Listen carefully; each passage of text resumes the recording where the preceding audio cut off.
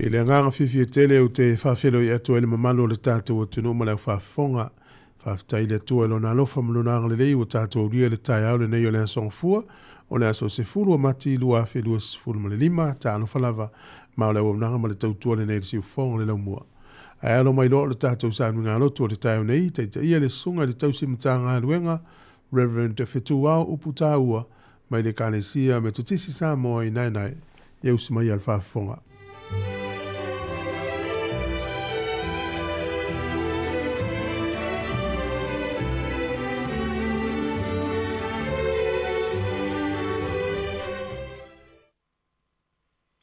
Al fai mai ai whanua le lei o nei tai au, sa moa e lo watu nu pele.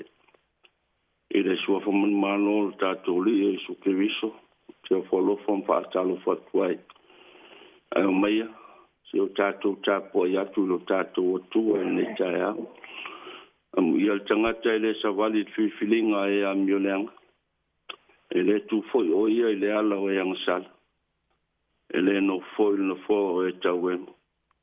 Au nau o ia le tūlā whono o leli. E mā fau o ia le tūlā whono i le ao atoa ma le pō, se o tātou stāna. Mā puta mai alo wanganga o e lo mātou atua o le au. Ma te tau iai le tāpua inga lo watunu u nei tai au. Se o mātou tala ina la ngono le whi au o le tala le e tapena ina ai la laufu nei tai au i whi au mo na fuafua. Le le ie a no ma oe foi fua so mato fa moe alo fa mai nei fa peo na mato fai o nei sa ninga mo nei tapo e sta wai mo oe lo mato tama ono oe su ke viso mato stalo toi nei amen ala mo mai tato we tu fai tau nei tai mai fenga fo ile mo le yone ilo na mtau koe lua o te whaitawina mai le foi mua se whapau mai le foi poe ono o a whionga pa ia lo tātou atua siau whana ue o te tusi atu nei mea ia tau inene ia ngasala o tau pe a whai fo ia ngasala se tasi o ia te tātou le whautua i lumo le tamaa o Yesu ke viso lea, o lea mioton, o le tongiola fo i o ia mo a tātou angsala. E le ngata fo i a tātou, ai ato fo i ma angsala ale lau langi umalau. O le mea fo i lea tātou te ilo ai, ua tātou ilo o ia, pe a fai tātou te tausi ana polo ai. O se fa pea, ua o ilo o ia, ai le tausi e ia i ana polo ai. O le pepelo lava lea, e leo i tonu ia te ia le upumoni. A o le tausi la na fionga, e moni, wa ato atoa le alofa i le atua i tonu ia te ia. O le mea lea ua tātou ilo ai o i tonu ia te ia i tātou. O le whapea, o lo tu mau ia i tonu ia te ia. E tau on savali o le nata ngata whapea on savali o ia. Whamanuia mai le atua i le na fionga pa ia, pe ona whaitawina. Mai atu mau pe i a te ia lona lava ve inga. Nei se i o le wharamvau. O ni nai mawhauwhaunga whale anganga mo le nei tai au. E la aunga suafu tamā, le alo ma le anganga pa ia. Mo masi matua filfilia le soni sa whaitawina. I le mua le yoane i lona matau poe lua.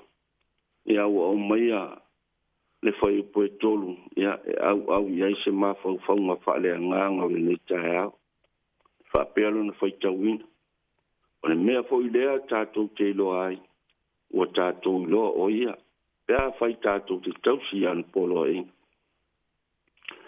a fai mai le au tu o tu fai tawaso le kale se me tisi le ni tai au e fa pea ia tātou sava vali ia lo ke viso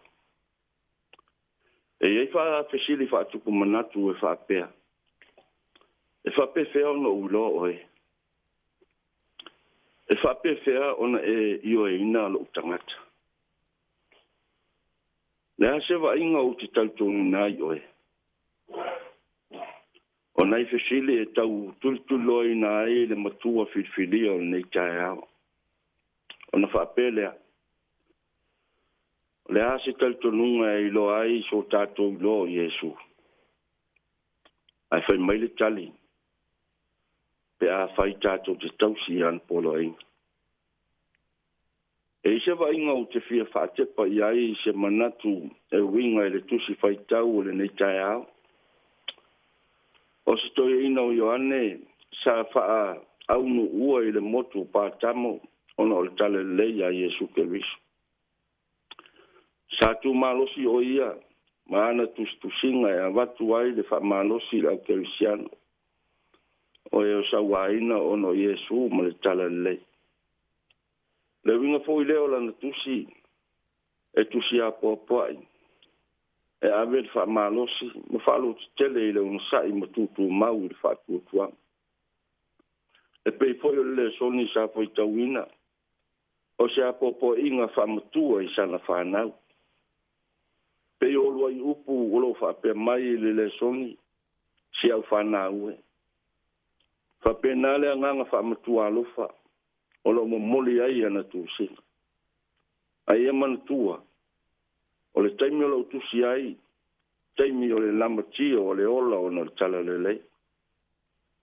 Lea e tau tala i ai le matua. O le mea foi lea tātou ke ilo ai, ua tātou ilo o ia. Pe a whai tātou te tausi. Pe a whai tātou te tūtū mau.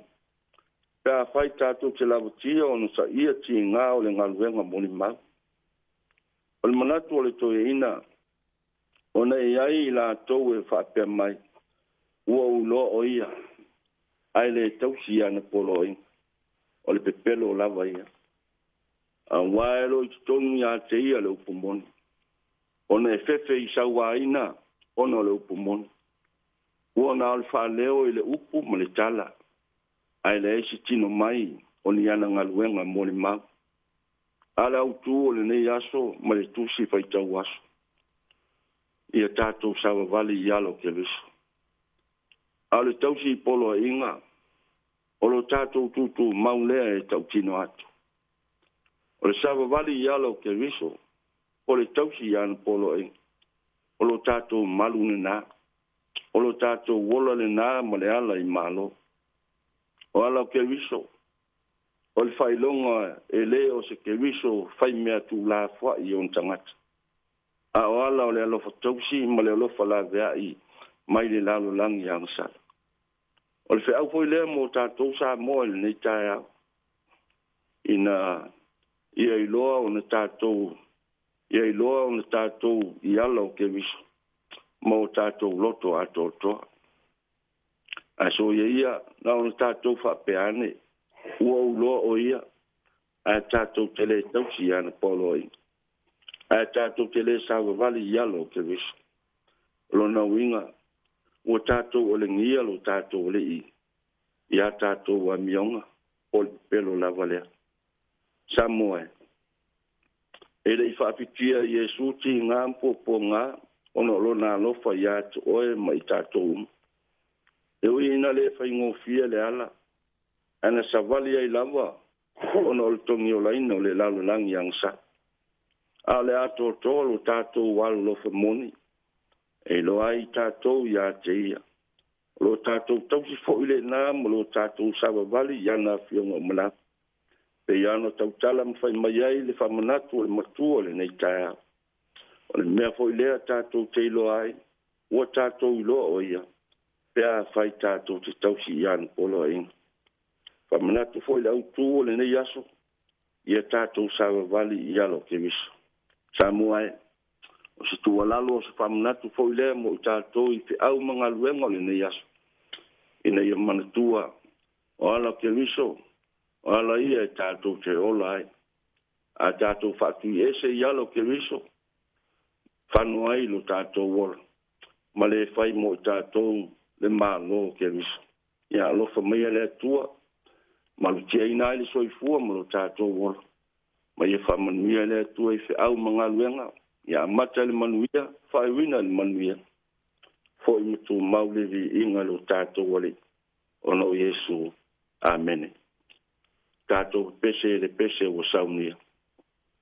Ole ala ole ola o te fia savani ai o mea umau atonu o te loto ina whai o mea whato fotopo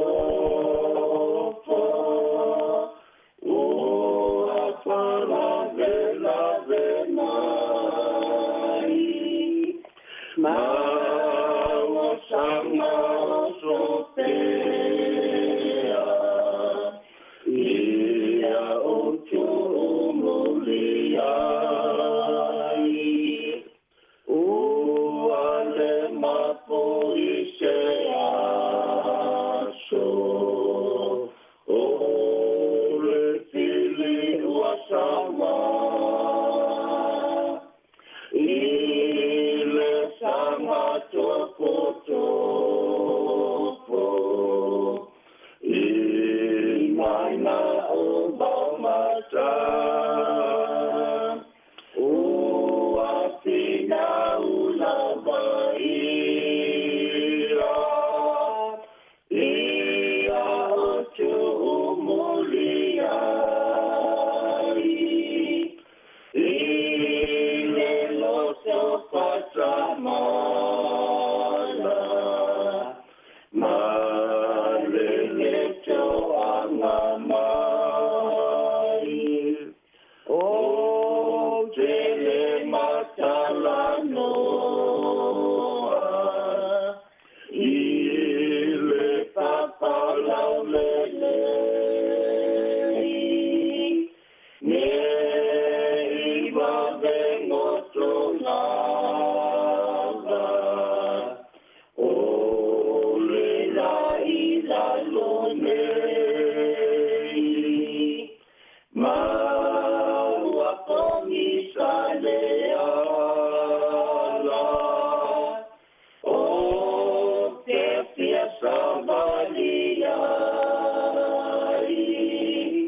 i le malo i le lani o te fia maua mai Yesu eia e alofa ma te soso ai mai ia o sama fina pea o te manu ai ia tauno o le magana i le malo i lunga pea te amea leana ma mea uma whaingata te o tātou talo. E le mawhamitala ina lo walofa le li ie. Awa le atua lama oe o le alofa. Le atua le alofa fua. Ma le alofa muti vale. Le alofa le nana fuai lo walofa tu noa e ala ia Yesu Keriso. O lo walofa foi wa fuai le alofa i whanunga le lei o le nei tae ao. Sa e maluina matausi alofaina. Awa le tuola wa oe o le alofa. Uiaina ngasala matou le sa wali ia wa fionga. Aolo walofa sa ele tula fo ina i ulavu tangata. Aftai le alofa. Aftai lo wanga le lei. Aftai alofa ia sa moa moa tangata. Ia na whalongo ina le ngasi a malo o whilau toa ia ili tō wha mo le whau tau tanga. O mātou loa. o lo fo le liu le mo I mātou. Ia I lava oi nei tae au. Mātou te mamoli ai le taulanga o le whaafitai e sula ma whamanuina ai pēha lo sua whamamana. A wai whaamau lo lofa mo lo whamau. Tōna ia tu fo I lo sa pati pe na iai le aswa na nafi. Mātou lo fia ai o whata whai taulanga e fia ma via e ai a ato oe. A wauna o e lawa le atu o sa moa ma le lalo langi whaatua tua. Sa la ngai na I fo I lo fina ngalo pa ia. Fai ma fonga tau mole fai lo mai ai pe se alo fina ngalo.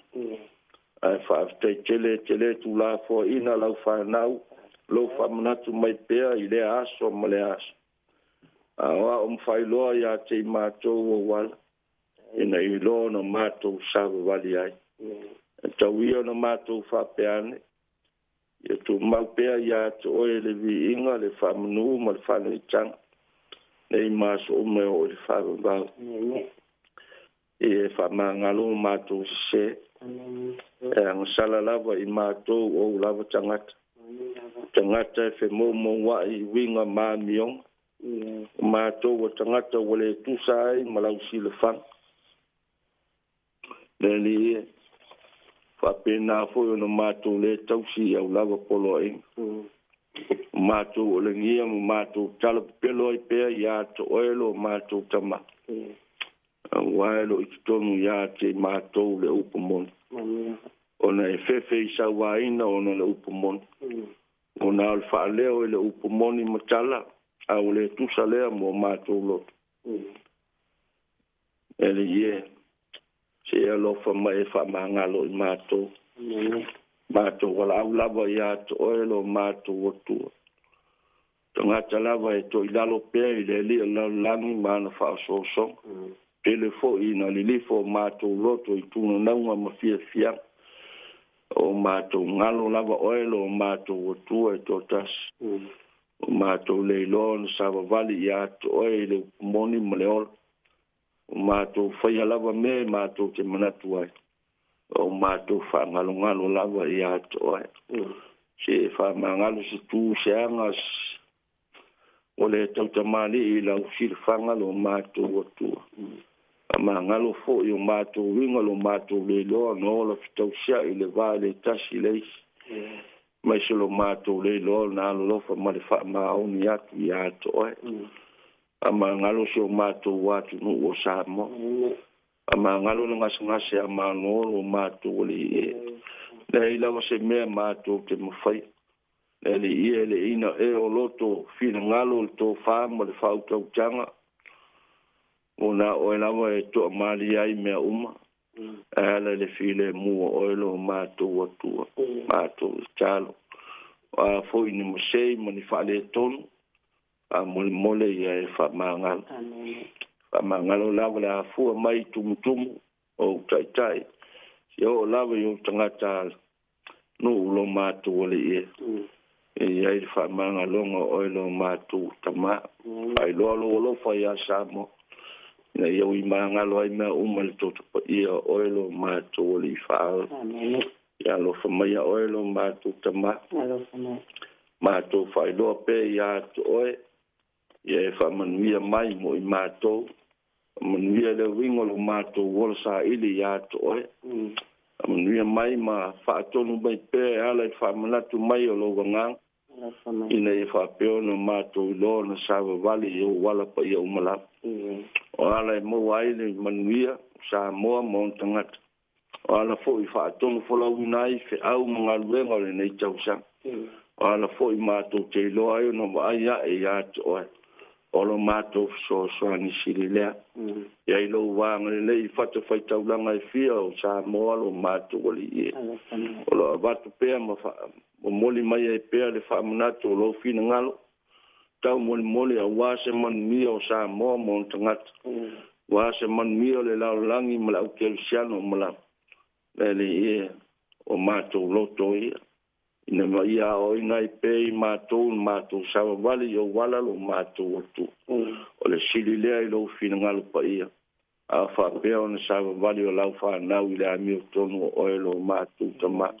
lo fangia le yaso le ala usu yo no fe au mo no ngalwa lo fangia fo ina I whanau ia o le malu no fo le malu o mato fale maota malawa le ia o nei tamama tina o e o tu waku so I fu au e tu la fo ina I lo wang le lo fangia se o fia mawala o so swani nei taia ma fitianga mti nga o mai mo faingtalo so I fu mo le o ele ia tonu mau ngase o malu o fale so se mea le ia o e sila fia meu ia o pia ile mana la vea ia oilo mato o tua mato stalo fo se tasi uso au ona le ia o le mafutanga o sofa tasi o e kale si so tonu nei I Wellington nei lo mato o tua ele ia ona oila mo le fo mai o fo ma to si ma ya tu e si elo fangia te mai au fanga lo ma to te mai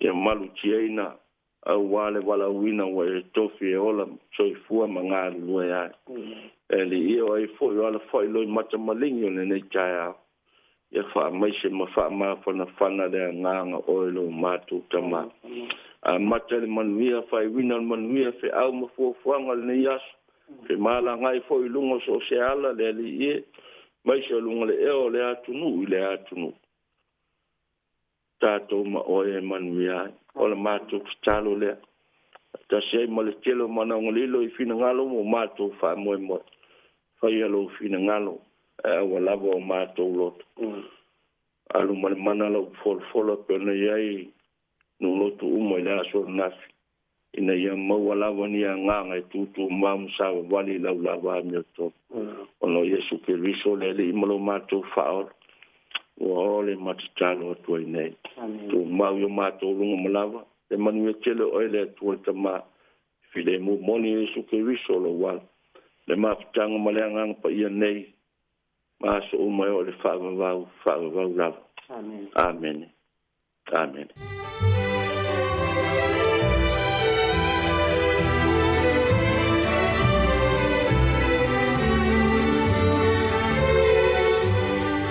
le na ua whafonga le tunu I tātou saununga lotu le tau nei na teita ia le songa I le tausimtanga luenga Reverend Fetuao Uputa ua mai le kalesia me tutisi sa moa na I lo hat.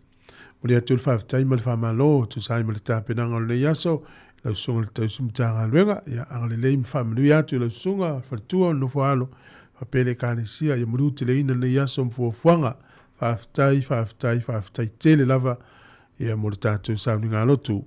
Ua lua sifuru wha minute ua te ai nei fitu afa fitu o programa le atau te tai. O le vinga o le tua mai le kolisi whawhai au I piula o le ngō le pese o te ti ngā lava.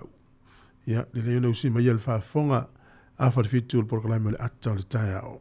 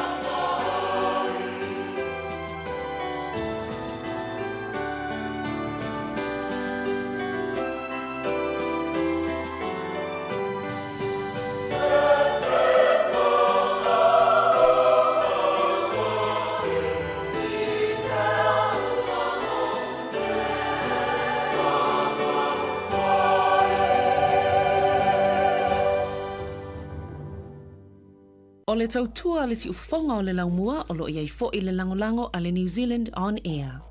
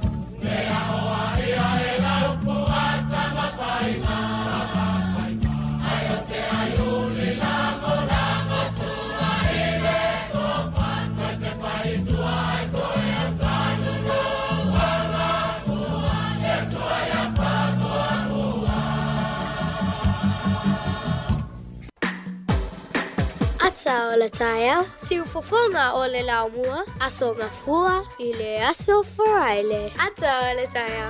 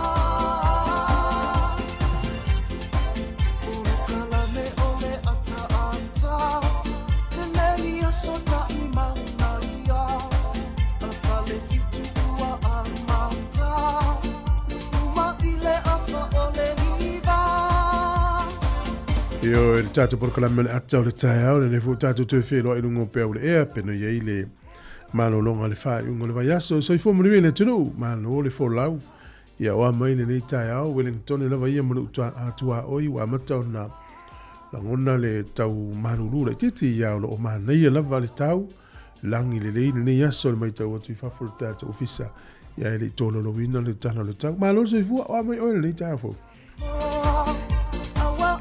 ia o te manatu o te tonu sa manuia malo longa le fa ungo le vai aso ia mai se le a fio atu masu atu i sa uninga lo tu fare kalesia nisi sa malanga o la tau sa yeipe ainga nisi sa ngā lulue ma lo folau manuia tonu sa maua fifia le wha unga le vaiaso o te tonu fo por kalame e le o i tātou uma i nisi sna fia fo i whanu noanga mulu i tau le neso i fuanga ia ma lo al folau manuia ma lo le tau atai o le tai au le nei o le asonga fua o se e lava le tātou sa le masina neo mati ia me tau ina fo i tala le tau mai i sa moa lo lo wā le tau le tātou tunu o tālu sia le nei tai au ia weisi swinga pe ona whaelo mai a whaio mai moa mai sa moa na iei le whaasala launga le matanga luenga wa onga le tātou tunu i sa moa tolo po ia onga o le nei aso ia mo tātou ni usila ia le ai olo a pia tātou wa onga uone in nofo tamaiti ia whapea fwile au mātua e ope whenga luenga o rangi le tau ia tātou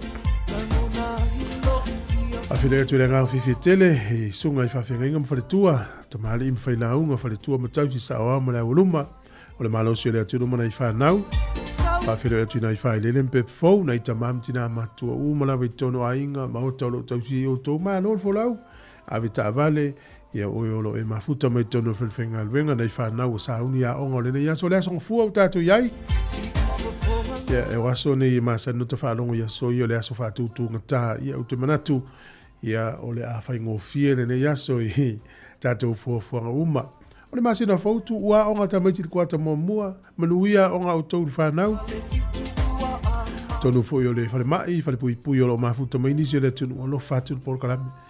Whaftai lava le mafuta mai tātou paanga uma i tonu ni usila nei. Ia maso o se vaenga o le lalolangi o e mau mai whaasala launga alo whatele atu le porkalami whamenuia atu. Australia, Amerika, Hawaii, Afrika, Sauti o Kanata, Alaska, Amerika Samoa, ia o New Zealand atoa lava lo whatut porkalami se velina wawa malo, ia manuia le yaso, e tinafo ia lo selia, ia mse pali, tiresa ene, ia lo whatut porkalami, asenati tuua mai kala estete, ia malo la whawina tanielu, Ellen manuia ngā luenga le yaso, sunga fo ia sulusi le atau sa, lo whatele atu porkalami, na lo lava le whatasi mai, Eplin Masua, tina fo ia Rita Tualauta, ia manuia le yaso i fuafuanga o le awhenga iai. Ia o le awhanga solo le tātou porkalame, whaafianga whalenga nuu mai le awhianga o sangone, fo i mai le whaafonga i le tātou tala o le tau ma whaamanianga o soifua mwhanga solo porkalame se i tāle walu, ia o le whaafonga le tātou telefo. Vale le mati alo whaatu manuia ngā luenga le yaso.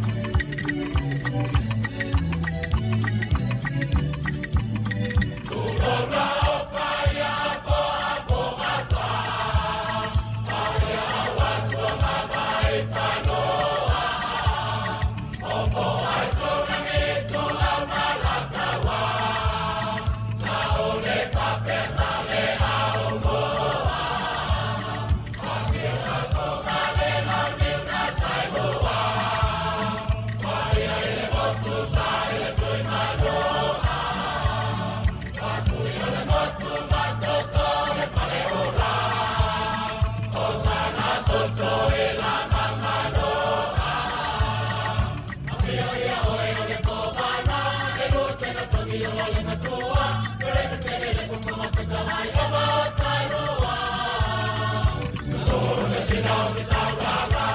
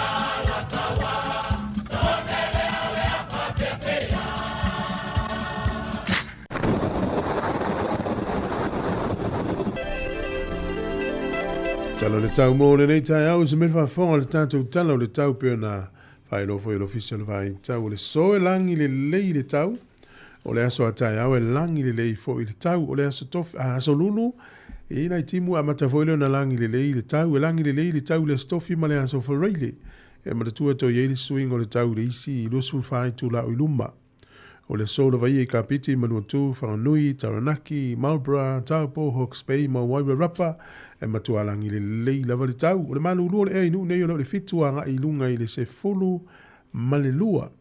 Ea ma whanawhana lufu le tasi fa solo tu lunga le lua se fulu ma le tolu. Au kilani le soe langi le lei le tau i au kilani.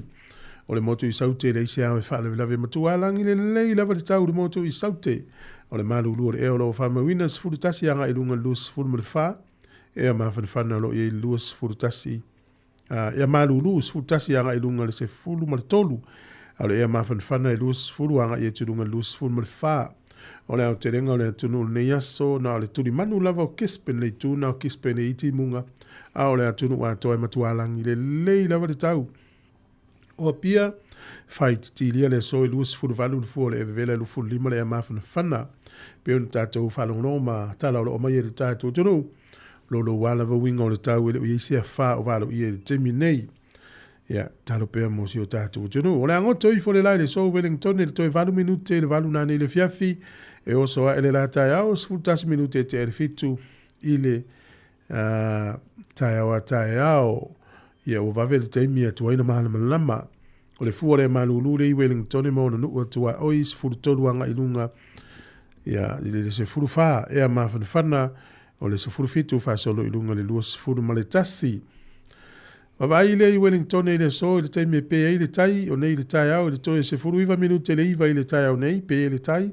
I le taimi le nai Wellington e sua le tai toi sefuru minute le tolu i le au auli ona toi pe le o le tai le toi tolu minute le fitu na nei a i le iwa toi tolu minute le iwa na nei le po.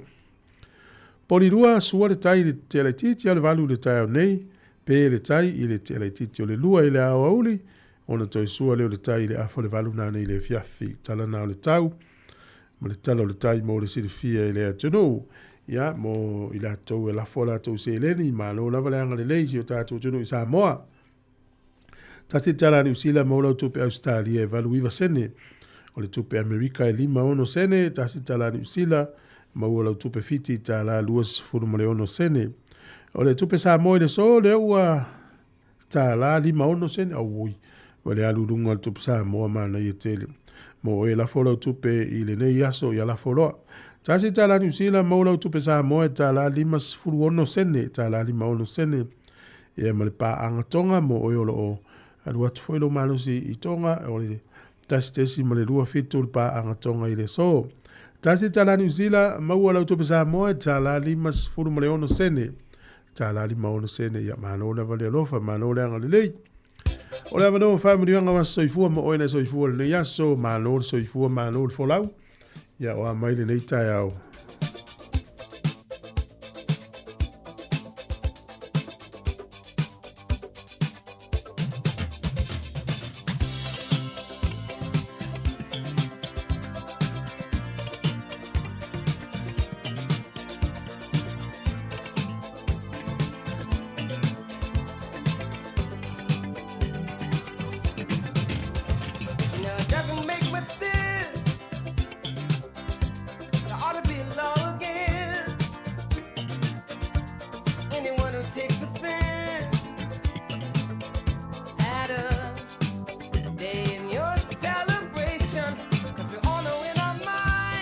Manuia te rero ma soifua se ia u sa ili atu kalena po feo ia i o tātou as whanau i o na ta o tulo le mau stemi o le so e manuia lo wa soifua ia wha manuia le tua o pesene nei wha manuia i o tō was whanau.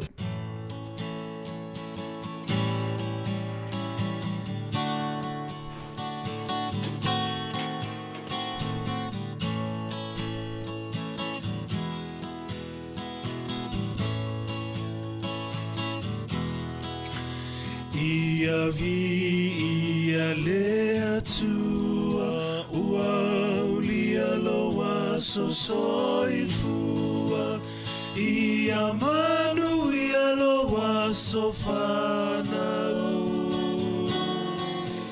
Famanuia lea tua Ia vi ia lea tua Waulia loa soifua Ia manuia loa sofanau Famanuia lea tua Ia aveane Yesu Matau tai o la umalanga A ofesoa ina loolanga O Yesu le tai tai ala Ia aveane Yesu Matau tai o la umalanga Au fesoa ina loolanga O Yesu le tai tai ala Au fesoa ina loolanga O Yesu le tai tai ala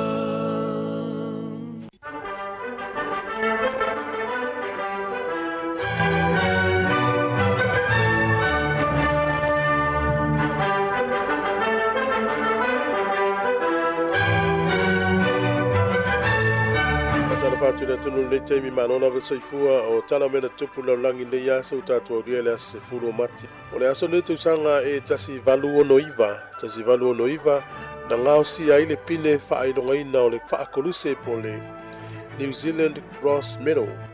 O nei le ianga vaa vaenga au New Zealand tu tonu lava o le atunu u, mo le wha ailonga lea e ta o le Victoria Cross e na o le luas furu tonu na tu whaina atu. Mo le ina tautua mo New Zealand le taimi o le taua, ma o ni pine tau aloa wha militeli sa sea o na maua i lalulangi. O le New Zealand Cross na amataina e kovana Sir George Bowen o na ose wha atonunga. O le tausanga e tasi valu iwa tolu le aso nei na toe tolo po ai le Universite o le State o New Mexico na la tau wha unga mua lava o na ole tamaititi e toa tasi lea na tuu e wha uu na umaliu fasia i le po ai malama le tae au le wha unga. Na le wha tau nui naina le wha unga mua le Universite le tausanga tasi valu iwa tolu a le State o New Mexico. O le aso le tausanga tasi iwa lua whaana wha tu mau malangolango ina ai e le wha amsino ngasili e United States se tula fono a le State o New Yorka o le State le o New York e wha asa ina ai tama itai o na whai ngā luenga i le leva o le po. O le aso nei tausanga tasi iwa wha lima na oso wha ia e le tau Amerika le P29 ia le ai o Tokyo Japani na whasi o tia i tangata e pea ma le se lau afe. Mai taimi leo le taua ma lona lua o laulangi. O le aso nei na whai ai le urua i taalonga le aula kapiliki a le New Zealand Warriors po le aulea le Auckland Warriors na whai le au kilani tau vanga la kapiliki a sa taua o le New South Wales o le Winfield Cup. Tolus fulu afe tangata na tumuele malaya Mount Smart. Whaita wafe maafe na mai moina ta alonga i lungo le televise sa faa salalawina e unoa masitotongi. Na manu maalole awa Brisbane Broncos i a yelus fulu lima i lufu lua le Warriors o le ta alonga lona tolu o le Warriors fato a manu maloai. Ai na toe to isea o na a yelua o na o le to tele o na tama faa leo na faa ta alo i le ta alonga. Ia o le asola nei fatoa whai e liru i tālonga le Warriors i lunga tau vanga lea lak pili ki Australia le sa ta ua nawa i taimi le iwas fulu o le Winfield Cup. I Samoa i le asola nei na filifili ai le tausanga e tasi valu tasi mali e toa lau pepa e vea matupu o Samoa i lalo le wha malunga a malo e tolu o Peritania, Siamani ma Amerika. O le aso nei i le tausanga e tasi iwa tolu se furu na toe fo i mai ai New Zealand le minista o le puipuinga o le saonga le mo New Zealand na taimi o John Cope ma ia whaalia le parlemene New Zealand. Ia e le toe e le tatau na toe tu ina atu ni tangata tau po se military a tangata New Zealand fa popo ile utau i Samoa e mo mia leo tangata fa pisi nisi e isa la tova ai mamao ma se tofa mamao ile atina ina o Samoa o le aso le tau sanga te siiva fa valu o swingo tu la fono ia bole Samoa Amendment Act of 1947 na sui ai le taua o le Principal Executive Officer ia na sui el Administrator ia le lau sui el High Commissioner terminei ia le whaurununga po le whaurunu ia imta au po New Zealand i Samoa sa taua o le Principal Executive Officer sui le Administrator le ua sui le High Commissioner ia ma ua leto iai fo i le taunga sa iai o le Administration of Western Samoa au taua o le Government of Western Samoa whamarusia lal teunga tula fono na le aso le tausanga tasiva whavalu o le talamun muli o le aso le tausanga tasiva o na tasi o le li o Manase Jesse Sapolu whanau le aso le tono nua toa mua yu polu o ia le unua i tama Samoa na taalo ni Super Bowl se tolu o le Super Bowl luas furtolu, Super Bowl luas furfama, le Super Bowl luas furuiva, il tausanga evaluiva, iva sfulu ma le iva lima. Ia ona matua o le whaifi au o Reverend Paa Niu Sapolu o vaiala i upolu ia malila Manase o lufi. Ia o le tamalen taalo le au San Francisco. Whanau le aso le tausanga e tasi iva onos fulu maltasi. Te maua whapoponga tātou tala i le taimi masani. Malo vavtai, 20 minuti o le tōna tāle o le valu. E lau o maua le tus whaitau le so i as whanau o le tonu le yoane mta mo mofe upe wha. E le eisa o fie sili le nei pe a o whalongo o sāwa vali le o whanau le upo moni. Mana i te rea. Tasi le vai ngol soifuanga o lo whatupu mai nei matua. Ia pe a ini me tupu i whanau. E a whalongo la ma vai matua i me i o sāwa vali o tamiti le upo moni whai me le lei ma o le matua fia. Ia pe fo le manatu to ino yoane. Tonu le yoane mo mofe upe wha e le eisa o fie sili le nei. Pe a o whalongo sāwa vali le o whanau le upo moni. Tāria tātou telefone e minuto i luma te o wholo whātua polo kalame i tātou paanga silulu. Ma lo lava ia le ala i enga sifa ia lo te atu por kalam fa tai wele matoa fanda ta solo le mafuta mai i fasto tai ia wa merita u tatu tunu nei time ia lo te atu por kalam fa mri atu fa ngal we ngala fenga yai ko tuanga mo avita vale me sunga ia fa na Jerome Gray ono minuto lo turn ta lo valu mile totoa manuia le ia so fuanga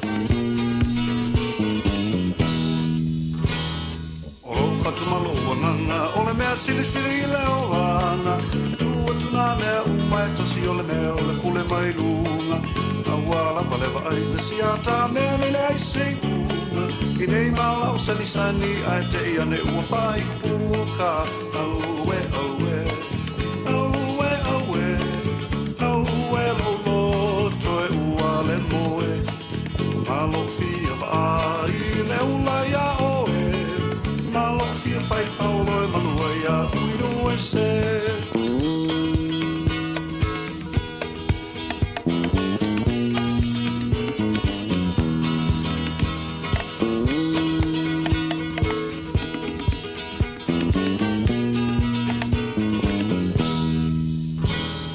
tamai ole rumpu mali sili on sala pupu o pare pui ono teine wa tu tasi ile atunu sei mai o se tonu pe a pa piu pe on hu pe le le ona toso pe fa fola u se atunu lo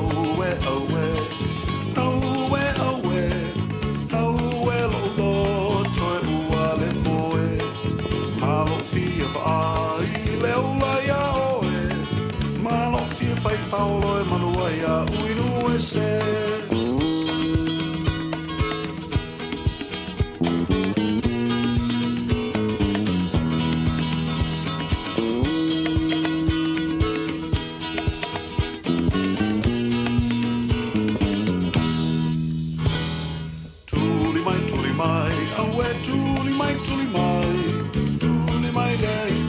sau ai a mau ai ya ta so ia ole a sau le lo matua e fa pe male toia ina fu pulua lona papatua. Aue, aue, aue, aue, aue lolo toe ua le moe. Malo fia vai le ola ia oe. Malo fia pai polo e manua ia uinu e se.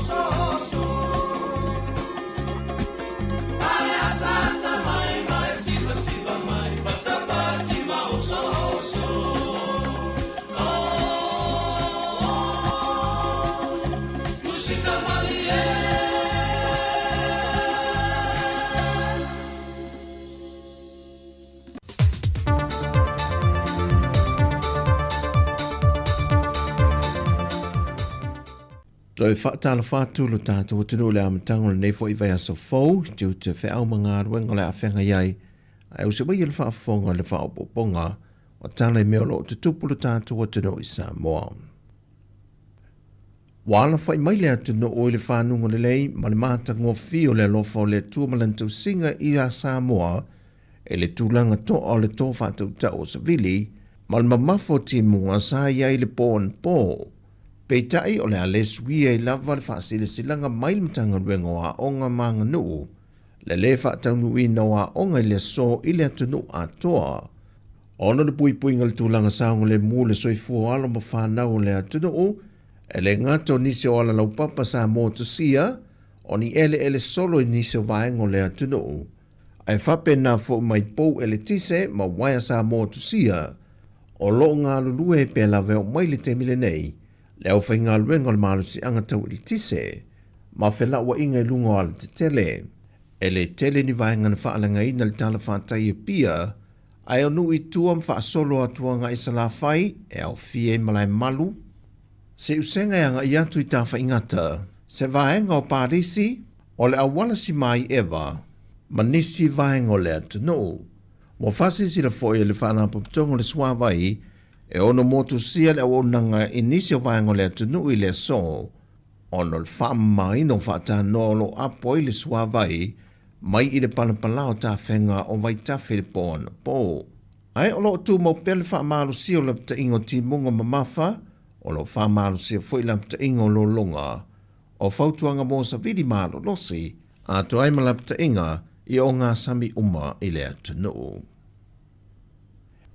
E ui o lewa au mai le report ua mai a o na ave se uma le swa au, ma nisi o vai ngā le waa o le mana wa nui, e au fiaile si o mango a fio anga o lo mangoto i lea waa.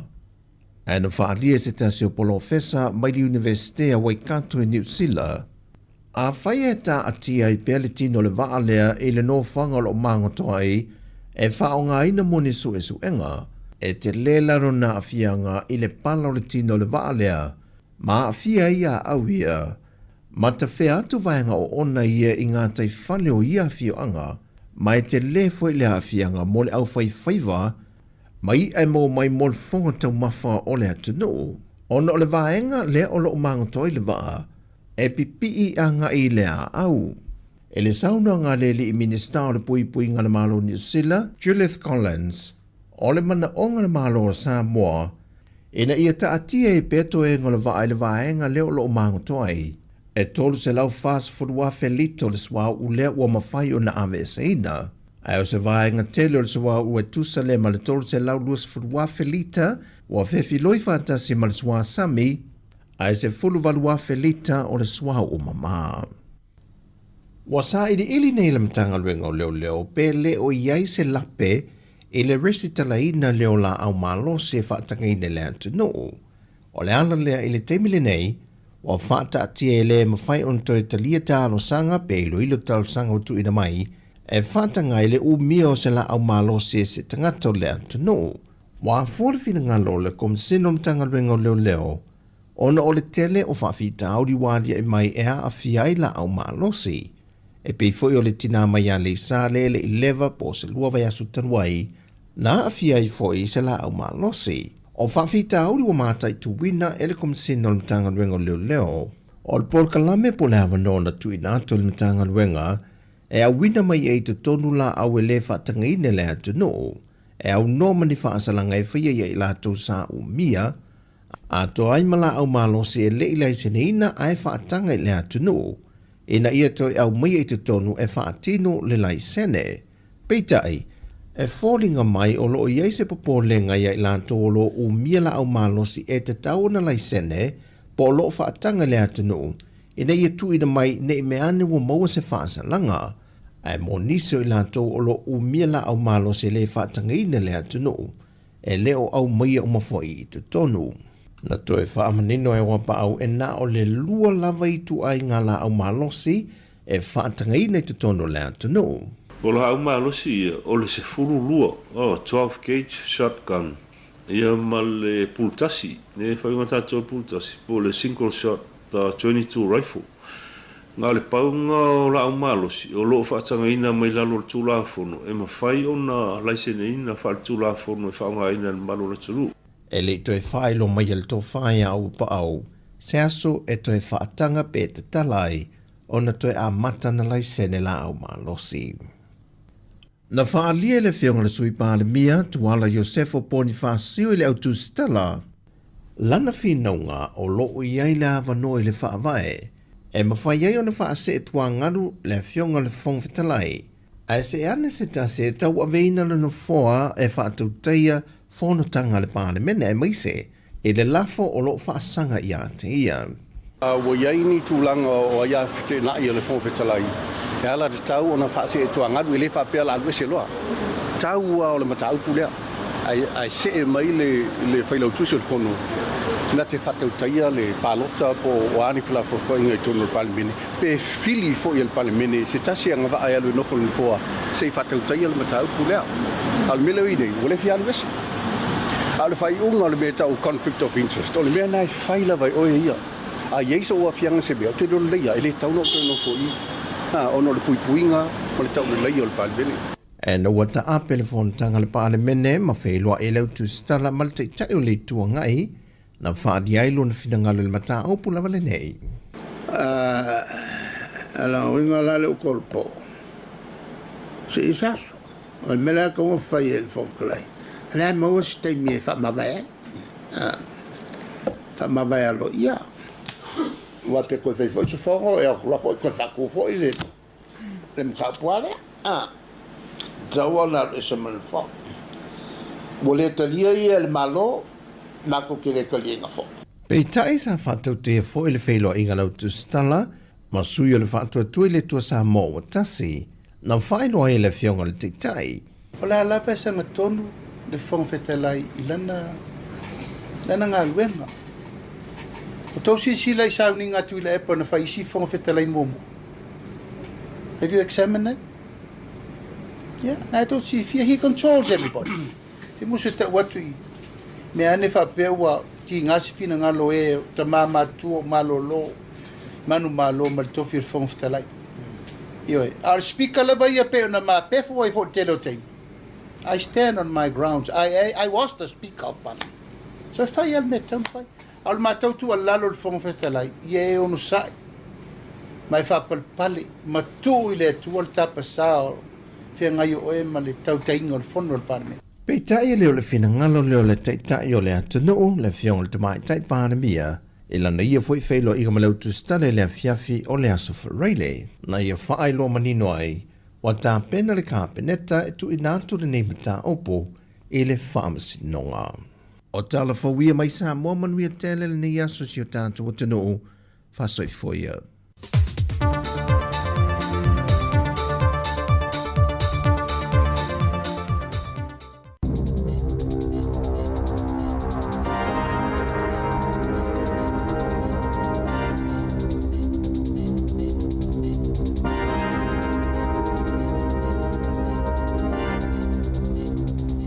Ta lava i le nei foi fa opoponga o telefon o le si fongo le lumua mai i Wellington e.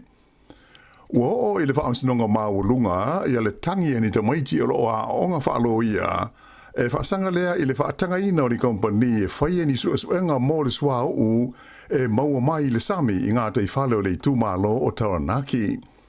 O le nei tangi sa fa ma popo ina le tausanga i lua afe luas fululua ele fa la po tonga o tama mateinea onga le University of Victoria i Wellington nei e fa ngoina o le Students for Climate Solutions mai sa fa sanga lea ile minsta na ya i le vai taimi mo mata upu tau ile malo sianga mala manuia fa le natura o le nganga o le nei tau sanga ile fa msnonga in e fa lea nga ina pe mita ma le fa tangana o tu ina atu ile minsta ma le malo ini company la to te fa yaini suenga mo le malo si angolo swa o fa pe mal kesi e mo mai le lititai nga te fale o Taranaki e manatu ila to sa fa ye tangi e le su ino le nei mata upu ai mai se ai o le fa iunga e fa tanga ai le fa yo ia suenga o uma ona ilo ina le mata upu le nei le fa misnonga o talo sanga ai o le la o se atu nei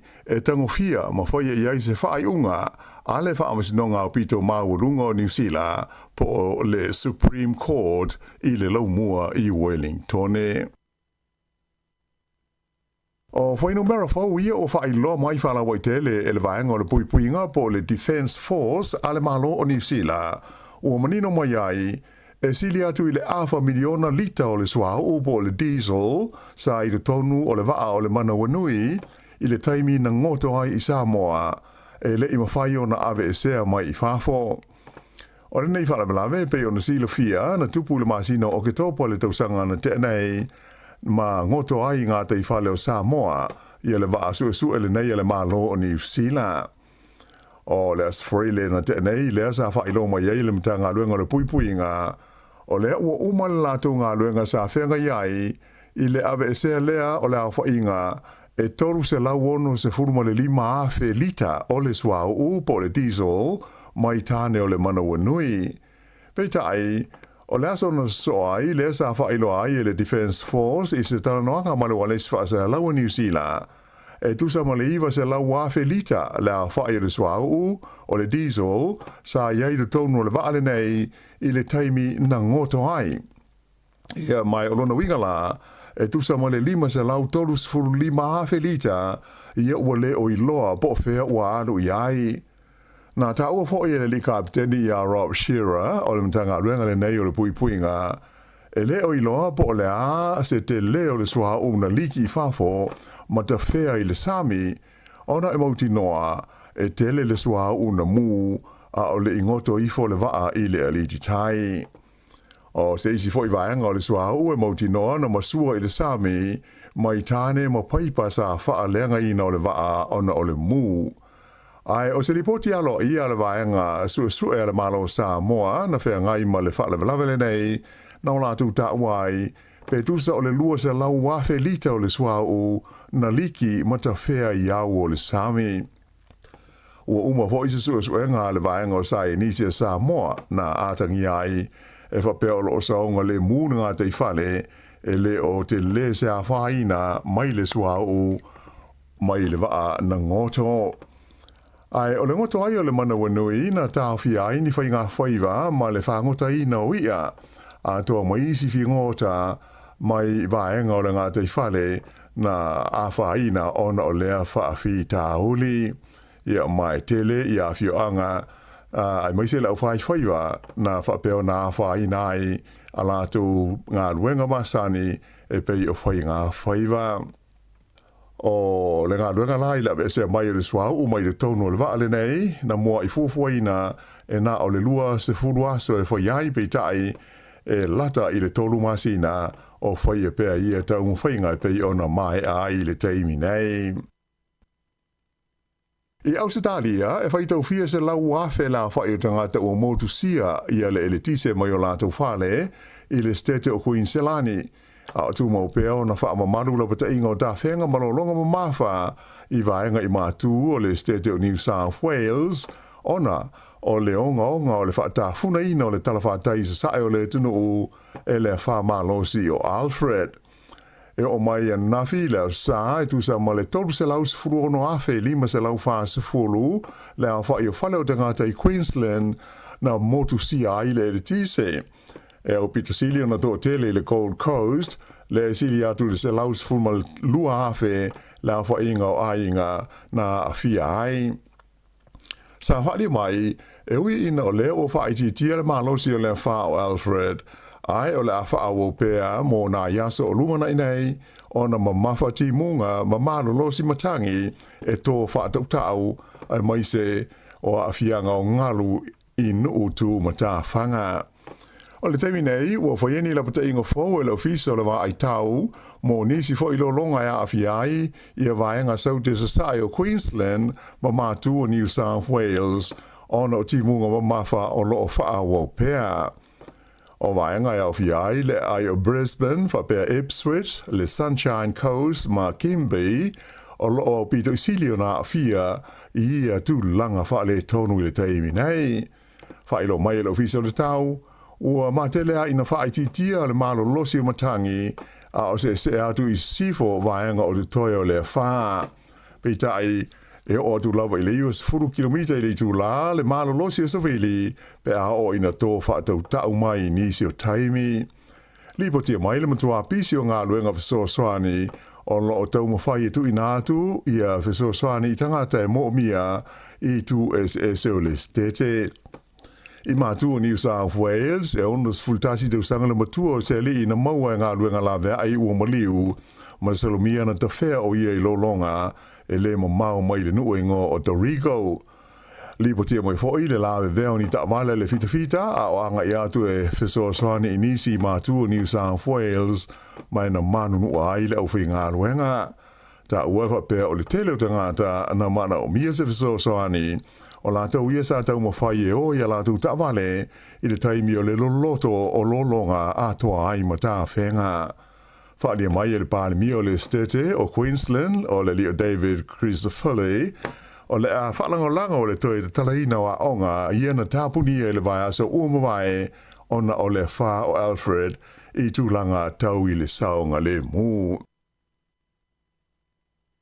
I isi tala tau upawhai o mālo, o le o fia le fionga ia anai Arthur anai i se fuafuanga le pātia le Greens e whaia se lātou tālu sanga whalawa i tele po se petition ina ia leto e whaia ni visa o tangata Pasifika e fia malanga asiasi mai ai i New Zealand i le lumanai.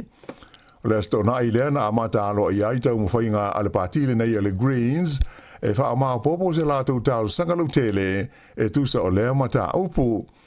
O le manatu o le pātia le Greens o aia inga o le visa urufale le o lo iai o tau fi ai tangata Pasifika e fia malanga mai i New Zealand e le whetaui mai le tāla whengai. O lo whaaponga iai le tāla sanga le nei le Greens le li pule o Tēnau tui ono.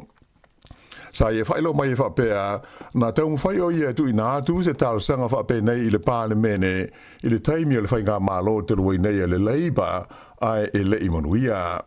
Pei tai la o le nei ngai o inga le Greens, o le o fia iai le fionga anae, o le sa ave mua ma whipule o le partia le National.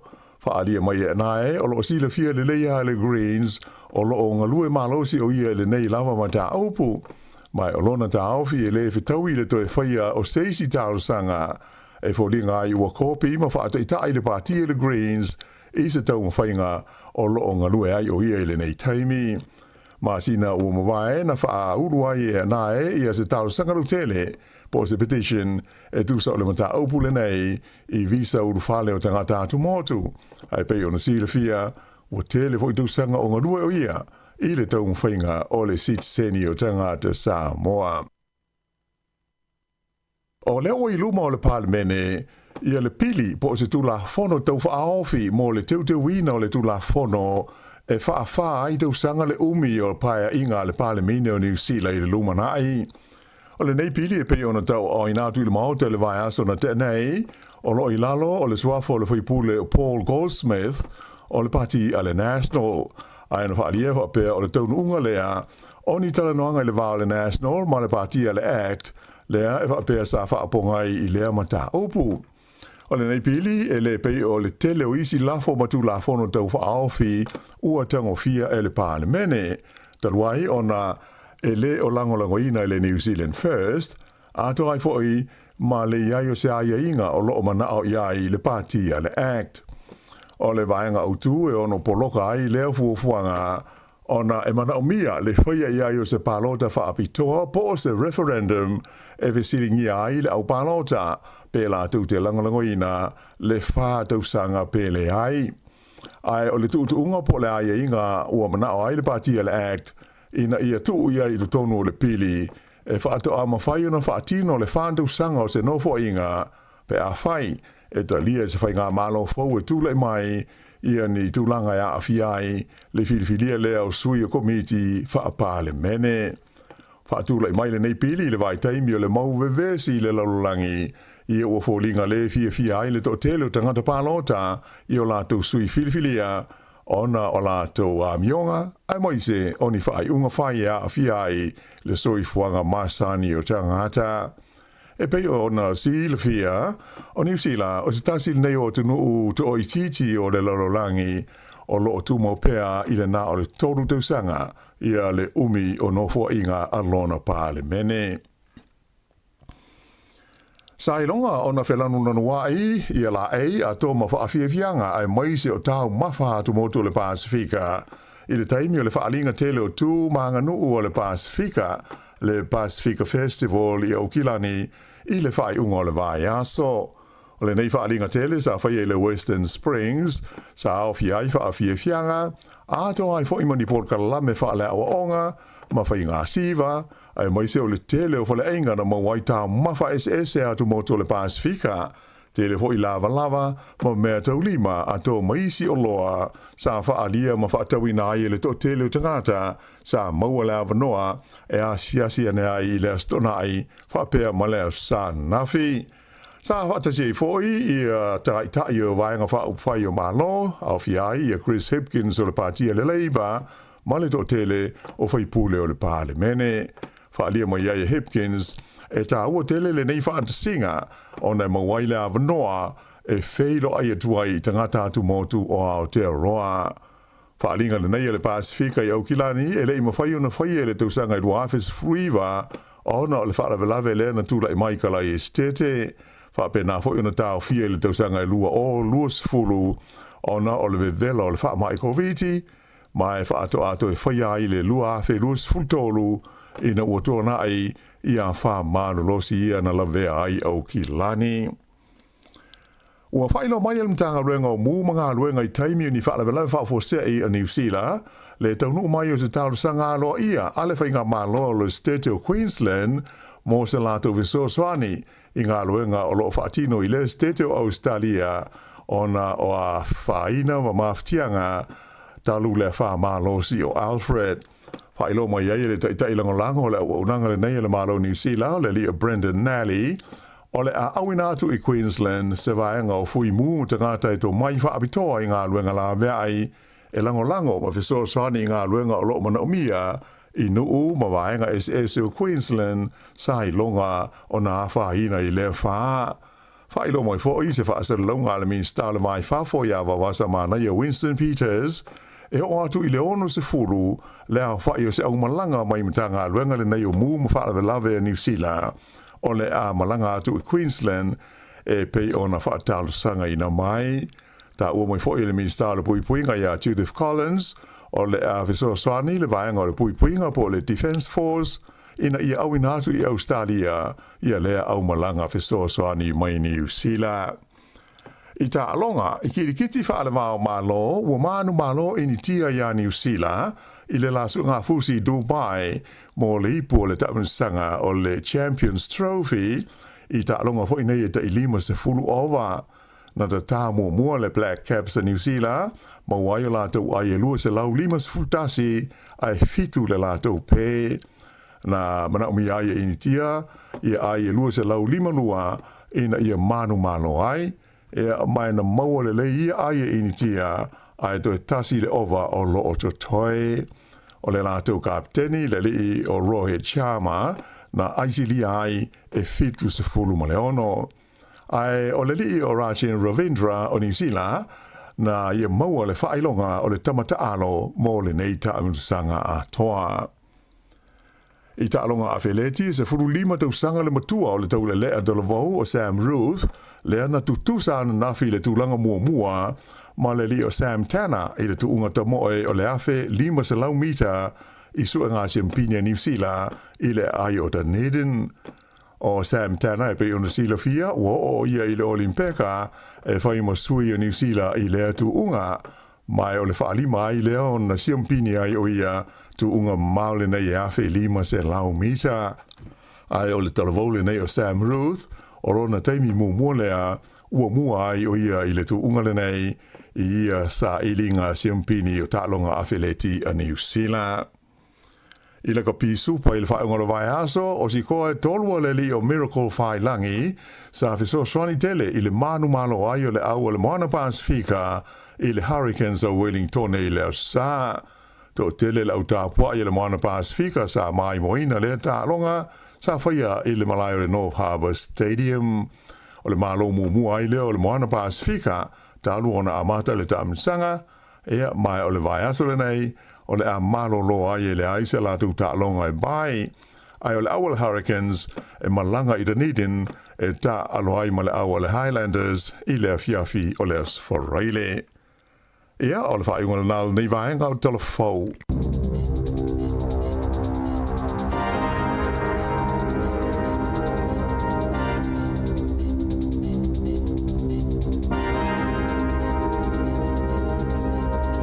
Malo whaftai whafonga le tino i tātou telefou nei tai au. Toe mo fa poponga le tula iva o luas fulono minute o te ai le valu, luas fulono minute te ai le valu, ma tango fia le oso e le la, ia minute le ina ia ngā luenga o le awhianga i le tunu, fa pea o ngas whanau, manuia te le autou a onga, nei matua tau si tono ainga ia, ma alola vale tapo i mai, fa ftai mafuta mai tātou fa salalaunga. O te lone nei fo yaso e to tele la to e sa vali, ia, manuia sa valinga o nei yaso ma, o te to lua nei te ua mo mia lesi le fsoswani, ia la mfaina fsoswani leisi. E le talane na sauni telefone fionga la wano. Ma nei fo le fama ite stasio tamari isa moalea, ia anai, Arthur anai. Ia le fo linga mai o le pati le green, e wala to amtalia fo isi ia petition, ia po le wharinga whingalo le tātou tunu. E langolango ele mata upuina ia maua le visa e feo i fua ini tangata Pasifika o mai New Zealand. Ia si tātou tālia po whea maua links po vaenga o sootanga. E mwhaina tātou saini ai i vaenga nei o le saini ngā lima le tu ina atu le malo. Ia tātou so atu le iei wai o le talamoni lava tu sai moni maua nei tātou tangata i Samoa. So o le matua whainga tā lava o visa o mai nei pe a whai. A o le mea pito siri na le mana ia. O le maua uma o pepa o whaamitalanga i mana o mia. Alu atu ma le tupe. Ai le toi fo i ma le tupe pe a decline pe a le mwhaiona maua le visa. Pe o le mea pito siri na le mana ia ma le manuia. Ia, e o le pepa fo i le a o lau livi ma le whawhenga luenga. Tusi e langolango i lau tālu sanga. Ia, e watu ai le ia. Ia le lai a whaina i le tele o tātu tangata le Pasifika wha pia Samoa. Tālu sia nei wha moi moi. E ui o lo fete na i whina ngano le fionga na e malpati e le green. I le tau mwhainga lea. Ia mana e pe anga lue wha tasi na ia uane i. Vai mai le mana lo fete o toa i le lua lea po oi e ia leu tātou i loa si tamari foi nei Cook Islands e le pati le green. O ia le na avea le pili lea tau wha awhi sitseni. Mai tau wina ova maliiva se lau tangata sa mo manuia le sitseni. Sa whaia tili na iso iso enga la itia le tātou porokalame. Ia na o mauaile na iso iso enga ia. Pe e fōringa mai e le aia se whamanuianga o le tangata sitseni pe ano foi Samoa. Se lo ngai malanga mai New Zealand no foi. Ia e itau sanga no foi ni to anga va ai le pensione, fa penal benefiti. Ia no foi Samoa, Paul whamanuianga mau o leo solvale le sau te whauto ia anu. Ia ngase whaina sau ni tong fiti wa ele ise tupe tongia pe ele aise me vole le tupe tele i tongi tangata ele tangata New Zealand pe pauna na ina tamai tautu e. Ia mai maupe ana mauala whanoa le luas furu tau sanga o tea. Ia se manu o temina o ma temini o tele tangata wana nofo i nei. Ia o mauaina i whamarianga na. Lo fatu Abdullah ma lola Chris ya manuia tele la sa ya o manuia tapo inga ya wa fo i me lotua Chris ya ma lola fatu mo le uso ma lo tafa sky ma lola nga lua Sevelina ya lo fatu le vale fo semi ya wa mai Alaska nei tai mi sunga saulo manuia nga luenga ofenga yai tina fo ya epimerna ya le lake e kam o ma nei tau nei pia ya tu sa le ya ma nei le mele yai chiresa ene ma fo Eric Pua Leota Sauvanila ya malolava Aaron Sila Mila Toa tina ya silulu Bolton fa fianga su filoi le minute ona fa fonga le nisio tautua e fa la uloa ya ta e fa so mal tu la ngolta to mo na Pasifika tatu tal no foi nei ta longa se su ye ni me tau tal no walu lava ya so no fo mo ma fa person o le ngana leu saudi taimine i tua i whaonga ina. Matua peua e peua mata mo tatou masani le ngana i whaonga tangata i lunga o social media ma. Ia, lea fo tatou whaalongo i tono le palemene, tau tere i whaalongo i paia inga i wa te atu i singa ngana laua saua i tonu i tai o le atunu. Ia, wa se la langi u tatou ia. A whaftai tele lava i paanga tiu whonga lau mua, whatawa ina o le whaaloalo, ia mai se o le whaonga ina o le ngana i tatou whaasoa ai. Lo whatu atalili one, sunga ia Pastor Taau, ia moe male ainga ina Avondale, ia malo lava Robert Peterson, ia sunga oka langolango mai Masterton, ia lele whawhiwhianga le tai au, vivi inga o le whianga o whale alupo. E selen tu sia ele to whasi lia la e Simona Seymour Tafa, ina wa awhatonu le valu, tau tuati whonga le mua. se mai tua le sunga ia fatalo fatu sunga ia taupulenga a fualo le mafuta mai Amerika Samoa ia iwa failanto na i taimi po la ua tapena lan fapusa po la fua pulo sua vai ia wa neila to sa tautua nesi ufonga lomua.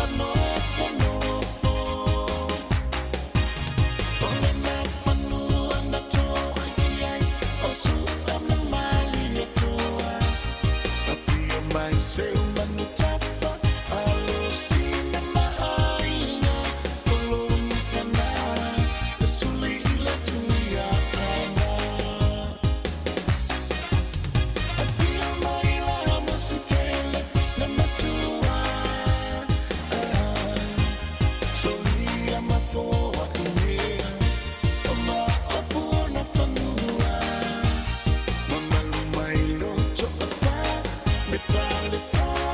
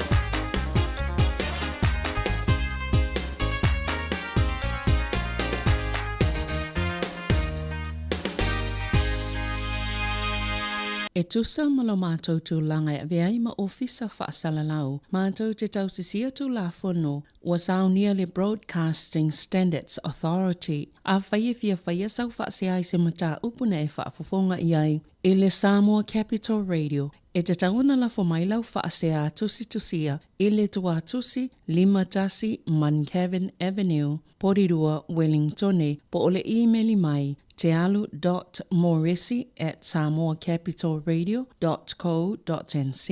E te tauna whaia i te tono le lua se fulu aso whai ngā luenga, talo ona whaia le whaasala a whai e le o whaamalieina o e ise whai onga ua tuina atu. E mawhai ona tuina sao lau whaasea i le te mana whanonga kai baho po le Broadcasting Standards Authority. E mawanisi whaamatalanga i le whaanga solonga e whaialoa i ai lau whaasea i le upenga ta whailangi bsa.govt.nz whaafetai. E le whai ngō fiele toi fo iatu o le whanau ia onga ona o le taunga tā o le soifuanga o iei nei. Ai ua te penaina e le Digicel se whaapitoa. E te ono manu malo ai i whailonga ta i lima se lau tāla cash e se fulu. O le ase ina i aso whareide taitasi. E lima whailonga ta i lima se lau tāla mo New Zealand. E lima fo i whailonga ta i lima se lau tāla mo Ausitalia. Lafo nei loa sau top up luas fulu tāla pe silia tu fo i mo soa mano e te manu malo ai. E te anga wha fo i pe a e whaonga ina le waunanga le ClickX. E lafo ai lau se leni le mai cash al Digicel i Samoa, whiti tonga ma Vanuatu. E iai ona ia inga whaapitoa, mo nisi whaamtalanga asiasi i le www.digicelpacific.com. Seki a Digicel. Ba lono e whaaforma tau tu ati ufonga le rumua nei teimi le tai au i na whaasala longo lea songa fua i New Zealand nei. Lea songa fua fo i tātou tino i Samoa. Ma nei whaalonga tu i talai na umai nei le tai au le swinga lea na whai mai o lea tino. I lungo le penga ta whailang, lungo le Facebook al Samoa Capital Radio na i lapta inga na e whaipaanga i fol tātou li te o mo le official le vai tau ia pia, muni nuu, o lo mai e le tūlanga le tau lo i le tātou tunu, mo paanga umo lo mafuta mai Samoa, na e te maua i lungo le tātou Facebook, tūlanga o le tau o lo i Samoa i le so, e pi e mana i alo apatu e mai u te tango e whaitau atu mo le silifia, ia le tūlanga o i le tau tu tātou tunu o per whaasiri silanga le na mai nei ia le tai au. Ia, whaamitalanga winga lolo wau le tau numero 4, mo lau whanua o ngā sami o Samoa, whaamawina i le official le vai tau, i le lima i le tai au na le lao le asongfua le se furu o mati lua whilua lima. Vaenga mai o i o lan nei, whaamalusia la pita ingo ti munga mamafa, whaamalusia la pita ingo lolonga, whaamalusia whautuanga o savili manolosi, whaamalusia la pita inga mo o ngā sami uma o Samoa. Ia e whautangia le mai nā whaasana lunga, ia o nālu e leo le talo le tau umi, e peo nei vaenga na o longo ina mai. O te mana tuaso ia, te mi wotano fo i Samoa, ti ngāna saula pita inga, ia e o alto nisi. E le o tangata uma, e o a nisi i le samia e na lea na fiwa ia su e isi tangata ia mai lo fautuanga ia pea le no fai atu le te mile na u sau e ova ai le tūlanga o isi o tātou tunu u ia pia le tātou tauranga ia pia e te mūloa mautino hawa lolo vai o le mena le utula i mai le te mile wāti le whainga tai le te le o ta avale o ia pia ia wa apoloka la wale te le lopo whetoi mino ia ia o le tūlanga whainga tai le na o le mena na mai tau ina te mūloa i le imaso toi fiaduanga ia pia pe isi fofuanga le ainga whaatari ase i langi le lei le tau umale aso o timu ele ai ama se si ele ai ama se si fo ele e alu ia pia wala i lo le le altulanga ia lo longa nge tele ase nga lu nga fie fai ese o tatu taulanga ia pia yo na vaila loa yo vaenga le pe afuai fa mo monga ile vaenga le pe yo fungale mo tau fusi to ai so vai ata fia tu tai su mai le tai ia no fo ai le so vai le lau whianga i le teimi le tūlanga na le lai malolo ia o ngasi o tātou tunu i Samoa ia marui e tele le mafuta mai le tātou paanga i mafuta mai Florida i Amerika lo fatu Filipine Mose ia malola va chei li ta fea e sunga eskia toi lolo lilo le mafuta mai le taulanga tele le o Tara o mai o Tara sunga ia Max Sofarani ia marui e tele leso ia oi ia o lo mafuta mai a Amerika Samoa i nei taimi. Lofa te rea tūt proklame, ia malo lava le tau atai. O le vaveao les whaile nena te nei le tonu le vaveao na ta ulu ai me fo i o Spikes. Me fo ie whapapa i leo pa o ta avale e sosola. Na to ulu le moto wei au kilani fitu ta avale le papa i pa. Fata mana tele leo le vaenga lea. Ia whaftai le isi ta avale whapea na whai nai. Pole afo le tolu luwa vealas fo ile lente e nei. Ia na to ulu ai lungo le moto wei. Ile whapea na se mena fuafua ine leo. Ia le sasi o le te wina o la to me whainga luenga nei. Ia le na whai nai nei ta avale ia. Ta totala no tu langa na il mona Pasifika le fai ngol vayas. Pe fie vili mai o fa tolu valu lima lo fa tas. Ya ile taimi ale na lo esta mo ari i fela la tala a. Sai ni lo ari sa ve ya lo ile le aule al mona Pasifika. O fa longo tu fa so ala uli ngol Sky TV. Ya mise la tele o se John Kewi ni o wala uli tamasa o lakpi la fa ali sa wala tu manatu wale le yo la tata alo lakpi. Tamai e te le nei le a whaina o le taalo ari lang le lalo mona. E a whaina, e ono a whaina i fwoi mono na tūlanga le All Blacks. Ia o le alama tua i whaase i nāre manatua, tātou wai le teimi nei. O le luatua si alo le atunu utauta ua le tāno ngona kapi, le Hurricanes, ma le lalolangi, All Blacks, e alo le mona. O lona sao tele le sosoani nei tamai te Pasifika ia e taalo le mona Pasifika. Ia, o leo futa to mai tawin. O to tele tangata wole malai mata. O ka se mana ia. Ia, o te lofo, o le tele o tamai te Pasifika ia o onga le te minei korisi. Elo ingon lato wha moe le fia ta alvo le mana Pasifika e stei meo luma. Ta luele mana ia o le tamu whai Ari Monsieur na uso Julian. Ia, o te loa walena sau le tala le tau sanga le nei. Pe lua le tolu tama o Blacks la wafi ofo e ta alo le mana. Ia si tātou tālia la tau sanga fau ale ngā lulu e ofisa le Mona Pasifika e recruit pe a watu tama fau de tonu a wale tau sanga fau tātou mai tau ina le whae ngol vai aso o le mātango fia o le tau mwhai si tātou au le Mona Pasifika ma lo lava ia na nei e tele le tau whai nei tamaiti ia o le utatu i lolo o tele o tau maiti e tonu le Mona Pasifika ia e hanga waa mo Samoa matonga ai pangale yo ari le mafai o le mamao le e o yai ia le nau o sialo le tunu u fai masui o Samoa o le Mona Pasifika wa le mafai anta alo mo Samoa no le ia ko kalati mo New Zealand ma lo se fu talo fa ya se ko luia tu foi le foi taiao o maloka o mai to bitunu ya ma tu le fa si foi lo su le di festa lo le taiao ma luia le uma va te foi le tu ile uia sa malu le taiao na le ile alo tu sa mga luenga ya fa te le taiao le ua pa foi le su malu su le le taiao malo ele to ala isa ya to se time le weekend fa ngol vai aso le ai ele to se isa o le fa mata mai le malu te me le ia malo na mai fa ngol vai aso i sa ningal to bitunu ya ma tu le fa si foi tu foi manuela le uma le lo fa malanga le yo le tua ya ila se foi la fita poiga ya ia le lo fa malanga le yo le tua no le la so la fi we foi tato va mai foi so tato tu sa mo ya ai lo aga le tua le ua mo mai foi tale sa mo ya inga yo wa manuela le uma le lo fa malanga le yo le tua lo to fa foi tu le tangele ya ma lo fa tai ya na tu sa ulta no na pe le fa te tali o tolu replay ya tu ai mamma per valore fa stile male vol tato tanto ne sai auto io sa le lei no ta che fa so a ko dungo le kruia e o no to ngi foi dungo ngal wen tu la va pena ya ai sa no mai sa no ta lo mai le so to lai yo wa mo li ala sa do nga foi e tele yo tala foi sa fe avea i lunga i lunga mo tala la si alo le so tato de lunga ali sa viola tabo le Mona Pasifika mo o uia mai la uia mata i talo uma ye ngo ma vai ato Mona Pasifika o la uia mata tau na malo uma mo ia talo ye tolu uma to mo sa falta no le na le la wata malo talo le tele ma aula o to le tole a fete awe ya ole aruma le tatou ya ai tendo na fa ina no awo mato e malo o tatou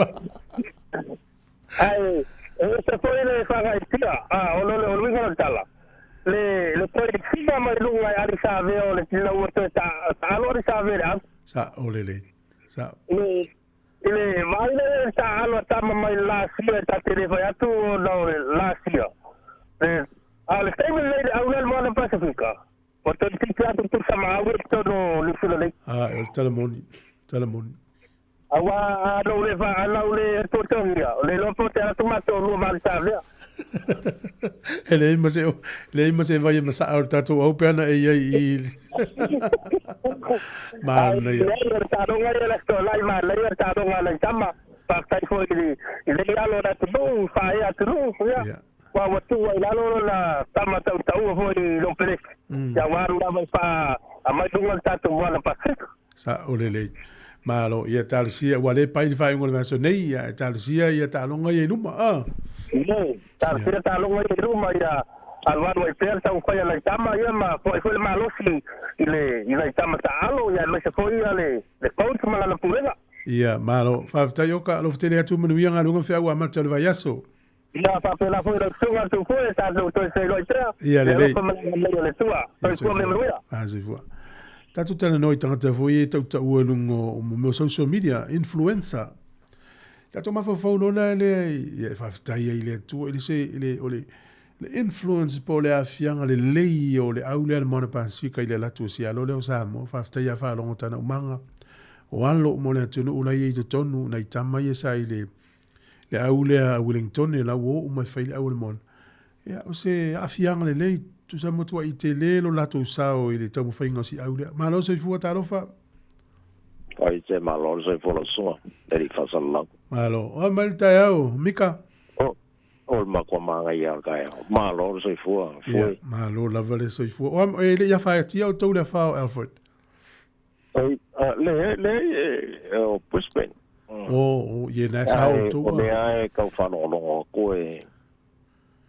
I kau ia ngai a fianga ngin ma kopi ko ia sa ola what is the farm auto what was the farm mal vanga sa i Brisbane ia wa aru ese ma pili mai ko mai la wa ese go faka na malo e le tal no ngale lo mane mala pepe ne minute ma yeso fina ngalo tu langa ta longa ole fue ve fa ku me sinia wa de vanga go soko talunga ka alor le kama leo ari le moana Pacifica. Ua makua i renga ka walifi i le pao le au. Moni. Aua kele i le au lango le moana. Moni, tau noa. Ua i kele ka vai a kuidunga upenga ka whailangi ka ngakai i le fie le moana. Ua makua i awa ainga i kaluanga amaka mai le, o le makua le al au le moana. Tau. Santa Qualea pe fu au ga malo I ai pa lo ai au moni ni ai ko ia fai ingai he ma ko ngai ma ko pi ko u ke le sa mo o looking forward le kai me ko ka alo I male warata sing e no vinga fo mo ko fa ku mu le malai le ira ka poi o me manga ia yo ngai le nga ka sa mo fa penga fo ia Pacifica ko nga fiki o fie ke le moni sa Manga ia au keminga ke le songa ngai kamakiwa. Ngo wasau si kamare o adi. Wa e keminga ke manga ke ro fa si kama ngor kemi fo e sau mai lunga le top rank e sau ko ka alo da kulanga le mona. Ia e de wo fa ia de wa ia ku de wa. Ngai me fa de kong lai ki ai fa de kong la. Ko ka longa de ma fo fa ia inga. Ia sa Ora pa sa inga ale au yo mo ko manga ya le au kemi ia wala au mai foi le sunga fa no sip so songi au ki de va ngore fa ia ku le ia sa ai me siringa wa va ia ku wa su ya le su fer ka le ka po inga au ko inga werin ko nge de mona ko la ko au ko sa ko ka po le hurricane sa va ko ke le au ko ma fu fo isi i ka le au la Pacifica te loena alu lon moana tonu tauwanga au moana au lona luona hurricanes ia le ala wan umatelo Santa Wellington au moana pe tu sa peta alu hurricanes ia malo sa leia me se fe solo mo ka e fie ki polo ka la kapi ba ke la u fu ai volta lo va ngal ma vo ia ai lo tele atu ia manuia la va ia le ne ia so fa tai fa so Ia wala alo fa te le tu. Tai mika. Ia le. Ia wala. Ia.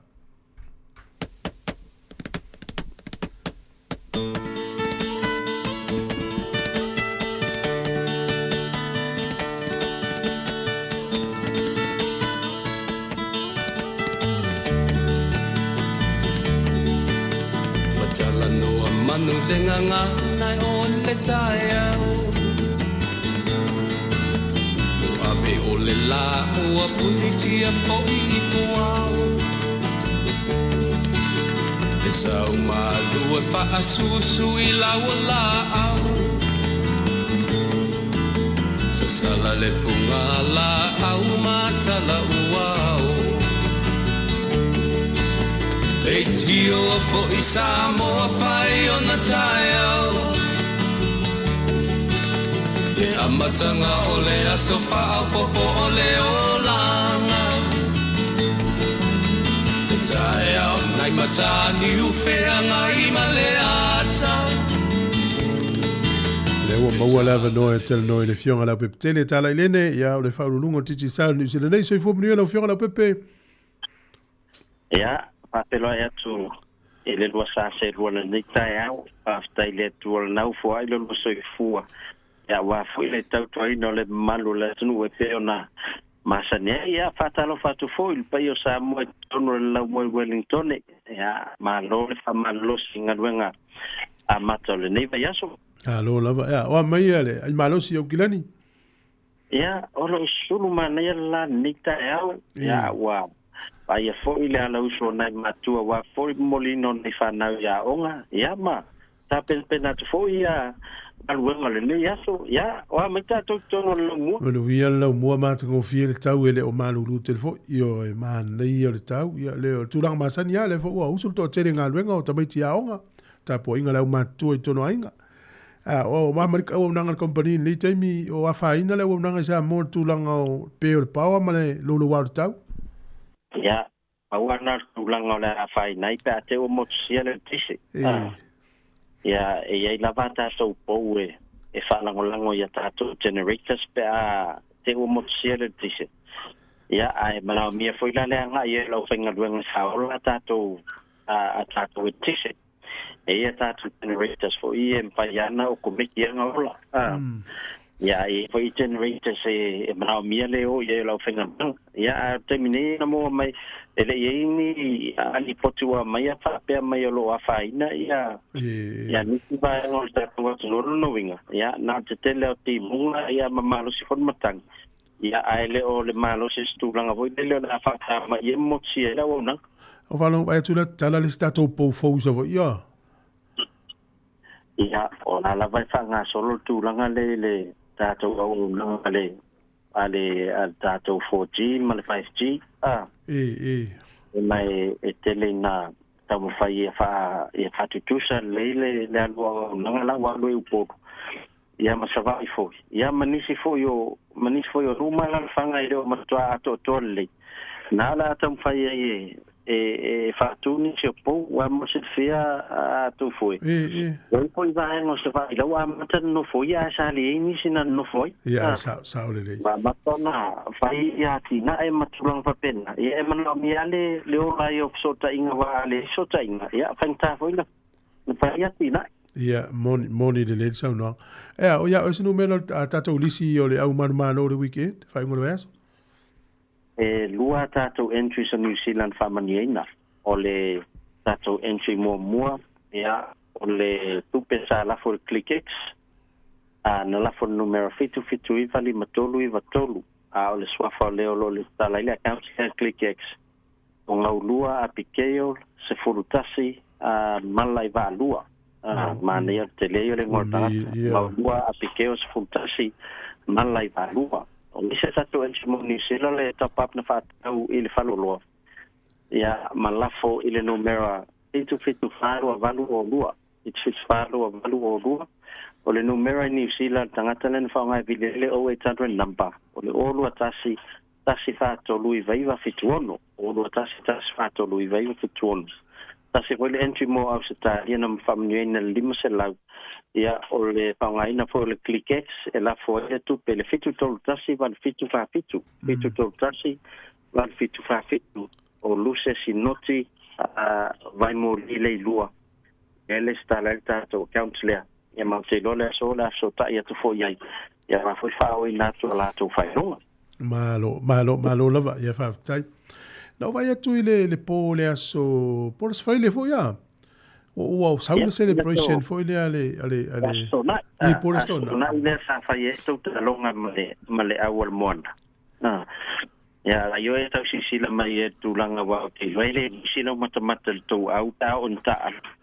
Ia pe wa vela o por se foi le mata le au le tai ka so tamale o wai o to me emaila su e po ye malo vai me fai le fa sa longa le blues no Facebook ko man malo.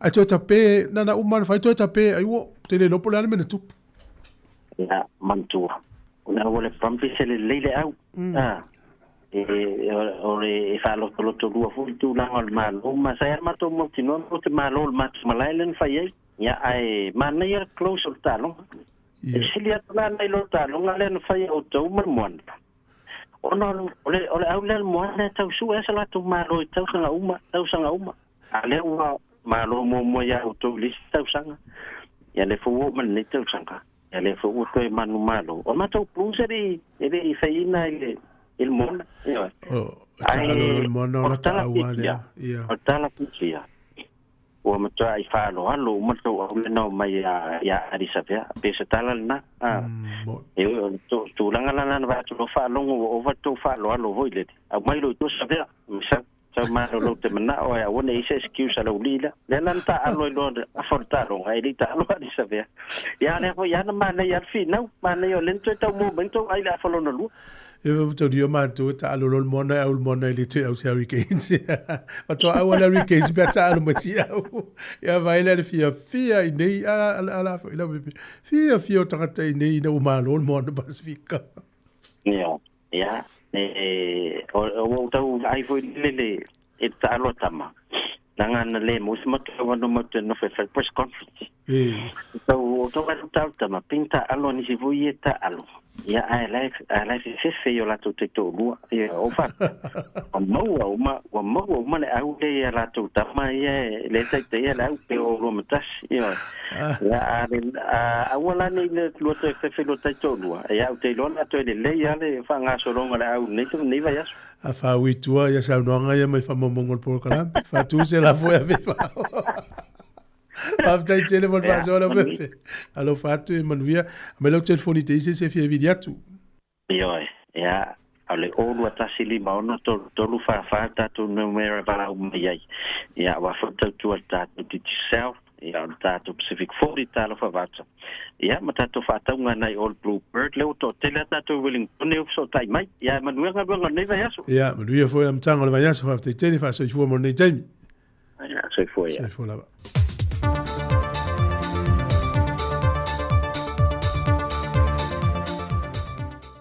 Toi whaatala whātulu tātou tunu le amatango le neifo i vai aso fau, tiu te whaau mga ruenga le awhenga iai, ai usi wai le whaafonga le whaapoponga, o tala i meolo te tupulu tātou o tunu i Samoa. Wala whai mai le atunu o i le whanunga le lei, ma le māta ngō fio le lofa o le tuamalantu singa i a Samoa, e le tūlanga to o le tō whātau tau sa vili, ma le mamafo ti munga sa iai le pōn pō, Peitai o le ales wia I lava le whaasile silanga mai mtanga ruenga o a onga maanga nuu, le le whaatau I no a onga I le so I le atunu a toa. Ono le pui ngal tūlanga saunga le mū le soifu alo ma whanau le atunu, e le ngato nisi o ala laupapa sa mō tusia, o ni ele solo I nisi o vaengo le atunu. Ai whape nā fo mai pou ele tise ma waia sa mō tusia, o lo ngā lulue pe la veo mai le te mile nei, le au whainga luenga le maru si anga tau I tise, ma whela ua inga I lunga ala te tele. E le tele ni vaenga na whaalanga ina le tala whātai e pia, ai anu I tuam whaasolo atua nga isa la whai, e au fie malai malu. Se usenga anga I atu I tā whaingata, se vaenga o Parisi, o le awala si mai ewa, ma nisi vaenga o le atu no. Mo whasi si la foe le whanapa ptonga le suawai, E ono motu sia le o nanga inisio vaengo le atunu i le so, ono le wha no wha nolo apo i le suavai, mai i le palapalao ta whenga o vai ta Filipona po. Ai o lo tu mo pele wha malu si o lapta ingo ti munga mamafa, o lo wha malu si o fwoi lapta ingo lo longa, o fautuanga mo sa vidi malu losi, a to ai malapta inga i o ngā sami uma i le atunu. E ui o lewa au mai le report wa mai o na ave se uma le swau u, ma nisi o vai ngole waa o le mana wa nui, e au fiaile si o mango a fio anga o lo mangoto i le waa. E na whaalia se tasi o polofesa mai di Universite a Waikato i New Zealand, a whaia ta atia i pele tino le waa lea i le no whanga o lo mangoto ai, e whao ngā ina moni su enga, e te lelaro na a fianga i le pala o le tino le waa lea, ma a fia ia au ia, ma ta whea atu vaenga o ona ia i ngā tai whale o ia fio anga, ma e te lefo i le a fianga mo le au whaiva, ma i e mo mai mo le whonga tau mawha o le atunu. Ona o le vaenga le o lo mangoto i le waa, e pipi i anga i le a au. E le sauna ngā li minista o le pui ngā le malo New Zealand, Judith Collins, o le mana o ngā le malo o Samoa, ina ia ta atia e peto e ngā le vaenga leo lo mangoto ai, e tolu se lau fast food wa felito le swa u leo wa mawhai o na ave seina, ai o se vaenga tele o le swa u e tusa le ma le tolu se lau luas food wa felita, wa fefi loi fantasi ma le swa sami, ai se fulu valu wa felita o le swa u mama. Wa sa ili nei le mtanga luenga o leo pe le o iai se lape, e le resitala ina leo la au malo se whaatanga ina le atunu. O le ala lea i le teimile nei, wa whaata atia e le mawhai on toi talia tālo sanga pe ilo tālo sanga utu ina mai, e whaatanga i le umia o se la au malo se tangato le atunu. Wa fuarifina ngalo le komisino mtanga luenga o leo, ona o le tele o whawhita auri wadia e mai ea a fiai la au malo si. E pei foi o le tina mai a le sa le i lewa po se lua vai asu tanuai, na a fia i foi se la au malosi. O whawhita auri wa mātai tu wina ele komisino le mtanga luenga leo. O le porkalame po le awanona tu ina ato le mtanga luenga, e a wina mai e te tonu la au e le whaatanga ine le atunu, e au noma ni whaasalanga e whaia i la tau sa umia, a to aimala au malosi e le ilai sene ina ai whaatanga i le atunu, ina ia toi au mai e te tonu e whaatino le lai sene. Peitai, e fōringa mai o lo iei se popo lenga ia i lanto o lo u mia la au malosi e te tau na lai sene, po lo whaatanga le atunu, ina ia tu ina mai ne me ane wa maua se whaasa langa, e mo niso i lanto o lo u mia la au malosi le whaatanga ina le atunu, e leo au mai o mafoi i te tonu. Na toe whaamanino e wapa au e na o le lua lava i tu ai ngā la au malosi e whaatanga i nei te tono le atunu. O la au malosi o le se furu lua, 12 gauge shotgun, ia ma le pultasi, ne whainga tātou pultasi, po le single shot 22 rifle. Ngā le paunga o la au malosi, o loo whaatanga ina mai lalo le tūlafono, e ma whai o na laisene ina wha le tūlafono e whaunga ina malo le turu. E le toe whaelo mai le tō whae au pa au, se aso e toe whaatanga pe te talai, o na toe a mata na lai sene la au malosi. Na whaalia le whionga le sui pāle mia, tuala Iosefo Bonifasio i le autu stela, lana whinaunga o loo iai le avano i le whaavae, e mawhai ai o na whaase e tua ngaru le whionga le whongwhitalai, a se ane se ta se tau aveina le no foa e whaatauteia whonotanga le pāle mene e maise, e le lafo o loo whaasanga i a te ia. Wa iai ni tūlanga o ia white na i le whongwhitalai. E ala te tau o na whaase e tua ngaru i le whapea la adwese loa. Tau o le matau pulea. Ai se e mai le whailau tusi o le whono. Na te whatautaia le pālota po o ani whila whawhainga i tonu le palemene. Pe fili fo i le palemene, se tasi anga wa ai alu nofo le foa, se i whatautaia le matau pulea. Al mele i nei, o le whianu wese. A le whai unga le mea tau conflict of interest. O le mea nai whaila vai oe ia. A yeisa ua whianga se mea, o te no leia, e le tau no te nofo i. Ono le puipuinga, o le tau le leia o le palemene. E na wata a pelefonitanga le palemene, ma whailua e leu tu stala ma le te o le tua ngai, na whaadi ailo na whinangalo le mata au pula wale nei. ala winga la le kolpo se isa o mela ko fai el fonklai la mo ste mi fa ma vai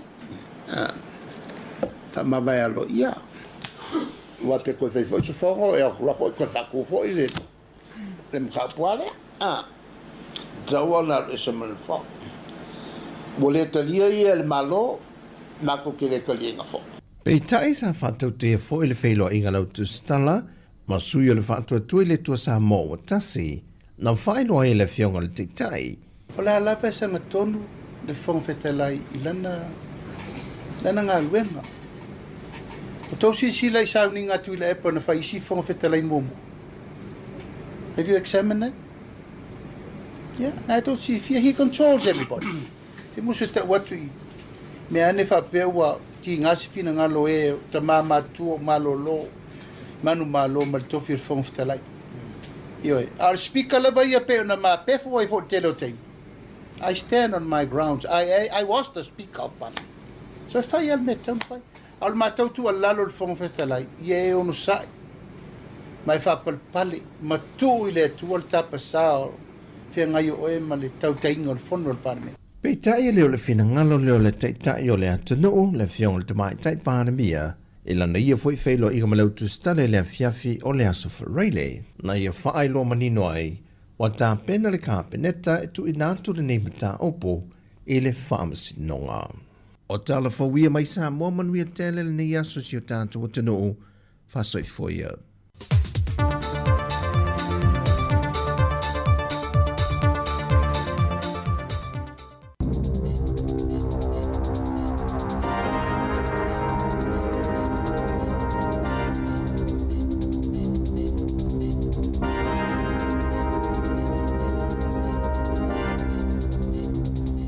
Ta lava i le nei foi fa opoponga o telefou le si fongo le lumua mai I Wellington.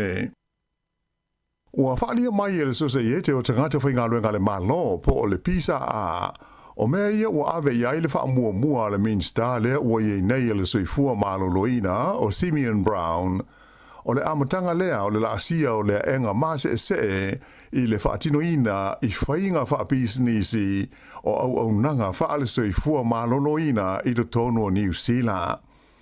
O se tautalanga le li Minster le nei o Brown sa whaielas Foreile I le whontanga le au whaipisnisi o New Zealand le Business and Said Health Forum sa ia tauai ua te tau o na ngā runu e whapaanga le malo ma pisnisi tu ma oti e whaia se fofo I le whaafita auli wa levo na iai o le umi leo lisi whaaturitari mo te ngata e mo mia le whaia ni totonga whaapitoa.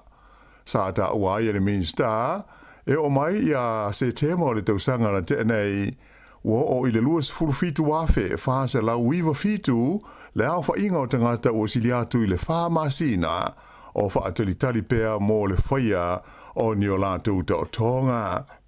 Ta oa I Simeon Brown. O le temi nei, o le o whaatino I le taimi e tasi le matanga ruenga le soifua maloloina po Health New Zealand I a totonga whaapito nei a to ai ma totonga I le alofia o na whaia mai o le mafuanga le masani ai o na tuwai le whaanga solonga o totonga whaapito nei o na ave le whaamumua I totonga I le tau lava o na whaia I le taimi e mana o mi ai. O le mafuanga tonu lea e umi ai lisi whaatiri tali e pei ona iai. E manatu le Minster a tonu e le leipe a ngā runu e whaatasi le mata ngā ruenga ma whale mai tua po o pisanisi tau le soifua maloloina I ni whenga inga whai umi mo le whaatino ina o tonga whitinga nei I ta o tonga whaapitoa e mana o mia e ta ngāta mai po o ngase. Whailo mai ai e le whailau tusi awa o le pisa a ia Fleur Fitzsimons o lea ua manino mai, o le mea tonu wā lea o lo nau I le Minster, ina ia whaatino I tūlanga whaapisinisi, le whainga o ngā ruenga le mata ngā ruenga o le soifua malolo ina. O se tūlanga o mautino ai, ua le o toe mana o le malo e whaau wau, o na lātou whaatupe ina au nanga tau le soifua malolo ina, a ia whaamatu watu ia ngā ruenga, e whaatino any company mani pisinisi tua. O le tapai tai fai pule le tu malo mana, le alo sa moia Barbara Edmonds, le o tofia, e wha ulu ia le wha tino ina o polo ka lame tau le ta mau ainga, a le vanga whai po le pati le Labour. O lo tu mau foi Barbara ila na matata au tu o ia o le suiso o upu le Labour, mo mata upu tau tupe, ai wha pea mata upu tau le ta mau ainga. A le la o wha apopo atu ia te ia ma le matata fau le o wha ingoina o tupe wha sao ma tupe universi po le savings and investment mai o ia taita ia ai ma le tūlanga wao o polo kalame tau le tamau a inga a le Labour. E le ngata i lea ai wa se e na fo il tamata i fai pule o mana i le tūlanga tolu i le wha aso longa o le tūlanga si nia o fai pule o le Labour i le taimi nei. O leisi fai pule Pasifika o le li o tangi utikere le o lo tu mai le tu malo Palmerston North ua si tia fo ilo na tūlanga mai le numelas furuiva sa ia i le whaasolonga i le numelas e furulua i le teimi nei mai o tofi ai o ia vea masuisa o upu mo mata upu tau i whainga malo whaalotu whane po le local government. O nei swinga i le toe whetuna inga ma le toe whaatu langaina a toa ma ta whaioi e whaipule le pātia le Labour sa whairo mai alo ia le teitai o le Labour ia Chris Hipkins i le whai unga le vai aso. Ta wai Hipkins o se vaenga o tāpe nanga le lātu vaenga whau whai mo le whina wina o le isi palota a to fo i ma le teitai o se isi whainga māloa New Zealand o le aso so ai. O le whaasolonga fōla ua i nei o le pātia le Labour, o lona teitai o Chris Hipkins, sui teitai o le tamaitai o Carmel Sepuloni, tūlanga tolu atu i ei Barbara Edmonds, tūlanga whā i a leisi tamaitai o Megan Woods, tūlanga lima i le whaipule Māori o Willie Jackson, tūlanga ono le tamaitai o Aisha Verrill, ai lona fitu ai le ali whaipule o le tūmalo le Wairarapa i a Karen McAnulty. E pe ona sila fia, tolus furfa la o whainga o whaipule o loo ye nei o le pātia le Labour i le tonu o le pārlemene i lana paia inga o loo whaanga solo nei. Ua o i le whaamsinonga māulunga i le tangi ani te maiti o loo a onga whaalo ia e whaasanga lea i le whaatanga ina o ni kompani e whaia ni suasuenga mō le sua u e maua mai le sami i ngā tei whale o le tūmalo o Taranaki. O le nei tangi sa wha maa popo ina le tausanga lua afe luas furulua, e le wha lapo tonga o tawa matei a onga le University of Victoria i Wellington nei, e whaingo ina o le Students for Climate Solutions. Mai sa wha sanga lea i le minsta na ia i lea vai taimi, mo mata upu tau i le malo sianga, maa la manuia wha le natura. O le nganga o le nei tau sanga i le wha msnonga, ina i whalea o ngā ina pe mita ma le whaatangana ua tu ina atu e le minsta ma le malo. Ini kompani la tau te whaiaini suenga mo le malo si anga le suao u whapea ma le kesi e maua mai le lititai ngā tei whale o Taranaki. E manatu i la tau sa whaia le tangi e lei le suesueina le nei mata aupu ai maise ai o le whaaiunga e whaatanga ai le whaia o ia suesuenga. Ua uma o na ilo ina le mata upu le nei le whaamisnonga o tāno sanga, ai o le la ua se atu nei e tangofia ma whaia iai se whaaiunga a le whaamisnonga o pito māurunga o New Zealand po le Supreme Court i le laumua i Wellington. O whaino mera whau ia o whaailoa mai whala waitele e le vaenga o le puipuinga po le Defence Force a le malo o New Zealand. Ua manino mai ai, e sili atu i le awha miliona lita o le sua upo o le diesel sa i le tonu o le waa o le mana wanui i le taimi na ngoto ai i Samoa e le ima whai o na ave e sea mai i whafo. O le nei whalabalawe pe o na sila fia na tupu le masina o ke topo le tausanga na tenei ma ngoto ai ngā te i whale o Samoa i le waa su e le nei le malo o New Zealand. O le asfrile na tenei le asa whailo mai ei le mta ngā luenga le puipuinga o lea ua umale lātou ngā luenga sa whenga iai i le ave e sea lea o le au whainga e toru se lau ono se furuma le 5 afe lita o le sua o po le diesel mai tāne o le mana wanui. Peita ai, o le aso na so ai le sa whailo ai le Defence Force i se talanoanga male wales whaasana lau New Zealand e tusa ma le iwa se lau wafe lita le a whae le swau o le diesel sa iei le tonu le vaale nei i le taimi na ngoto ai. Ia mai o lona winga la, e tusa ma le lima se lau tolu sfuru lima hafe lita ia ua le o iloa po fea ua anu iai. Nā tā ua fo i le li kapteni a Rob Shearer o le mtanga luenga le nei o le pui puinga e le o iloa po le a se te leo le sua una liki fafo ma ta fea i le sami ona e mauti noa e tele le sua una mu a o le ingoto i fo le waa i le aliti tai. O se isi fo i vaenga o le sua u e mauti noa na masua i le sami mai tane ma paipa sa faa lenga ina o le waa ona o le mu. Ai o se ripoti alo i ala vaenga su e ala malo sa moa na fea ngai ma le faa le nei na o lātou tā uai, pe tusa o le lua se lau wafe lita o le sua o na liki mata fea i au o le sami.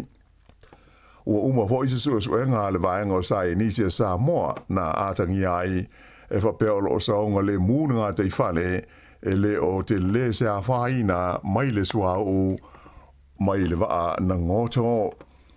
Ai o le ngoto ai o le mana wanui na tāwhi ai ni whai ngā whaiva ma le whangota i na o ia a toa mai isi fi ngota mai vaenga o le ngā te whale na a whaina ona o lea whaafi tāhuli ia mai tele i a fio anga ai mai se lau whaiwa na whapeo na whaina ai a lātou ngā ruenga masani e pei o whai ngā whaiwa.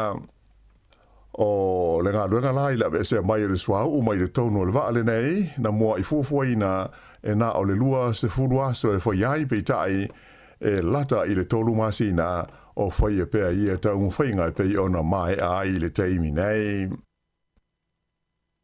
I Ausitalia, e whai tau fia se lau wafe la whai o tangata o motu sia i ale ele tise mai o lātou whale i le stete o Queenselani.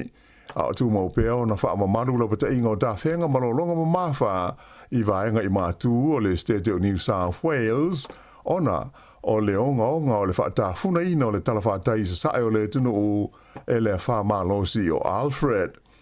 E o mai an nafi le sa e tu sa ma le tolu se lau se furu ono afe lima se lau wha se furu le a wha i o whale o tangata i Queensland na motu si a i le tise. E o Peter Silio na tō tele le Gold Coast le sili atu se lau se furu ma lua afe le a wha inga o ainga na a fia ai. Sa whali mai, e ui ina o leo o whaiti tia le malosi o le wha o Alfred, ai o le a wha o pēa mō nā yasa o lumana inei, o na mamafa ti munga mamano losi matangi e tō whaatautau ai mai se o a fianga o ngalu i nuu tū mata whanga. O le teimi nei, ua whaieni la pata ingo fōu e le ofisa o le wā ai tau, mō nisi fo ilo longa e a fiai i a vaenga saute sa sai o Queensland ma mātū o New South Wales ona o timunga ma mafa o loo wha wau pēa. O vaenga e a fiai le ai o Brisbane wha pēa Ipswich, le Sunshine Coast ma Kimby o loo pito isilio na a fia i a tū langa wha le tonu i le teimi nei. Wha ilo mai e le ofisa o le tau, ua matele a ina wha ititia le malo losi o matangi a o se atu i sifo vaenga o te toi o le wha. Peitai e o atu lawa i le iwas 4 kilomita i le tu la le malo losi o savili pe a o ina tō whaatau tau mai nisi o taimi. Lipo tia mai le matua pisi o ngā luenga Fesoa Swani o lo o tau mawhai e tu i nātu i a Fesoa Swani i tangata e mo mia i tu SS o le stete. I mātua New South Wales, e onas fultasi tau sanga le matua o se li i na maua e ngā luenga la vea ai ua maliu, ma salomia na ta whea o ia i lolonga e le ma mau mai le nuengo o Dorigo. Lipo tia mai fo i le lawe vea ni ta wale le fita a o anga i atu e Fesoa Swani i nisi mātua New South Wales, mai na manu nua ai le au whi ngā luenga. Ta uefa pēr o le tele o tangata na mana o mia se Fesoa Swani, o lātou ia sa tau mawhai e o ia lātou tawale i le taimi o le loloto o lolonga a toa ai ma tā whenga. Whaalia mai e le pāle mi o le stete o Queensland o le Leo David Christopheli o le a whalango o le toi te talaina o a onga i ana tāpuni e le vai asa uamawai ona o le wha o Alfred i tūlanga tau i le saonga le mū. I si tala tau upawhai o malo, o leo fia le fionga ia anai Arthur anai, I se fufuanga le partia le Greens, e whaia se lātou tālu sanga whalawa I tele po se petition, ina ia leto e whaia ni visa o tangata Pasifika, e fia malanga asiasi mai ai I New Zealand I le lumanai. Le sto nai leana amata alo I ai tau mwhainga ale partile nei le Greens, e wha maa popo se lātou tālu sanga lo tele, e tusa o lea mata upu. O le manatu o le partia le Greens, o aia inga o le visa o rufale le o lo iai, o tau fi ai tangata Pasifika e fia malanga mai I New Zealand, e le whetaui mai le tāla whengai. O lo whaaponga iai le tāla sanga le nei le Greens, le liwai pule o te anau tui ono. Sa e whailo mai e whapea, na tau mwhai o ia tu I nā atu se tāla sanga whape nei I le pāle mene, I le taimi o le whainga mālo te luai nei le Labour, ai e le imanuia. Pei tai la o le nei ngai o inga le Greens, o le o fia iai le fionga anae, o le sa ave mua ma whaipule o le partia le National.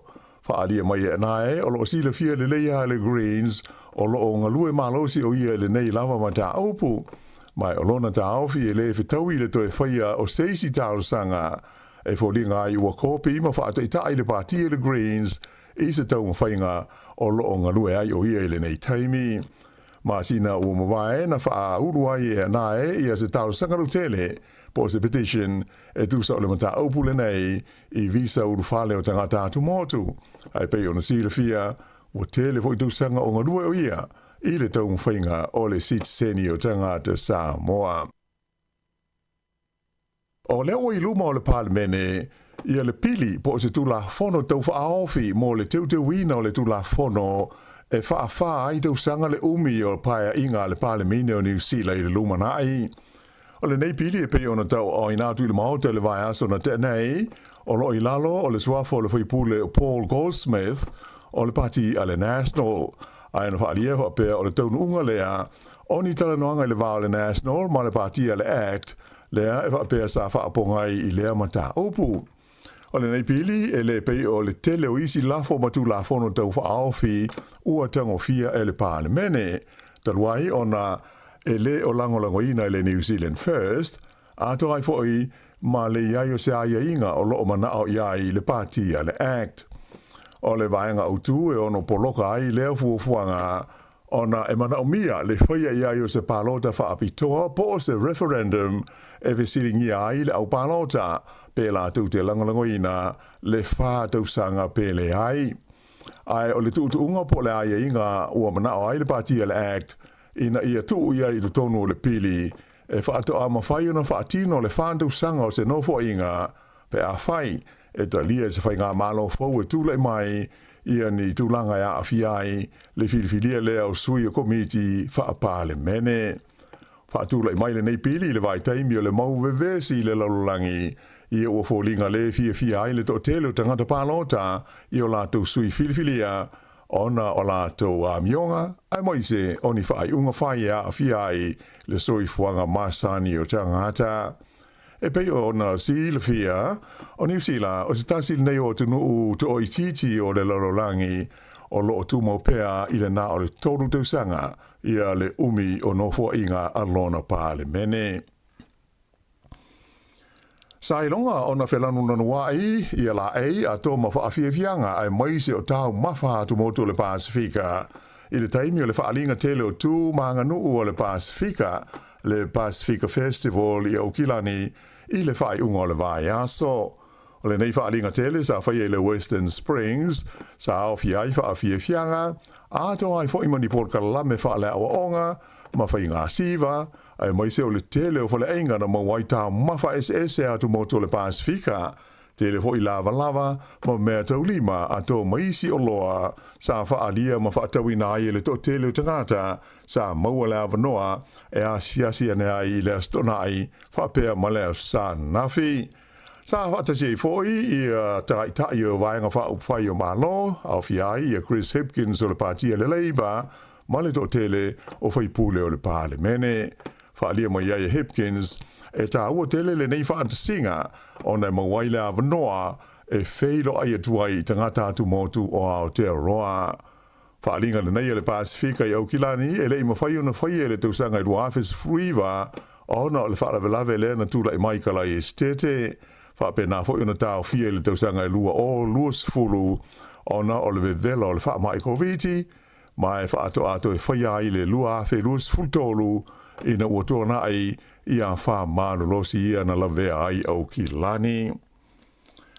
Ua whailo mai al mtanga ruenga o mū mga ruenga i taimi ni whaalavelave whaafosea i a New Zealand, le taunu mai o se tālu sanga aloa ia, ale whainga māloa o le State of Queensland, mō se lato viso swani, i ngā ruenga o lo whaatino i le State of Australia, ona o a whaina ma maftianga, talu le wha mālosi o Alfred. Whailo mai ai le tailango lango le unanga le nei le mālo New Zealand, le li o Brendan Nally, o le a awina atu i Queensland se vaenga o fui mū te ngāta e tō mai whaapitoa i ngā luenga la vea ai e lango ma fiso soani i ngā luenga o lo mana o mia i nuu ma vaenga SS o Queensland sa i longa o nā whaina i le whaa. Whailo mai fo i se whaasera longa le min stale mai whafo ia wawasa mana i Winston Peters e o atu i le ono se furu le a whai o se au malanga mai mtanga luenga le nei o mū ma whaalavelave New Zealand. O le a malanga atu i Queensland e pei ona whaatalo sanga ina mai. Ta ua mai fwoi le minister le puipuinga ia Judith Collins, o le a viso swani le vaenga o le puipuinga po le Defence Force, ina ia awina atu i Australia, ia lea au malanga viso swani mai New Zealand. I ta alonga, i kirikiti whaale wao malo, ua manu malo ini tia ia New Zealand, i le lasu ngā fusi Dubai, mō le ipu o le tapansanga o le Champions Trophy, i ta alonga fwoi nei e ta ilima se fulu ova, na ta tā mua le Black Caps a New Zealand, ma wai o lātou ai e lua se lau lima se fultasi, ai fitu le lātou pē, na mana umi ai e initia, i ai e lua se lau lima lua, ina ia manu malo ai, e mai na maua le lei ia ai e initia, ai to tasi le ova o lo o toi, o le lātou kapteni le li o Rohit Sharma, na aisili ai e fitu se fulu ma le ono. Ai o le li o Rajin Ravindra o New Zealand, na ia maua le whailonga o le tamata alo mō le nei taunusanga a toa. I ta alonga a Feleti, se furu lima tausanga le matua o le tau le lea dolavau o Sam Ruth, lea na tutusa na nafi le tūlanga mua, ma le li o Sam Tanner i le tuunga tamoe o le afe lima se lau mita i sua ngā Champagne New Zealand i le ai o Dunedin. O Sam Tanner e pe ona sila fia, o ia i le Olimpeka e whai mo sui o New Zealand i lea tuunga, mai o le whaalima i lea o na Champagne ai o ia tuunga maule nei e afe lima se lau mita. Ai o le talavole nei o Sam Ruth, o rona teimi mua lea ua mua ai o ia i le tuunga le nei i ia sa ilinga Champagne o talonga a Feleti a New Zealand. I le ka pisu pa i le whaingolo vai aso, o si koe tolua le li o Miracle Whai Langi, sa fiso swani tele i le manu malo ai o le au o le Moana Pasifika i le Hurricanes o Wellington i le sa. To tele le au tāpua i le Moana Pasifika sa mai moina le talonga, sa whaia i le malai o le North Harbour Stadium. O le malo mua ai le o le Moana Pasifika, talu ona amata le taamsanga, ea mai o le vai aso le nei, o le a malo lo ai e le aise la tu ta longa e bai, ai o le awal Hurricanes e malanga i Dunedin e ta alo ai ma le awal Highlanders i le afiafi o le asforeile. Ea o le whai ngona nal nei vaenga o telefou.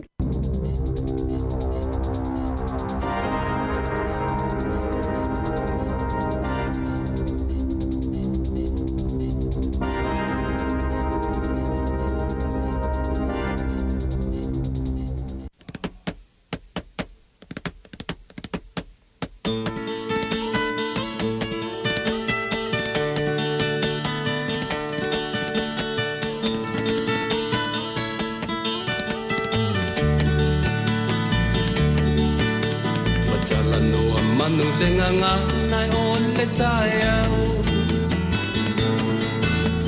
Ua me o le la ua punitia po i puau E sau malu e wha asusu i lau la au Sa sala le punga la au mata la uau Leitio fo I Samoa whai o na tai au Le amatanga o le aso wha popo o le olanga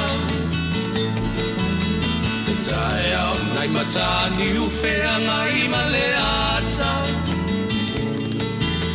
Le tala le lei ua so o ai nei Samoana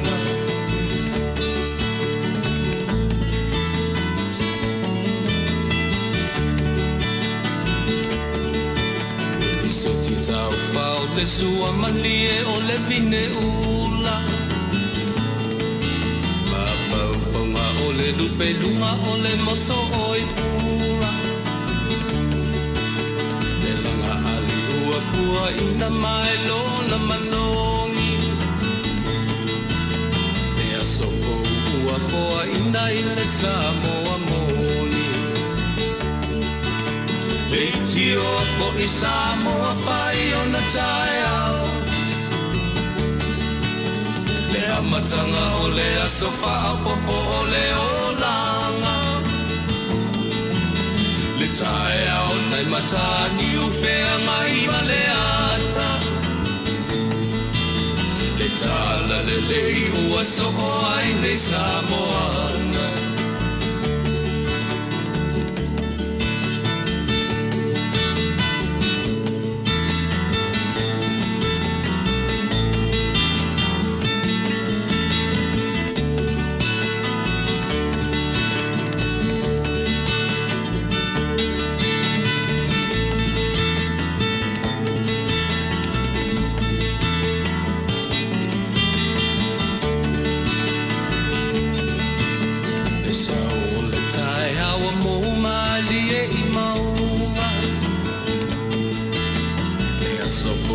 Valo ia I mapau pauna Le vihinga ua whaako ia tuile matai Tangata soifua ua oli oli ma whaapetai Leitio fo I Samoa whai o na tai au Le amatanga o le aso wha popo o le olanga Le tae au nai matani uwhea ngai ma le ata Tala le lei o aso o ai nei Samoana Leitio fo I Samoa whai o na tae au Le amatanga o le aso wha popo o le olanga Le tae au nai matani uwhea ngai ma le ata Le tala le lei ua so o ai nei Samoana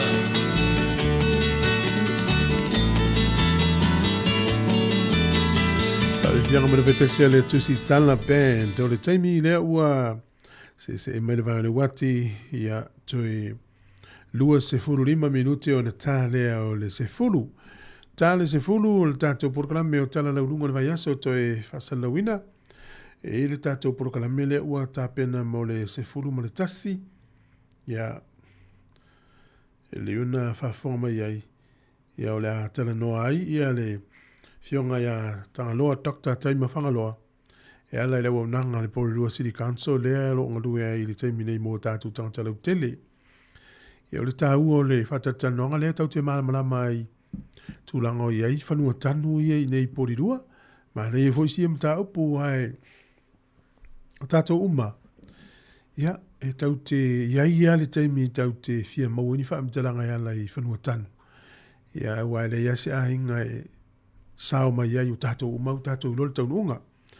Ia e le ona whafonga mai i le whatatanonga nei le se furu tasi i le tai o nei. Ia ma le fionga whamsanga te alu moresi le li pule le tātou ritio. Ia whapea ia le tātou malo, ia tangaloa, Dr. Taima Whangaloa.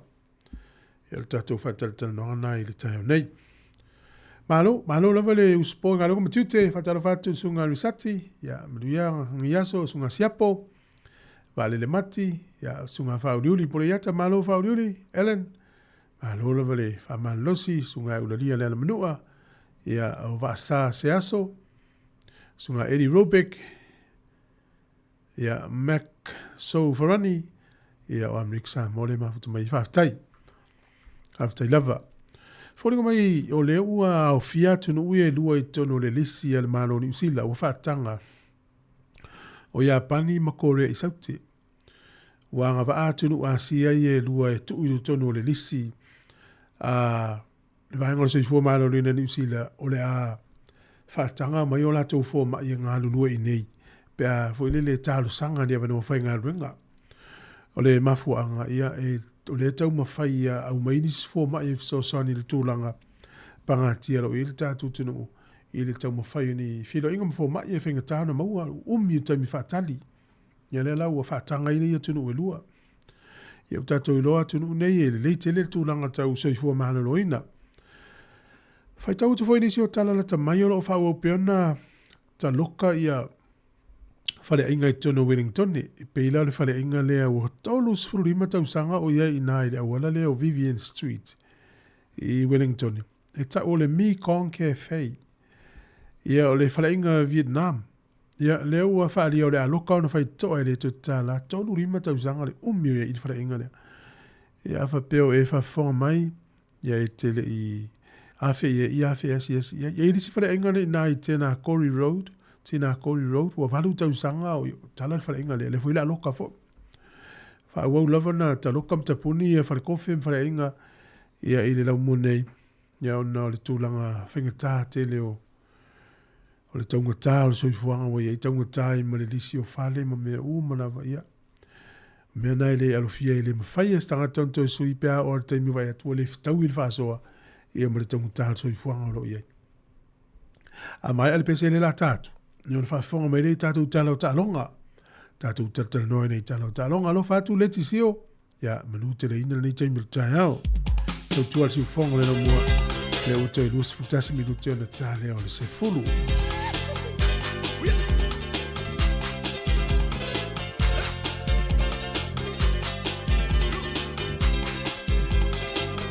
Manu pole vale au. Tau sangi funga. Suita I le whaiva o mawhau Tanu polo upopole Ne I te I uare tanau Taunu uai le upu Uane au le ila ilau Au e ae Se I whai mai sau upu E tua I ni maa Tua imanu Sau fumama upele Kau masina itua imagu Se inu ane ai Tama ole nuu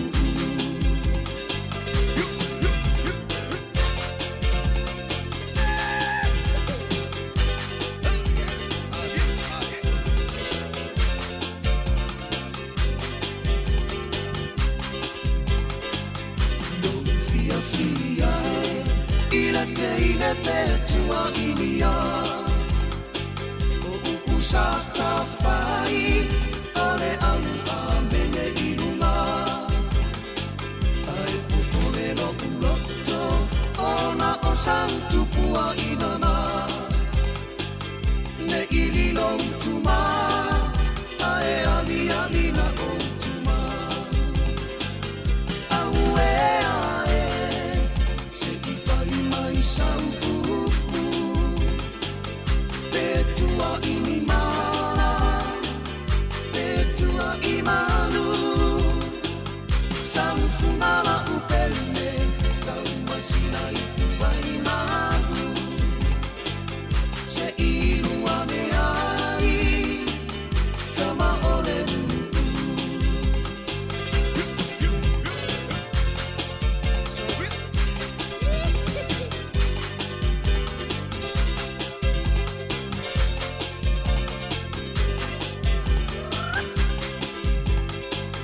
Au e ae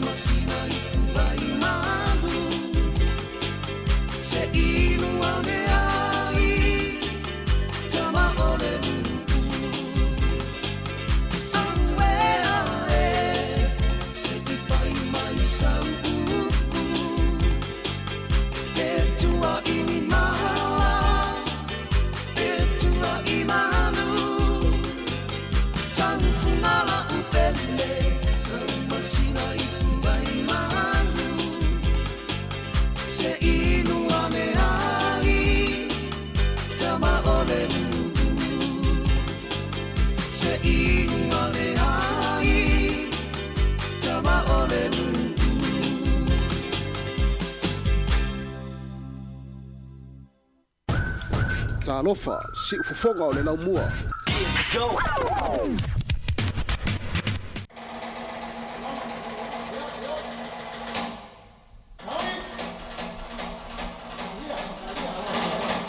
Tatou tatal no le whaiungo talonga na iei, tūlanga na i whaiungo talonga le whaiungo le vaiaso. Talonga le supala kapi, o le unga leo talonga le blues e luas furu whai ina i le Brumbies e lufuru tasi. O le Fijian Drua e luas furu walu manu malo le Chiefs e lufuru wha. Moana Pasifika e fas furu manu malo le Hurricanes e tolu tasi. Waratahs e tolu furu wha manu malo le Force e se fulu. Ia ma le Crusaders e fas furu tolu manu malo le Reds e se furu iwa. Na le tasi le aua New Zealand na malo le whaiungo le vaiaso le nei. Na le Crusaders whaia ina umana au e tolu, Blues, Hurricanes, ma le Chiefs, na pai le au malosi a le Highlanders. O le tūlanga nao ta alonga i le whaiungo le vaiaso nei, ia o le a ta alo ai le ari ta alonga ia le waso so mai luma le tātou ta alonga. Ia le ta alonga la i le whaiungo le vaiaso, o le aso wharai le fitu le fiafi o le Highlanders ma le Hurricanes, o le afo le iwa le pō le Brumbies ma le Drua, o le asto nai o le atalo le afo le whae le fiafi Crusaders ma le Force, o le Chiefs ma le Blues i le fitu le fiafi whai Hamilton, ia ma le Waratahs ma le Reds, whai unga na o le afo le iwa le pō le asto nai. O le whai unga o ta longa le NRL, le tamirisanga lua le ufanga solo, mai alta tamirisanga mua le na wha uau le vaso le nei le ante nei. O le la piti e se furu wha manu malo i le Dolphins, la piti e se furu ono manu malo le Dolphins e se furu wha.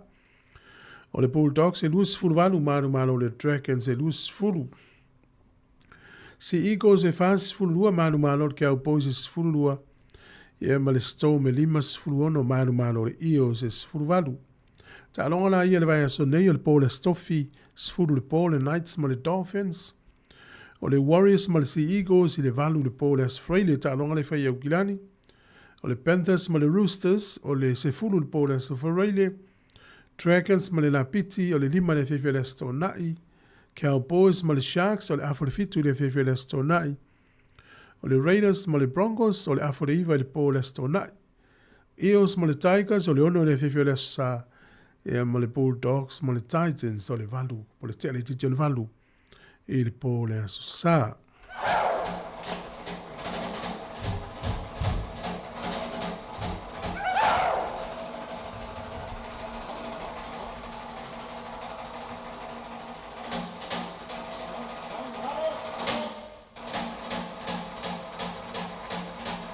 Talonga o le Six Nations e peona iai ia talonga ia le whaiunga le vaiaso. Ia o aula po a malosi o lakpi uni tonu o Europa. A Skotilani e tolu lima manu malo ia welese e lufuru iwa. Falani e fas furulua manu malo ia aielani e lufuru fitu. E ma le talonga le vavea o nei manu malo. Engelani e fas fitu le lufuru fa a Italia. Fatulanganga le ele te mineolo o sili falani. Se fuluono na ai lua engelani se fulima ai. Aielani se fulufa Skotilani se fultasi Italia e fa ia mawelese o lo iai i le tūlanga o le tolu po lai muli muli i fa solonga. Na vaile i le tūlanga iai a te tau vai atu le pa i le o tālonga le tātou superkapi le te minei po le tūlanga o iai.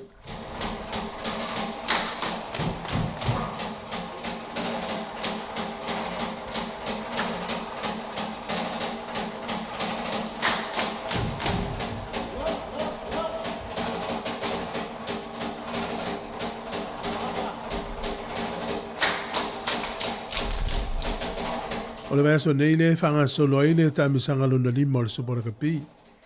I o le tūlanga le oro iai i wais furutasi au le tau wā. O le Chiefs o le tūlanga mua, lua le Waratahs, tolu le Highlanders, wha le Crusaders, lima le Reds, ono le Brumbies, fitu le Force, valu le Fijian Drua, iwa le Moana Pasifika, se fulu le Blues, ia ai se furutasi le Hurricanes. Ia o le la malo lo tato au le Moana Pasifika i le whai unga le vaso nei. Ta longa le tupata mai tai whai unga le na iai. o le auataini le Blues lufu fa manu malo le Chiefs manawa e lufu rua talonga le to si ko ale Blues wo umar talonga ia la au tau le manu malo le Chiefs ia ma le talonga le va o le aule le matatu le motu isaute ma le au le Hurricanes poa o le matatu e lufu ruiva o le Hurricanes poa e na o le fitu ona ai Terminaila o lo mua le Blues, lua le matatu, tolu le Chiefs manawa, ia tūlang wha le awataini le Hurricanes. Paso longa lo i teimin nei.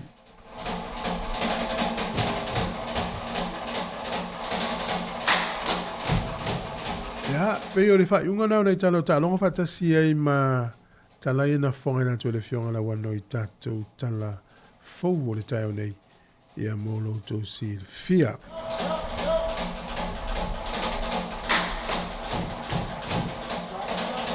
E la tasta to pese o se fulu le se tato programme. Mo se fie le tunu le se fono al parlemene le taimi le vai tau.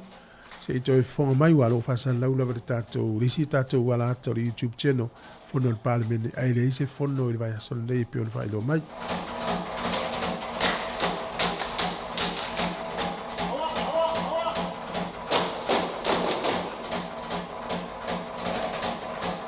Ya dai fa vi fianga tutorial por kala mel atel taiao. Ma le sunga ia iopo whaiwanu ma le tamaita i o lau mata mea alofa. E nau tō sifuru minuti ana tae lau sifuru.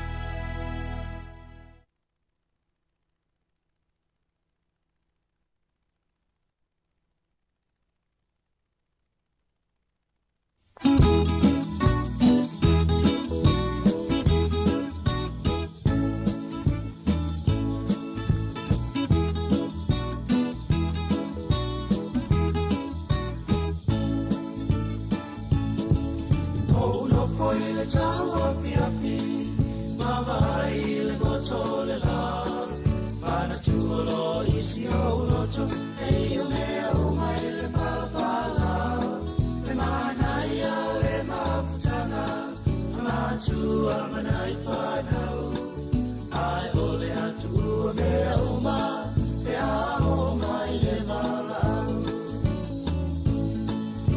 fianga o le nei lalolangi, mai mai e iu malawa i le papi. Ai whai mai poi o le pocho, mana mea uma o le aia le matangi.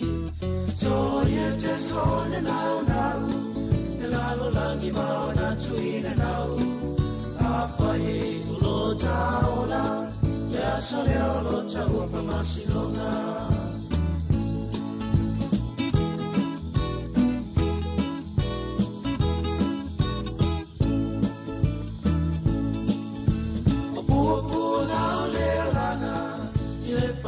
Tau mea umalava, le dia pia sa matroe mo atu, le peo le laia sa matroe mo troatu. Au pea e le sao le tonga, e mapui ai whainga tau le polonga. Na o le langi lo tanu moni, te te pepesia e ma oli oli. Pia pia na o le nei lalolangi, le mai e umalava i le papi. Ai whai mai poi o le pocho, mana mea uma o le aia le matangi. So ia te sone nau nau, le lalolangi mao na tuina nau. A whai e ulo taola, le aso le olo taua pamasinonga.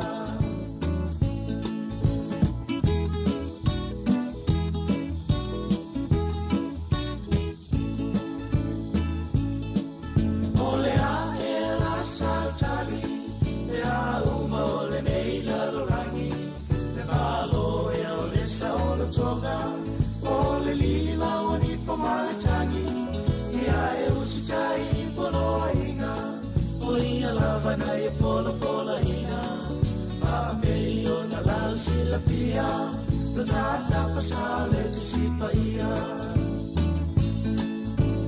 E matua le ana, e unga o le nei o lana, ile le pa tua tua, o le tangata le malama lama, i le pupula mai rana piona, e te talia i a tamo moonga, e ala atu lea i talo sanga, i a souma o le nei o lana.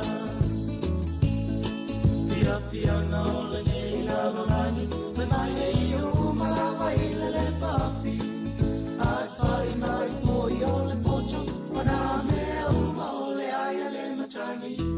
So ia te sone nau nau, le lalolangi mao na tuina nau. A pai e ulo taola, le aso le olo taua pamasinonga.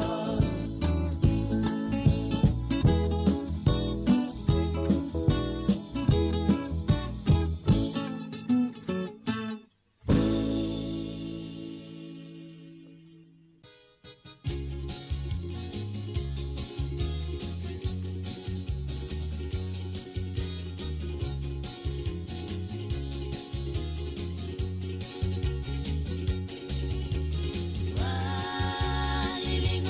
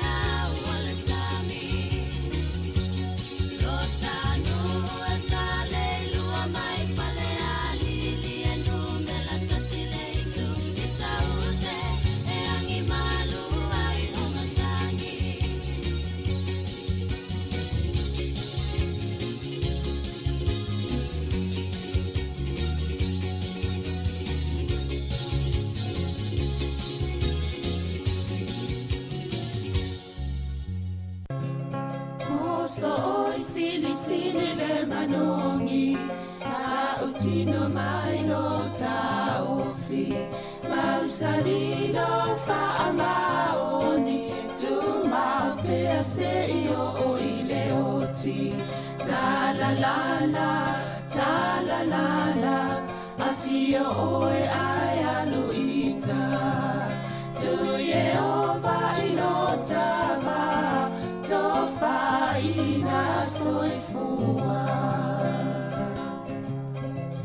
lama alif sili le sasana itu e fa o samoana e fa atosina yo anganga ya te o e sumalete ine tausala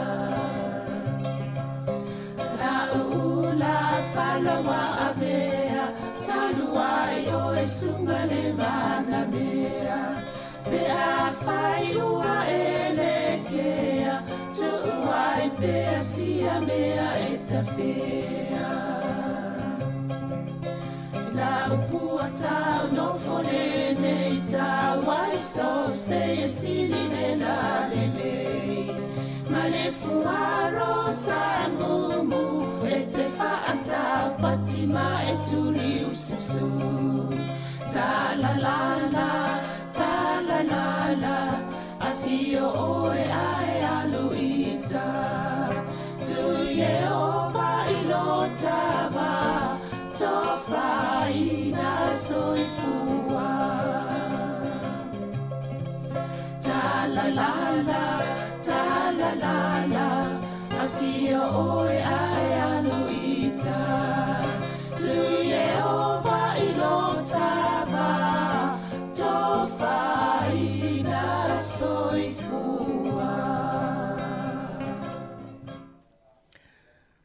Fatalo fatu ile nei tai au ile au whaafonga ma lo lava soifua maua ia tu umalava o lo mwhau ni whaafonga mai le tautua maasani a siufonga le lau mua ia le pokalame fo ile nei o tala lau alunga o le vai aso pia na maasani ai tai au asfara ile te itasi tatanoa tuai ma le fionga le li pule af masanga te alu mo resi ia whaalau tele fo inisa mta opo na lau alunga le nei vai aso ele ngā tailia ia whaalau loai fo inisi o vaenga o ngā luenga whangasolo ale siufonga le lau mua ma lo soifua lau fionga af masanga Talo falava Savelina fatalo fatu le fo ile fa fonga masani le tatu si fonga le mo ya ma lo lo maniele ne yaso to mane fo to fe lo mane yo sulu o le lai tatu waingoli lo mo ne lava mane ya if so ya sa mo mi fo tatu ya se swavai ya fa so il fonga ele ya le na tatu fe ngai mati monga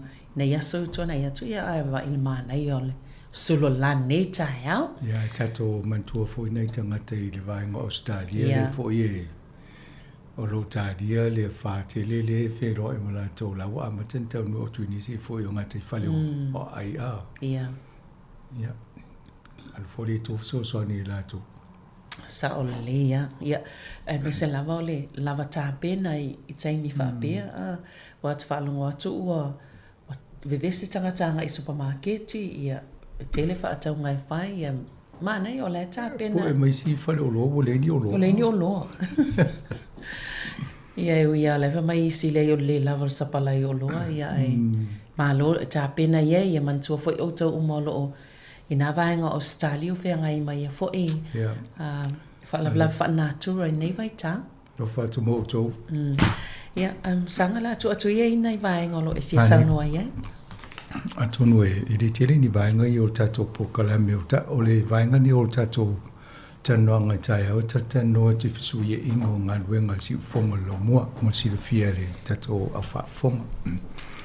Ele ina ilawa tina bento whaafonga po kalame o vai aso te a safata tanoa tua ia e savalina ia ana whaasolo tasi fo tato o whainga luenga le si ufonga lo mua. E ia taleni nisi o tale ni mga duengo fia ngai male au whaafonga. Mane fo le whaasala watu ma wha ilo atu. Mai o le whaanga solonga le po kalamele ina ilawo tina lumanai. E ia panoa e whaatala noa e nisi e tusa fo imboni ngā ruenga o loo ngā lulua e se mai ngā ruenga masani pe o whaasalau. Ai iei fo isi au nanga na whai e nisi la tōsoi fuanga mane fo i whaatala no atu.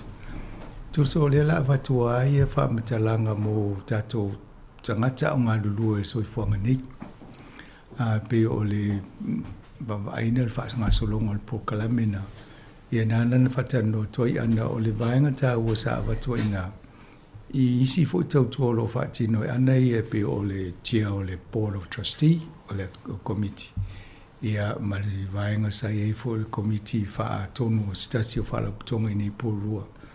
Ia e mai se la le ngā ruenga le whai e e sosone fo i nei mātua i ele pokalamena o mātua refer mai e matanga ruenga o a onga. E whai e se ngā ruenga le si au nanga le sosone fo i ana. I le la tau whenga e malum whana witi. Lala pe ele tanonga na ta upuna. Sa tanono mua mai e te au watu le mana e po kalamena ai whala uloa fo ina i sila fia tangata. Ia male vaenga le wai utato e de tele nisi o sila fia le lele tu langa le tupu angol ta mai titi po lal te mi ato aile ato tuailo na mafofau. E isi soso e ngā whapeo o tua lus fulon tau sanga i fta ato ma fofau le tamama le tini. Ia alai tupu mai teimi o la iti lai so ona whai e ia whato nunga mai e sta mai tulo le upu. Ia e peo le le malamalamo to te leo tātou le i tupu angol tangata soifua ia ma le teimi e ato to i le vaenga o lon totongo le tino ma le. E peo le vaenga tā wana na mai alpol kalame e le vaso na so a il tama na vini mai te au. Pe ma whaina mausia kopi o le pol kalame lea. E fia whanolonga i o ia o lona faltua ia ma le nofalo. Ina ia whanolonga i mea ia a tono soswani fo ila to i le tono ainga. Awa pena misi nisi o tau le pol kalame ia a tono mwhainto e whanolonga i lunga faiso se silto ainga peto i ki ane le Facebook po le YouTube il pol kalame na whai suta si o le asfareo to nai. Mania le e toi ngā vaenga i e whaasoa i fo i soswani i silfia i e na ia fofua e fo i te tau i tato a vainga alum whana witi. A pe o le tāuana o le pol kalame na. O le ala o e fofuanga mōlanga i luma i e taimi e a e se fia tana no le pol kalame le i ona whasota i maile na waile pe fitaui pe tu a me whatala no whatulanga e sawadina sawa no e whatala no ai. A leo a matatu tono matoa au whainga luenga ina ia maua i fo ile nganga male a wala le vato le pol kalame mo lumanai. O le sola o le ala e whatala no ato ia pol mangafa talamilo. Ia stasi fo i lava fo lana ia tau tua i le experience mo mea tau whaasara lau. A iei fo isi ngā ruenga o lona whai e le sira fia tangata. A tono le au nganga e whatato pol kalame wha mamla maisi vaenga ia na whaasolo atua le wha pena. Ia a tono pauna vaenga i fi o ele tala nei tai au tele si tam ta upulea sawadina. Ia. Ta o le malo. Ia o le sfutasi la tai o nei le tanoanga na. Ia ai o le isi vaenga masanga e pe o le mātaua ta amatatu e tala i le kovana o le whalatupe wha leo leo New Zealand. Adrian Oa leo wha maa vai. Te lea wha maa vaenga leo sau vai aso nei. Ai se vai aso wha maa vaenga. O sau o ni wha maa vai ma se su tata o whainga ruenga ai wha maa vai pe tanga te tatanu ai. Adrian Oa stasi leo poutu lau wa ai o tangata Pasifika wa e lona pito la rotonga. Ia na o tula e mai o mi fia vo to te lo tangata Pasifika o le kovana o le whalitupe leo se me a mi sai tonu nu to te le palang o sa moa ia o lewa na kovana tato o tangata e ia to mai whapito ngā ruenga pena i fo i le asi le sai nei komisina sa moa le asi pali Tommy Scanning. Ia au nei, ia pe ai te lea o lau palangi a lea watu ia Adrian Oa, ia elo na pito lau tonga. E folo na nganga te lea na alu i meo wha Pasifika. Mane ia la alea ova ia tō wha mawai. E fōringa mai e reo fia i suinga le ia nei whainga le malo i lau mai tau watu. Alai pe e tala noa fo i le minsta o tupe i tauna to e wawa i le paketi e sefe mai se tupe a. Tipi e le paketi e i. ia ai o mena o tō tā mai e wha whiana tipi o le te risi me o tau teknolosi tau nā ngā i ngā ruenga. Ta ilo wa lai fiu le au tu stala ma le au whai stala i le media tuli e whaise interview mtua i musua e whaise interview de fi tala noa.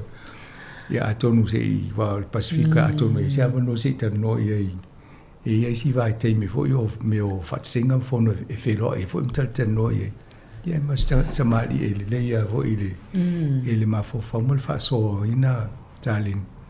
Al tūlanga nau whate i ai e le isi manatu e whamawai te mini. Sa whalista nonga talwaina whasi tonu ale le mta upule pa mato e ase e sona a mai ele o mafo whaui alu se mea o le ai.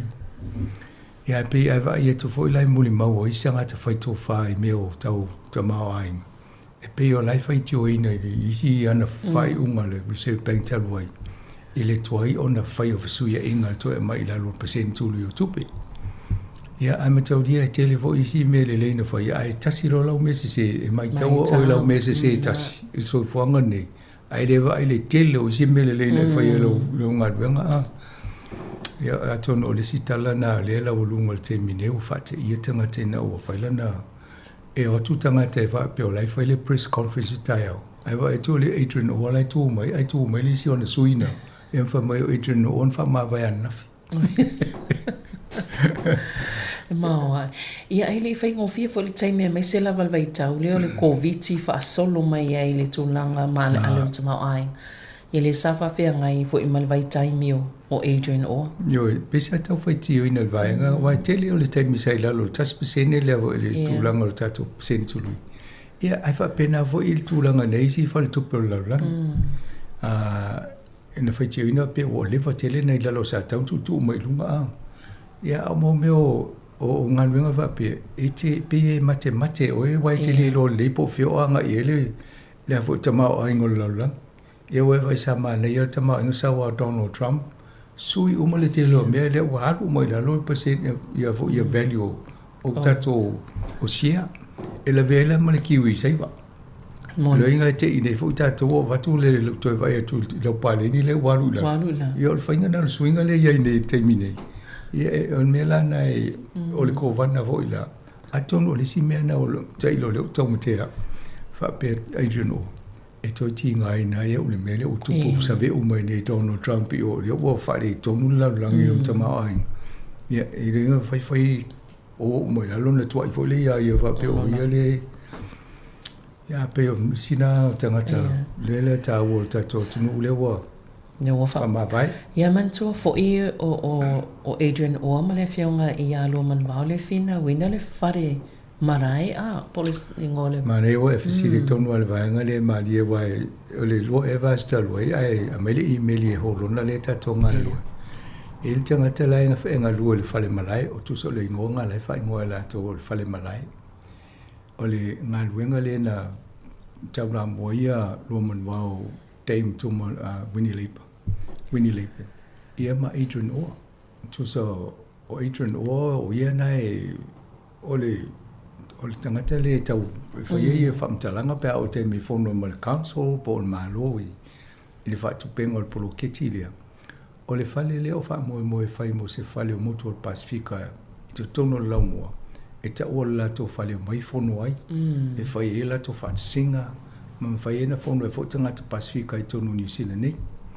Sa e la le amatanga na wha pe whai le wā o le wooden building. Le whale lai talani luma o le mele fatali pasi. Ia male va o le fale na male Rutherford House, fale mo fonga fale fitu e pe fi na ia i le tutonu al pasi mele fatali e pasi. Ia a fai le o sifi tai le mele nga tai fale o St. Francis Park. Inga tai fale Wellington. A le me tonu ana o le mana o sai nei fai la tonga la au.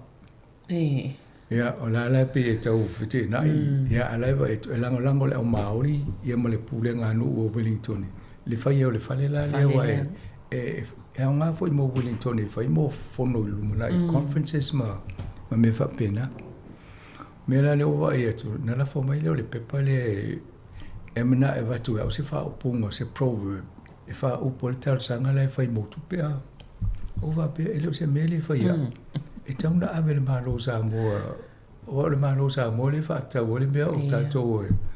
E no whai le vai e leo tala whenga e tō siri mai te au. Awe le kumsina al Samoa e siri le malo Samoa po la se la tō siri sila wala e mana as wha punga wha Samoa mo le tau sanga le tupere. Ea, ai matoria la le fo wha mawai e roman time roman wa wini leipen. Malona to whinga i le University of Victoria. Ea, wha mawai ai tau sanga tōna talo e o le leanga o tūlanga o tupe tonu New Zealand. Na vai fo le whalinga le universie o le to i ele la to sao whanga lea na wha pe tū tonu o le whainga o le whale lea. Lea la o le eilo manu wao. O le ai nei ma Adrian O. Ia o te vai toi o nei ma se whale. E le se, wanga na i te len tupe moto le Pasifika, me tupe e whai se sao whanga i e whai e. Ia na, so tupe o matata o Pasifika nei New Zealand. E whao ai le whale. Nei le fōwhanga le amatanga wo i ole. O le fo i ngā luenga ia ai. Si tato whātatali e po le ase. Yo e, a wha pia i ele loto tangata Pasifika e tauna whai e mwhai ana whai. E wai, a wai mele o po le mali diu toa pe tu ai tu lai maisi. Sa o le ia. Malo, ia le foi na va ia tuan na file si fa ma va inga le ale polisi o le e New Zealand. Yo e se foi le mele tu nei sa foi le Craig Foran. Ia fa mele nei tala bo mala nei lima tau sanga le na ngoi Ia ai stanga ta foi le na sa wa foi ole. Ola foi le ngole fale foi o supermarket Walmart le sanga luai i Amerika. Ia, e se ngal benga lai titi o toa ngal benga nana ia ni sau so ni tato ai fitau ia mo le COVID. La vea to fo mo ia le COVID ia te le o le suinga paka o ma va le se va le fel wa. Ia e matau ia la o si va le pena. Nana mo tau tong ia to fa fo ia tu va le poi company ai. Alai tong i va le. O ia foi le na suitu langa mai a Christopher Luxon. Tonua o iena na suia Krista fala le upale mia nei ia ai sa o ia foi fa fitau le fenga i mai ia mai le ai fai ti o ta tol tong tau ta to pase se o Pasifika mo ile ia a tonu mena e ina o ta no fo i ma tu fa sina i le fo tu langa le o pase wa ia le fo le Fiji Airways ne foi tong foi fa pa o mai pase se tanga Pasifika ina ia fai ngofie on fai ngol tanga te also ya lu le New Zealand ai also lungo le ia mal tu langa la lo ngalo e foi la to fa pena ai o le la ufa ma va ia ia ai se fa pia na sa ulol tanga te le se foi la ia fai ngole o le ngalo ia pa wana le me in sa tono le te mi ai fai mo le COVID ia te le foi su e ngol fai ngol na ia ngalo ngai o te lona la vea fo i mo le bon le mat le na ye ina fo le COVID te o fo tanga tin fa le ulo mo ilele ia o e mo le la mai tato i fainga malo i Samoa io o le ai wai ana na file sa va to fo tato le tiole le fa sala longa tu longa le YouTube. E mana ia le avanole ia mai mo tonu ia ta tangata wha whonga fo i tūlanga o a fo i o whainga malo i ni Samoa. E whaisinga whainga tā mo tātou mai la tō fo. Ia pe ia on whautua ina e talo tātou ina i so sani le whasinga sia malo Samoa. Awai whainga ina tātou tala noi mi tā upu e wai ainga o ma tātou. Ai pe i tātou wawa aima hatu tō le tō so sani e ina ia mo se tofile mo Samoa ia lai fa nga solo mai ni fo ile so le fo to fa sala lo isi vaenga ai pisa ta mo fai ole la le na tu to no ina ia ave se ia fia me male tofi ia pita ele lava le lango le la fa tu ole fast io la wo ia fa pe le lo la po la tu langa la ia nei wai ole o fast e ole lo po la tu langa na su ia o va se fia me termine ia pe wana na me mai mo se la to foi pati a to no tu langa na ia wa le malo lo e uma nei le fono to ato e falon to pe to ato amata ia me por fai unha e o me i le feite mo e tala no ai le la to paketi O te tatonu fo I o whainga matau lia o tele le taimile nā lu whainga o mta upu ia. Ronga la ele I whaia isi mta upu le malo. Ia alanga o mta upu fo ina he mana o mirpa ki te pāsia e whaia isi ngā ruenga ia. Antonu e wa umi fo ila wa ili whaatali a me tauna whaatala noni si mta upu. I wa le ia ai tai o la toa la whaia le malo e pule ala e tau le whainga le. Tato talo pea ma tapua. Mai se fo ile au tapua ia mau pea le to vai ma. Ma fa ilo pea le fa alo alo a ia I nei fo I vai tau fa pea nei ia tato atu no. O le ale ma fo o le ua pe o va so le fa ma pea na sa no. Pe o vai tau le tutuli ma. Ma fa ma vai. Alo va tu pe o fa ma lo mai fo ie. Va samana ia feel cough. Ai se tala feel cough na fai. O se fuane o si taimi a no fo le alo fale le se me tu ai alu no ni fa singa te awa ma oila utala ia pela mena na mo feel cough il fa singa na roi au faila na fisidi oi ele le tala tangata na fisidi pe mate talitonu ia Winston o ia for ia Donald Trump po la valon si feel le history o Petania ma fainga la ia e pela mena o fa pelova va samania e si se la utala na o fa yelo se mena te alu su e fu Donald Trump ia tuli lo fa te alo me feel cough linga dwen e o te lo ile fa ngo fie fo ia va samania e ma sani le ma feel cough o le fo ina nga lu e fa ta si aso tuana e wa feel cough sa tai the party sa tele the Minister of Foreign Affairs and you see o te lo lai fai ala tala malona mala malamba lan tala lai fai pea fai na ia pele ai. Ia fai lawe. E te alolo se tofinga fai pea. E taua ona fai fofua o tala langa o oe. O le foldinga fa aia na o le atunu. A fai pea o le komisina o New Zealand. Ia e te fai a uma mea e pui pui I le va aia tangata ia New Zealand. Ia atusa leo wado fesiri po le ale ya tamai o feel cough la I le tala fa so pito I pe on mena o le fi yo ya Donald Trump ia tulanga na o fa sa o Roma ma ese mai male tofi ia ele o tutu sa fo ila ia ma fo la foi to fa pe tal fenga yo Helen Clark e va pela ni ma wele ai ele o se me no tu le fo se sia pe a fo na le tala I fo ia le pale mio kana tale na fai ina o faia me yo terrorist mai e muli la le tala le ale fo ile palemio o Kanata I tala I si fo tangata na fai e matua I si al fai unga Donald Trump le fai le faingo me yo si ulungo o terrorist po la fonga I o lo fatau ia la fatau le fai le palemio Kanata langa le fo no fo Donald Trump fai o ta o ko vana o Amerika. Ai le ta o pale mio Kanata. Ia na le tau fitau ile. Ia o le mele e le se me na lo telefoni usila o alu ia feel coffee fa le tala ai mau lan tala. Ia pe o visiting ia la ta mai o le pale mio o le mi presidente o Amerika. Ia o le tal fia ngai fo. Ale fa no lo atu isi pe sa tala fia ngai le fa te ese pa wasama na ia pe sa tauna tapa pe se pinangalo. Po se whaatanganga mai le pale mia. Le ai o lai sa o le leia, ma te o le mista. E ana na mista o ele whatuatuanga o le pale mia ia o whai unga whapea. O lai whitau I le fo o Winston Pieces fo ele o sta mai minister o matua le whaivo o Paul Kiki na te lo le leia ona ia te tau mo le mele tau. E na lule ia le visiria ia manisi mea. Ana whapea o sta ngata o le party a le national le ia o tau ala fesiring yo le to se to fa le al palmia ia la o tanga to le lipo ia fa ngofia le se me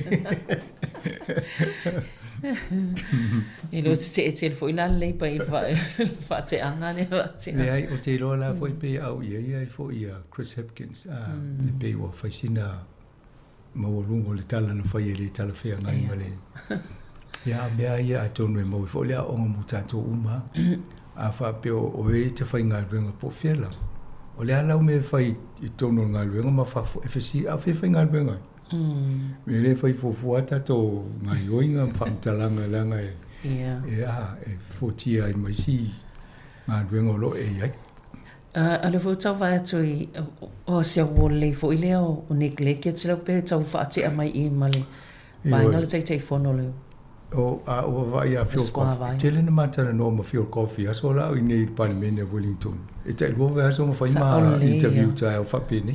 E interview ai whai po kalame nei a. E a lea lau tu pol me a le wawa no ko ya neglect. Ia le vo sa tenen whatara no a o iei tonu wa ia le pole no o porua. Ia o la e wa avele mau le lafa whaatua le pole no o Wellington e o te tau ona whaase tua ngalo wha. Ave ese mai male ngaluenga ia. Ia vo ia neglect o whaiti o ina o le leanga o le wa ainga o ngaluenga a le Wellington Water. Le wainga le wa ia le vai e tātou. Ia bese vo i tupe laive vese ne le satata nol vai aso te leo o le fesu ia ingo le tau o le tango tāo le whainga o paipa tātou i mo o mama ma mei e tau whale lei. Ia o pe o lai e pule ia Fulton Holton e Hogan. I le whainga o tua inga tupe ia alu i tātou ngā ruenga na. E po le mea nā le sa whaile la tō whaatsinga le aso ngā fua. E po le aso le aso nei nana. Nga pēna whono le tai o le afo le fitu. Ia mai wa i po le sa tūlanga e o no o ia. O lai mana o neglect e tia lau whalongolongo. O lai mana atu pele awa no se whaawawa o le tau suia ia le. Ia wha lawe mta o whapene. Ia mai lo le li poti ai motoa tu ngā ni mea lai. Ia o le mea tauna whaatanga tō le whaamawai. Ilo le tuli. Ia lai mana o neglect e li ai. Ia ese ai ia lo o tangata mana lato. Ia o te ilo se i. Wawa i po whianga i. Ia mano se i whaisin ta malo longa pupu unto e wha awawai leo. Ta noanga sanga whaftai.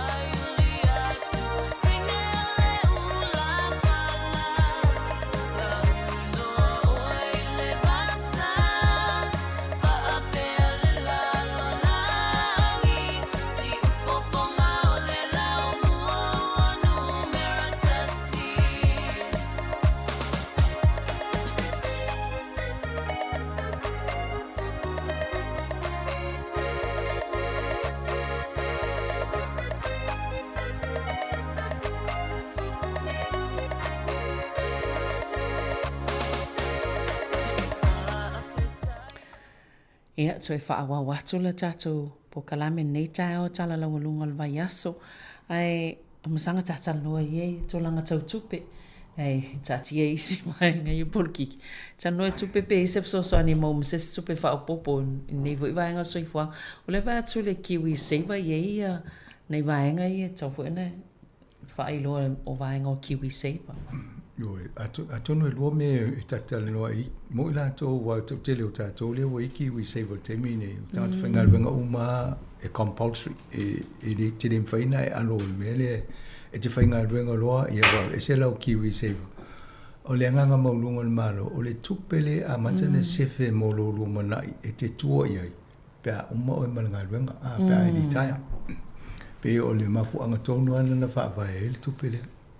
Ia oisi, ia o tala tupe pea whape ua ngase pole alawa e ala ia awala ia wanoa na e mwhaine tu mai e whai e. Ia anto te le alawa. O le mea nane o e nei. Talwa o le waru la lu tau o sie la lang. Le o la ve mar kiwi seiva lo inga ye tato e va ye to ni se te mo mo ko sa la lo le pa le ni o lo tu. Yo me tono ala tu. Ale tato fa to avel tato fa to nga la to le va ye tato tu pe fa pe. O lo la to le me tau na fa ina ia ona ia fa ina tele. A me ia sie market wa la ave investi la to isia.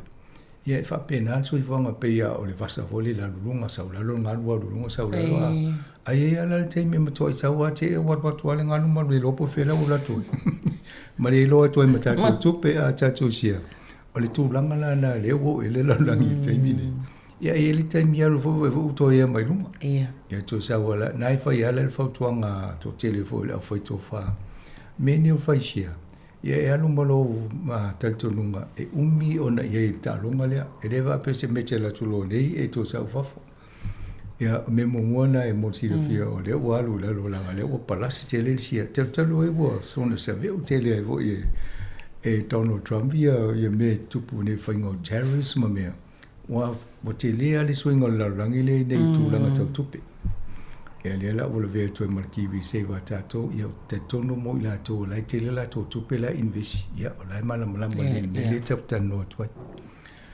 ai o le si vainga le tala no ai fu termine o ye ne se wa le o fia ni tau sanga po o le dima tau sanga talo na fa le kiwi se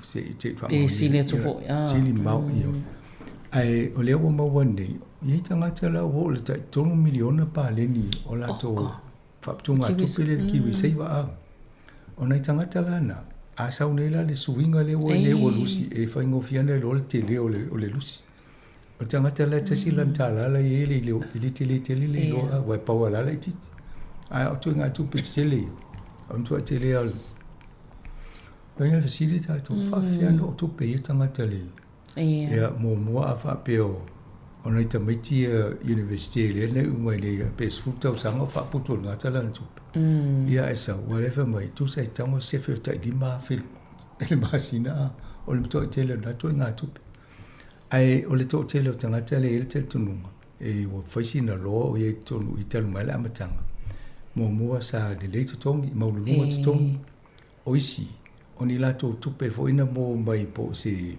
tu pe na mo mai ma tu a o mani diu ia mo mo se vai nga tupe ia pe fiela na ia vai nga mai lon tama po lon tina ia sa loto o mai tonu e fa putu e tonu i mela na la o va ve no la to i to inga ia o nei tanga te le maula la lo to ia fi wifi e de la ngai di pa wa de ia e fa tu nga ia e pe o le o mai mo le lu ta o istangat ama fa istangat wa pe o le pa le ni le va e tem fa ya no le 2 miliona ia ia tangata le tongi wa isa meti ia ungai pole i university ele i umale di matau sanga talu na fainga venga awo o tulanga ta se la wa fe mo ia la to tongi a o la tolana ia va vea no to inga numero le pe o le di masu tau sanga polons fo tau sanga ia o ne tangata ia vi wa fainga venga na to tongi ma wala loa ia ala e to la le pa avo le tuai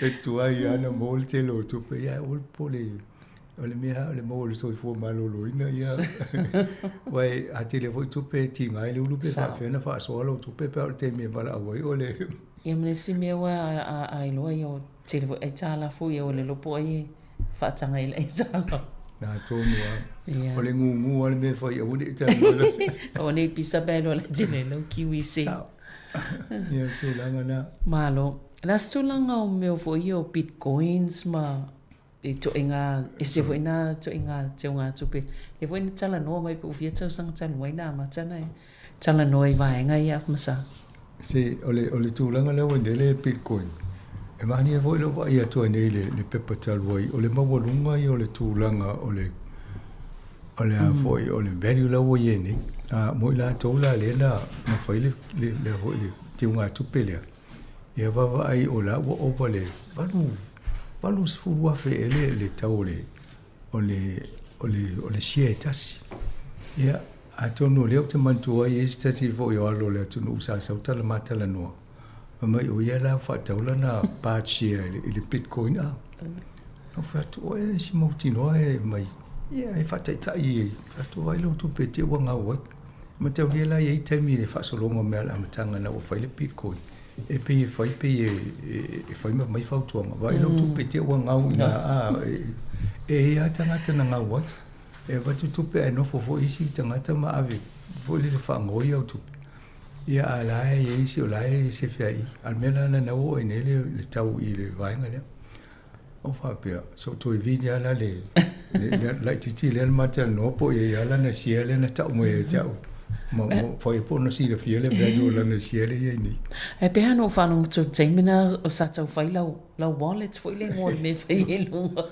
na fai o na fai na tango fai sekti le wallet o no va pe fai ma wali tu pe ka tu e tu ni ale lo vai la e so no e tasi ale me fa ta we valu se fulu lu afi e vai te bila va pepe ala la forme le vai foi mala to le ta fe to ya la isi me ia le o tu ma la tu poloka me se papa foi le fa puto ya le me si me ia le o fa penale vel e o tu langa na mo to fi bitcoin ia shakila bitcoin pa le ni le o ne o si lu ngale ta le si le o va i lo mo fa ta o fo ile fa nga so lo le bitcoin ele miti le fa i bitcoin na fa ile amatanga o lona winga ele ma fa ye to te le o millionaire ma to fa ta uni me o mo le titi e pa o le me o le fa ta mo ia tu ia sia ista ngata ia lo nga an wa te le lunga pe ia e va tu ma pe 4 miliona e to ta dia la ia ma ave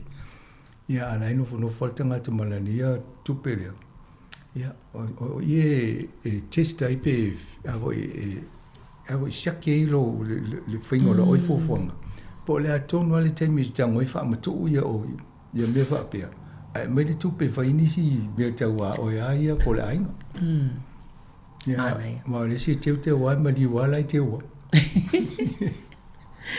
Mana ia pe a fa ia e fingo fina mala mal fingo ia to inga me e fingo fi fo na o i tanga tawai ona o pe o le teknolosia le o telena fa atino ia fo i to inga au nanga fa pe atono e mani fo lokta le no to o le alo le to no le utana no to sa nei sa onga le Victoria University ia na lu le finga luenga le Ministry of Business Innovation ma le MP ia na lu le termino finga luenga i Australia of America company Australia le tongi over to mau se lau ma le afetong ia ma le pensione lana mai ma lunga tiri so lo le fa mai o le taman to lo talan fa mai ja o ne o le se fa ngal nga tau to ma lo ni si ale offer le lo mai ja o ti lo fa mai lo ma fa ta lo for at o ne ngalo ya o sa mo capture o la le ngano ne me tau cyber security ma mena ia le te me fa ma tal no ale maria la o le tala no mai ja o le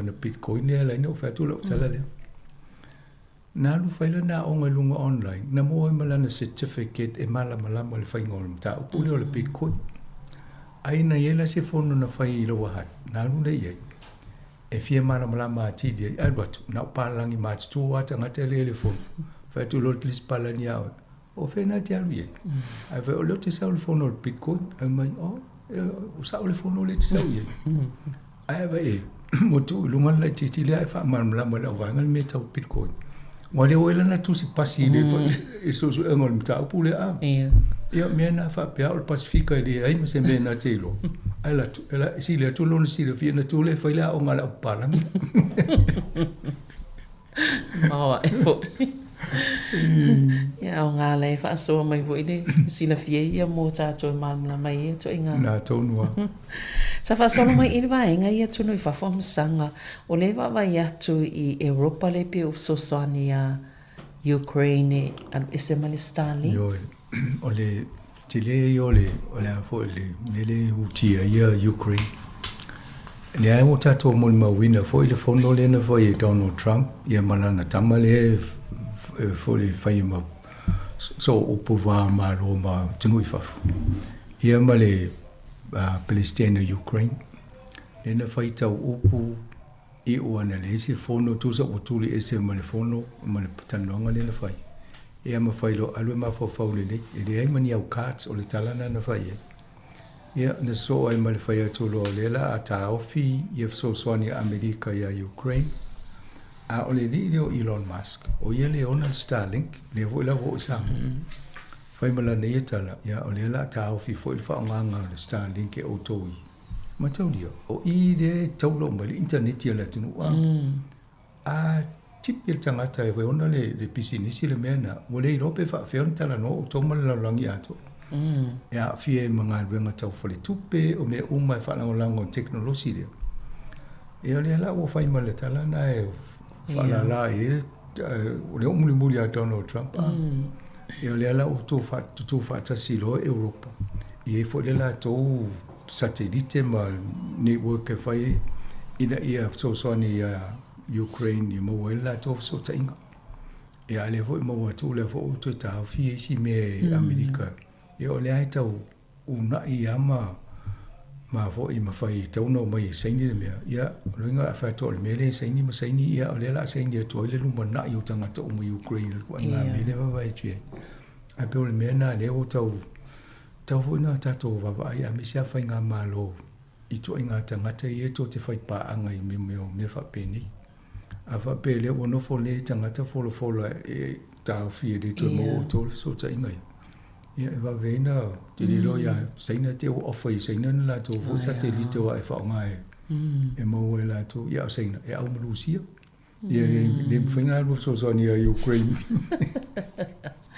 Wana foi se Samuel tai me for knowledge choko a walen to e fa pe malanga to tanga sali Elon Musk ma le Palestine no one phone no tonu ana na fa e lua la tanga tentala no le vanga le o le Vodafone o la to le ele infrastructure sa mo po me e fa ye so tai ma tanga ta to lua o suina Elon Musk na to tala no le Starlink ia la wa lu Starlink sa mo pe se la to lima el vai o le masina e lo te fa no mo to la e fa ta we sa mo ma ne ye pe a fa lo a ye lo la to na fte na I fa pe te ia wa a fa ina fo le va no ia e tawana va i po le a si me fa la wa va I Pacifica e tawa le PIF le Pacific Island Forum tauna ni la to love satellite e fa la to so ta inga I'm fine fa na lango isi tam tele ai mo me la ne te o feita I mai te o pe ia a te o mal Pacifica o ya sen te o fa pe mai lo ni ya la ve se la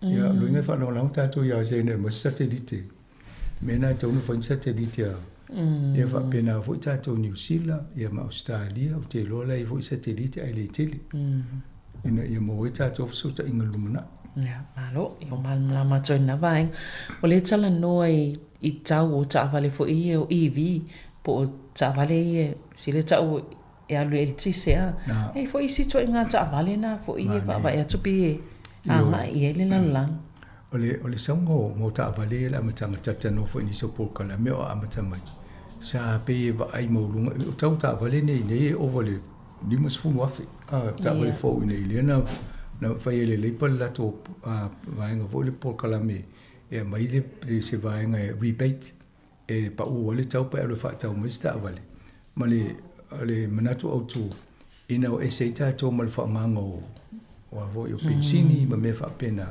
ai fa ngale pau ole mariela o sia tunu ele ni la to ele tise malo si fa tise mo mo le vai i pe o tafe me ma pena yo tato over limas full percent o tato ele tise mo mai e fa ma tise e mo mo le vai tato fa tano ya o sino ya na le swa ua ma le a o le fa ta va le alu le ele tise e mana me swa o mo le ele tise a e de ala se ngai de se fenga se me a le tūlanga la le iai.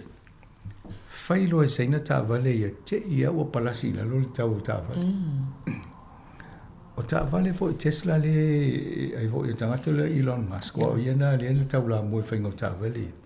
Na mai an tā wale ngau si seina wa tau ngō fiele lei pai seina.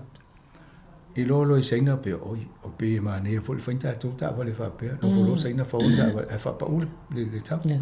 Ia lala wo ona tawa wa ia tu te le vo ila le si swinga le ia ne lawa amatana le si me tono ale o fai me o tariffs la fonga ia ena ia fainga ta ni toi fa ta tu ni tau o loa tau ngo fie o ma le ola ve fo masaina I tariffs ia fai me la fonga a o ve visi la si company ni fai ngo mo me o ta vale a le sisi ala nga lu fa ta si le BMW ma le Toyota e fai ta vale a lo le hydrogen ia matau o mea na o mea mo va tato si o mang. E le tau walu. O lana e fōringa ma le la toa wa ai. E le toi mamau le luas fulu lua walu ia. Ia le uoli ma le toi tau sanga. Ai mau ta wale lona winga.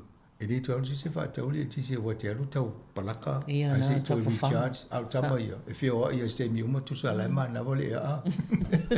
Pe au tama tana ma na wale. Ki sene.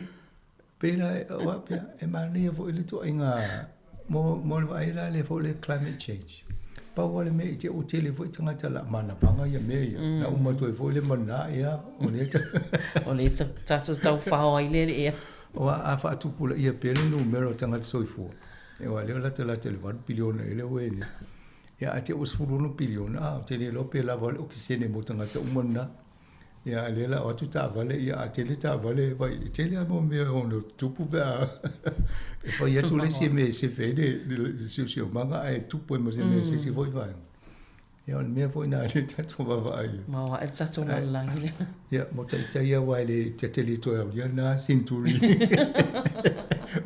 ta tele po le tele o te lo fo nei pula ngai le fan no mo e fan no mo woni se e mana me fa o mai ta mali manua tata noi la isi vaenga ia. Ta ato ona le ta oa ia o Ukraine ma le ai fa awa wale taua a. Ia liva wa i atu lai i le fono leo le fa amsinonga sili le United States. Pio leo lato te ina ia le fofuanga o Donald Trump. E tau fie ia lato so soani a wina atui.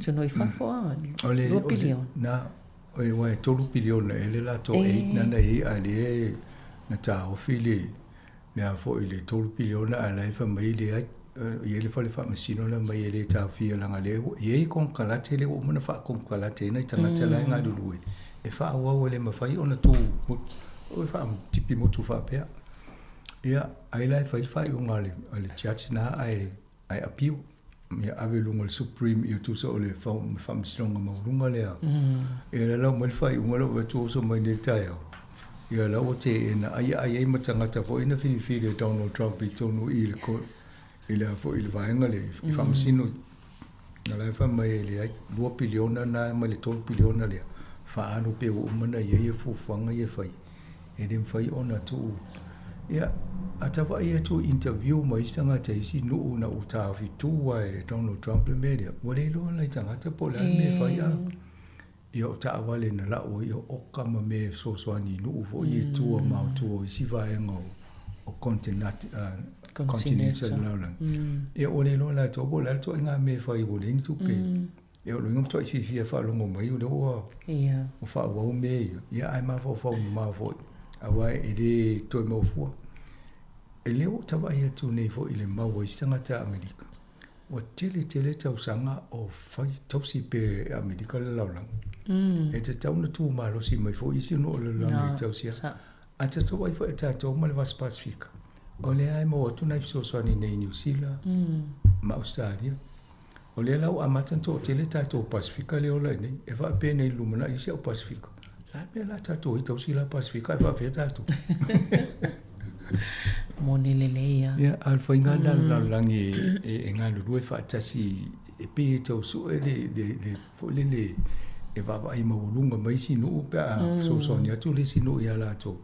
Ia a tipi lo le pol melen fa e Donald Trump. Ia na le lo le pol an me la wha ngai oi umai a so soni na mo e vaenga e se matunu e se o lalang. E awala mai tupi mai Amerika. Ia le fo wai loi le te leo le. O le sao fo i le United States te leo lo whai mo lalangi ngā lua pa. Alana mai fo i te le fo i sao si nuu Europa la i whai ngō meni. E rena o Amerika le la vea i. Ia ato no e a tipi tō piliona ia wha pe voi leo nuu ia tipi fo ta tō te real suinga le la ia. Sao le le talu whai. Se i tātou e fo i mei i tono New Zealand vaenga le o le pokalame fo i lea le na anga wa ai tātou Pasifika ma Māori o le whaata po so suenga mo le whaia fua pe whaato pel malo mo i kānesa sa i le po afi kānesa le o le manawa i po le tau whale fo i se i tulo. Sa i ere fo whangal malo mo tangata uma e se i Pasifika Māori. Ina ia maua fua le sa i linga o le vaenga na tōtonga na o tangata. Mai le ono sfutau sanga e o ato le fitu wha. A leo sau ne le si wha ringa la tō. Oi, o le tūranga na nei, ono sfutau sanga le fitu wha e whai e ia free screen tangata uma.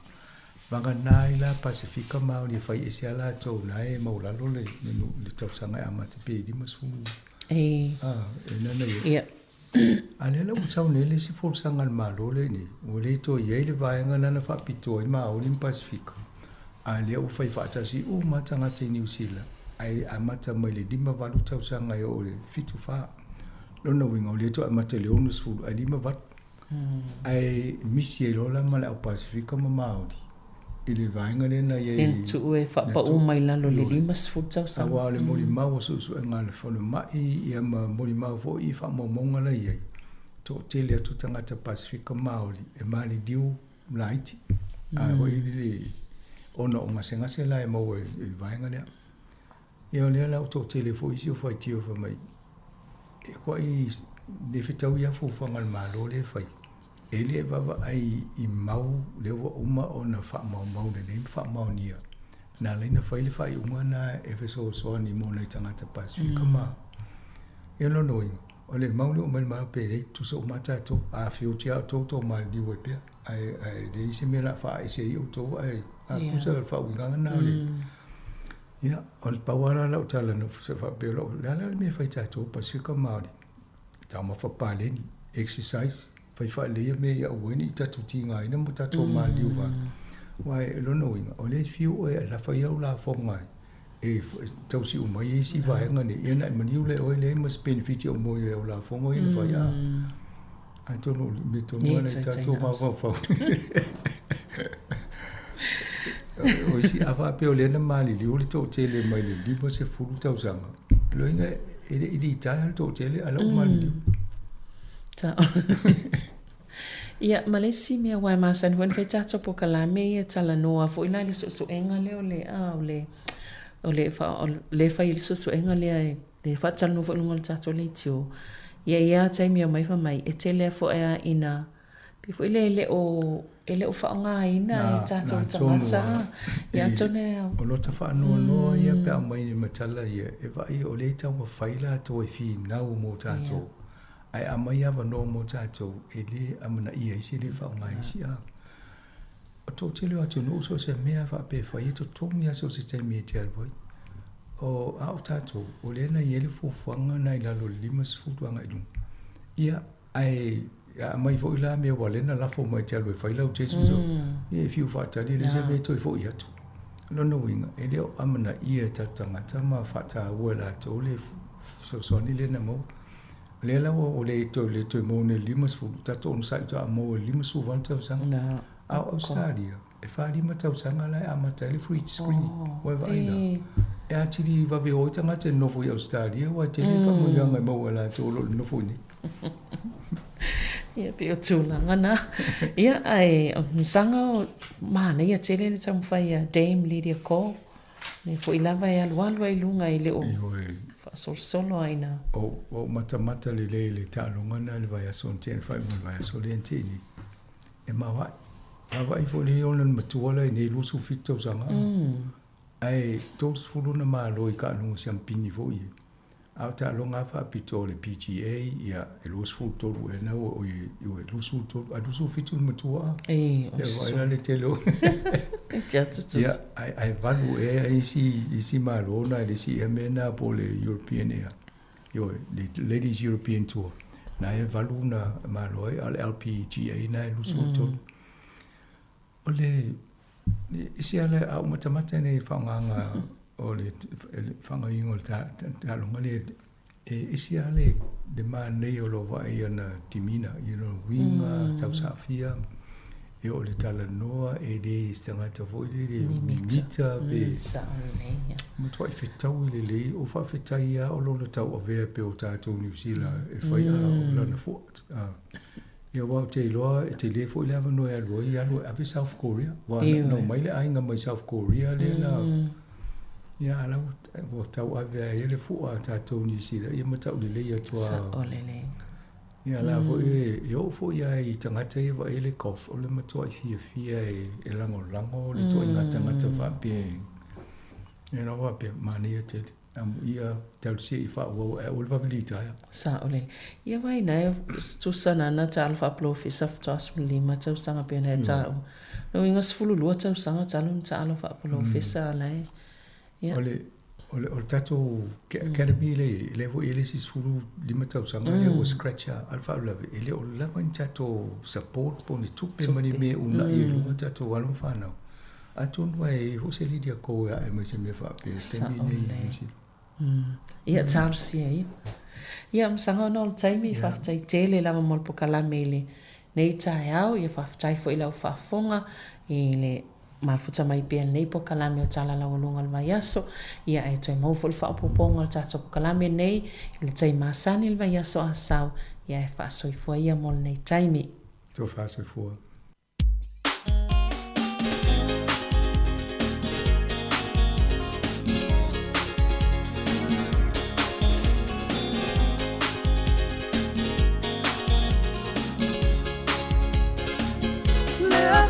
Tulangi, tangi maiala, kau puni matangi, ala uasala,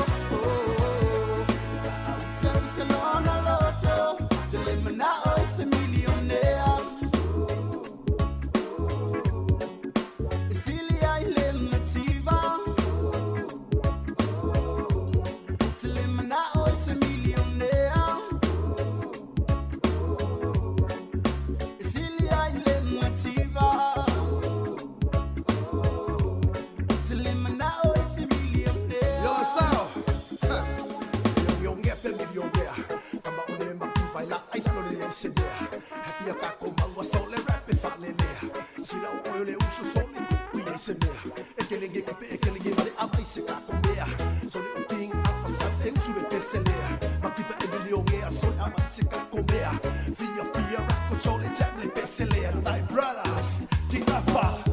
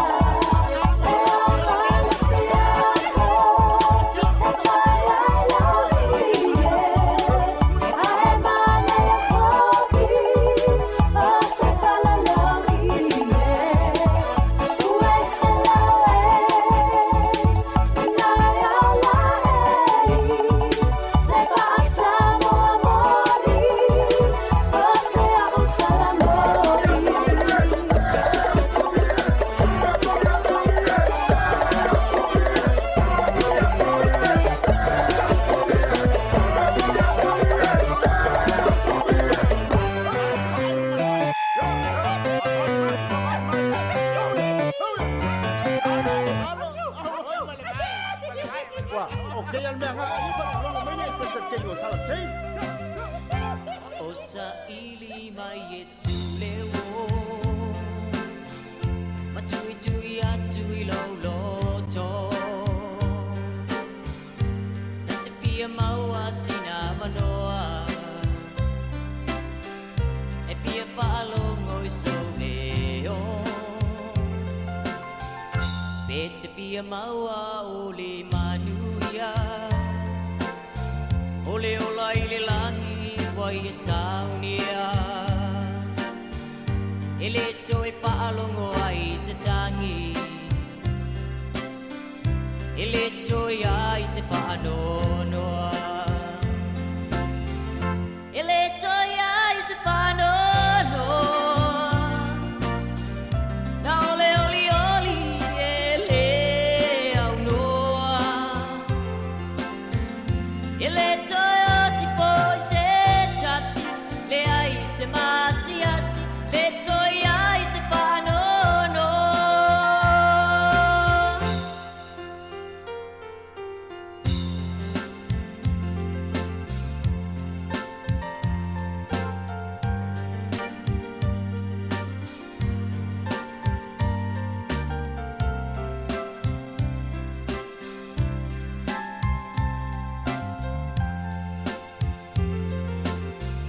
ole ama puta ina maya ile oli oli male pia pia matu ina tu olona vinga ile pese po wale apaia ole apio angale na ole atua wau maona saudia moi taua ai apai e te li sauni ile langi le tanu umoni oi inai pai le mo topi ile toi ai se panono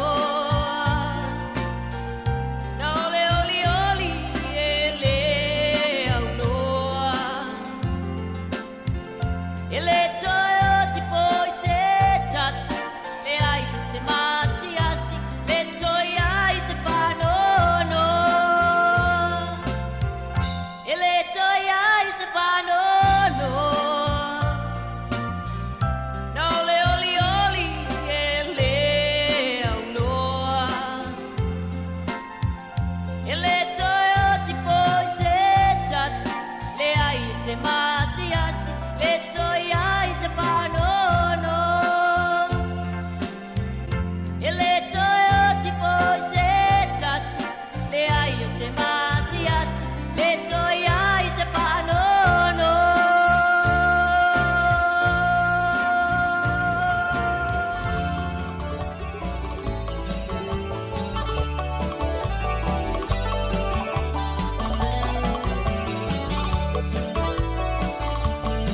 Te lingo le alanga ua so ai atu vasa ua lolomo i le atala ua moe nei fonga le fasa o tukule fai wau tama o moli ala ui fonga tama whana wau la mana o sapisa moa i le maasala wha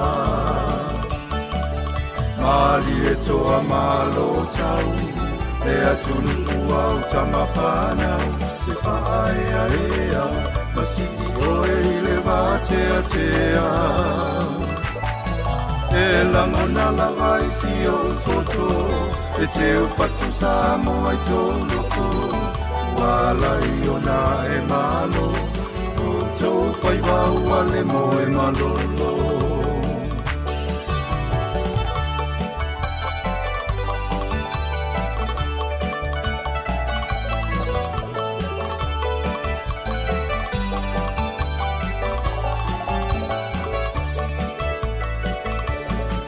Walenga taifa ngatama Aole kuna ole malama lama O mai ole mafau fau Matematika male poto salalau Le atangai fa apolo kiki Kolo fe samasai ene tisi tala mata tifanga Ilonga Samoa I whawhia whianga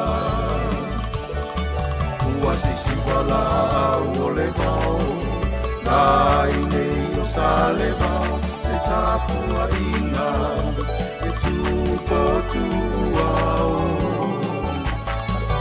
Ta aina tu I whangalilo Aole nei lava wa whamanino O tō whaai e Samoa Mawhana whaau I le vani monino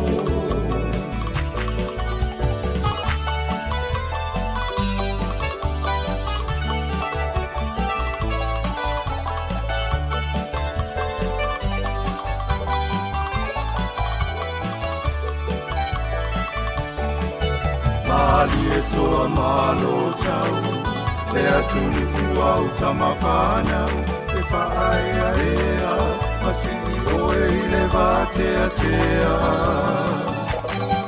E langona lava I si o toto E te o whatu Samoa I tō roto Wala I ona e malo O tō whaibau a le mo e malolo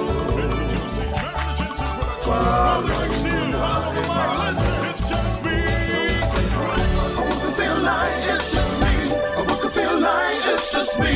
I would feel like it's just me. I'm all by myself. Telling me I wouldn't leave. No, you won't. But my sister said move on and believe in myself. Praying to my God will I succeed. Only He knows what He has in store for me. So I'm telling you, gotta keep on trying. It's not too late. Cause I'm all by myself, keep the faith, it's just me, yeah. Gotta keep on trying, it's not too late. Don't give up on your dreams, they'll come true if you believe that just me, yeah.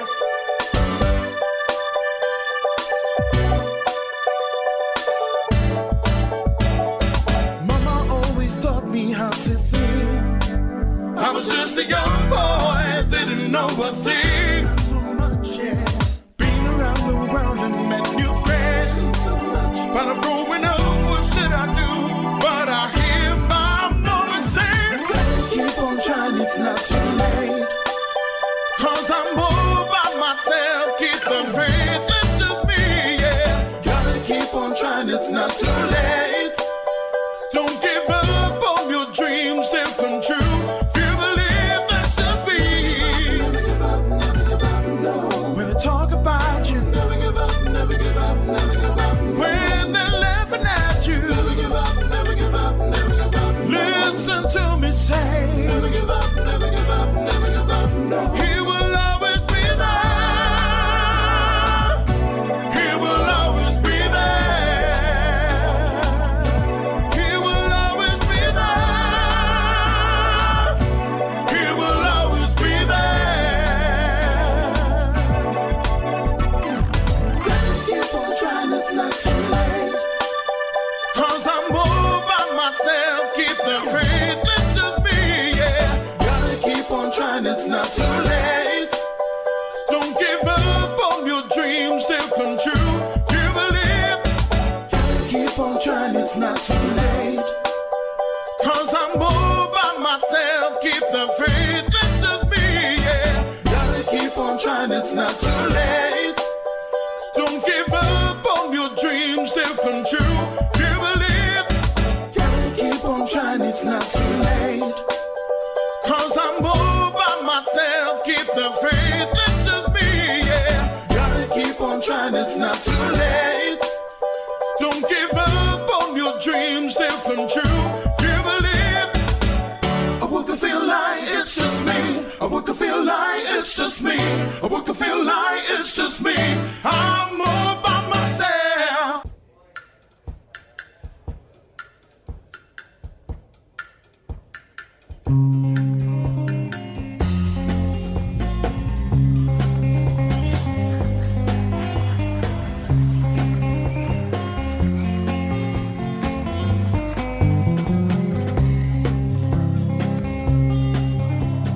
La ulu pe uane me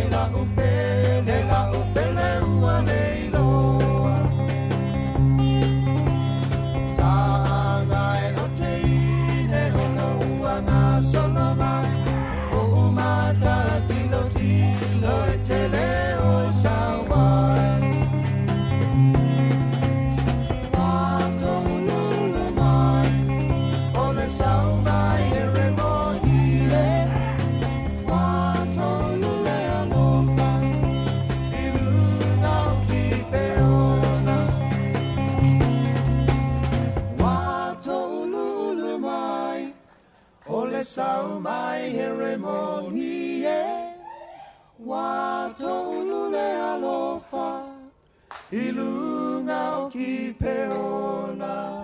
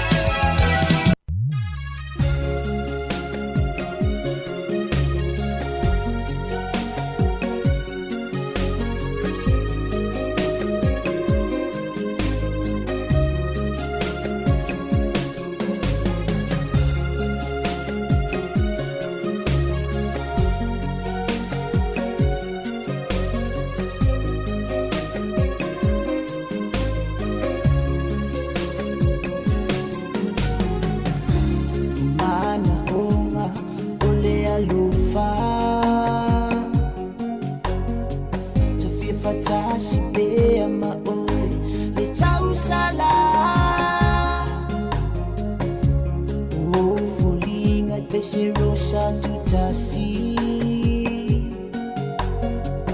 Dewa salama maua matalasi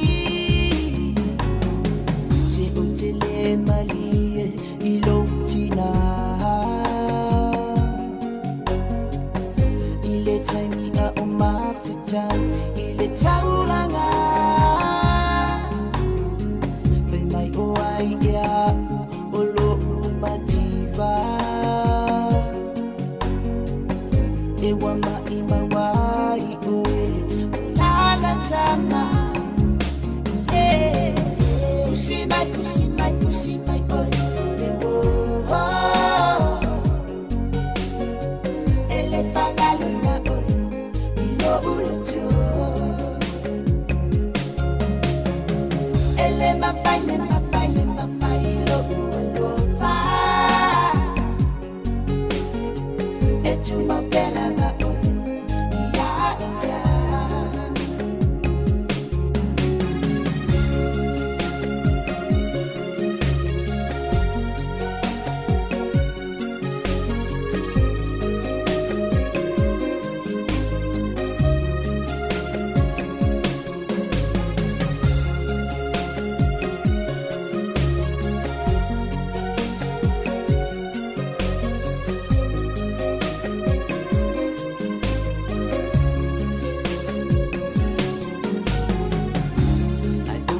Talo peilo uachua Eto efa atasia Imafutanga Wana oe watasia ila ufili-filinga Etu mawea elefa alua ina Fusi mai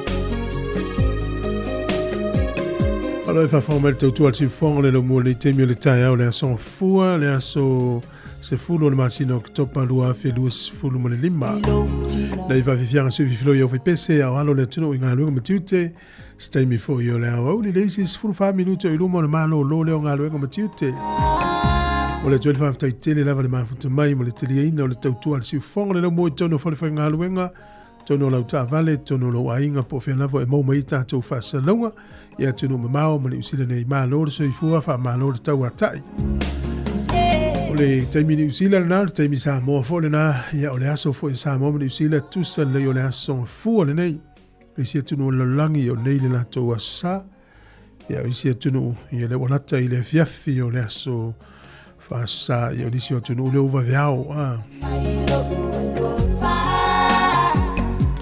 o le tale sfuru le dua tatu telefou fa fifianga se fifiloi se ia tale tasi o le tatu tautua mai Samoa pe o le masani ai a son fua ma stofia vesta tasi tale no mai le sunga tasi salem sem ya le nei tu la le aso e se le matango fio le tau le mai tau atu fafo le tatu ofisa solo matango fio avole la e le opisi telefoi le wala le matu le tatu ofisa nei angiangi mari le savili to ale lei le pe o mai tau atu I lau la au e lumo le ofisa nei e matua to ale lei e savili le o angi malosi. Ya, manuia tele ia fuafuanga ma tau mawhitanga tāpina penanga o tau mawhitanga o le au auli.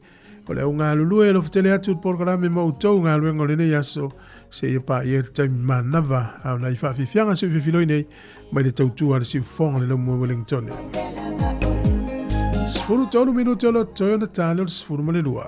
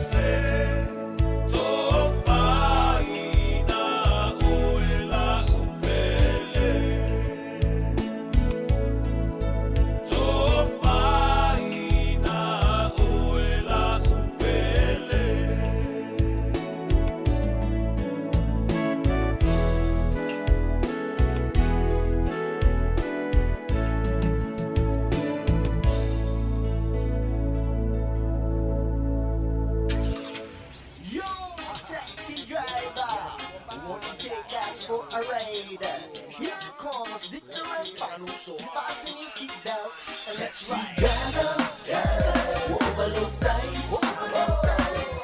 I see a man on low man, I shall go by. Taxi driver, driver, overload dice. Take it easy, have it honest, slowly, because I'm supposed. Woman, Pakalapola, and my leonga, was you a son of taxi aluai? Sua, Vala, what you always twist my ear. Lenge, taxi, Kuale, like a pea. I woke up your life, woke up the Pala, Belave, or Pa for the Balfia, Will Fale, who keep out you, keep for my life. Isabali, Shallow, taxi stand in the market. Taxi gather, gather, overlook dice. I see a man on low man, I shall go by. Taxi gather, gather, overload dice. Take it easy, have it honest, slowly, because I'm supposed. Taxi driver awa ete ona le soifua o tangata ua yo lima se tuulo mi mita bero ma se tene epa icy file le le fatali mai le fale awar so on si ele ta o al pase se ne ite iwa e o so atia e ga tabale ma ba I love you o ka statinga talinga with the beep beep and the boo boo. Taxi gather, gather, overlook dice. I see a man on low man, I shall go by. Taxi gather, overload dice.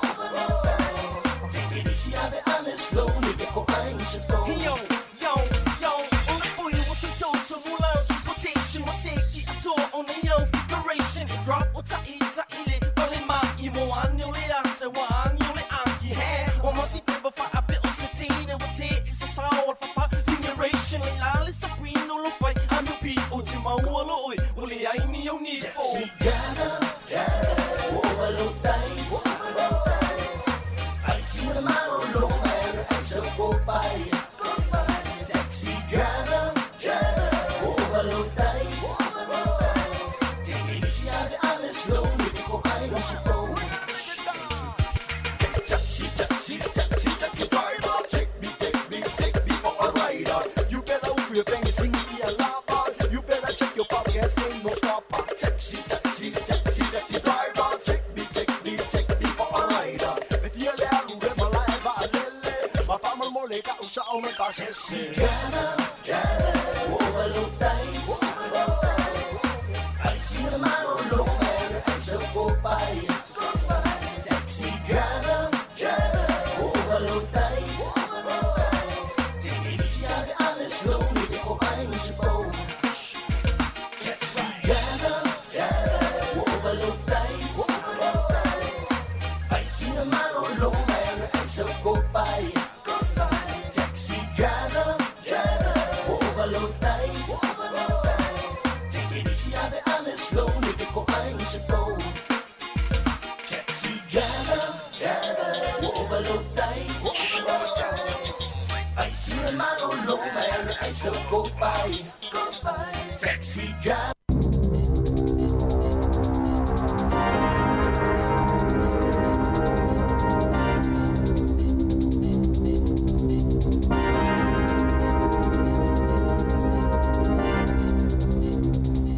Ta lava I le nei foi fa o poponga o telefo le si fongo le lumua mai I Wellington.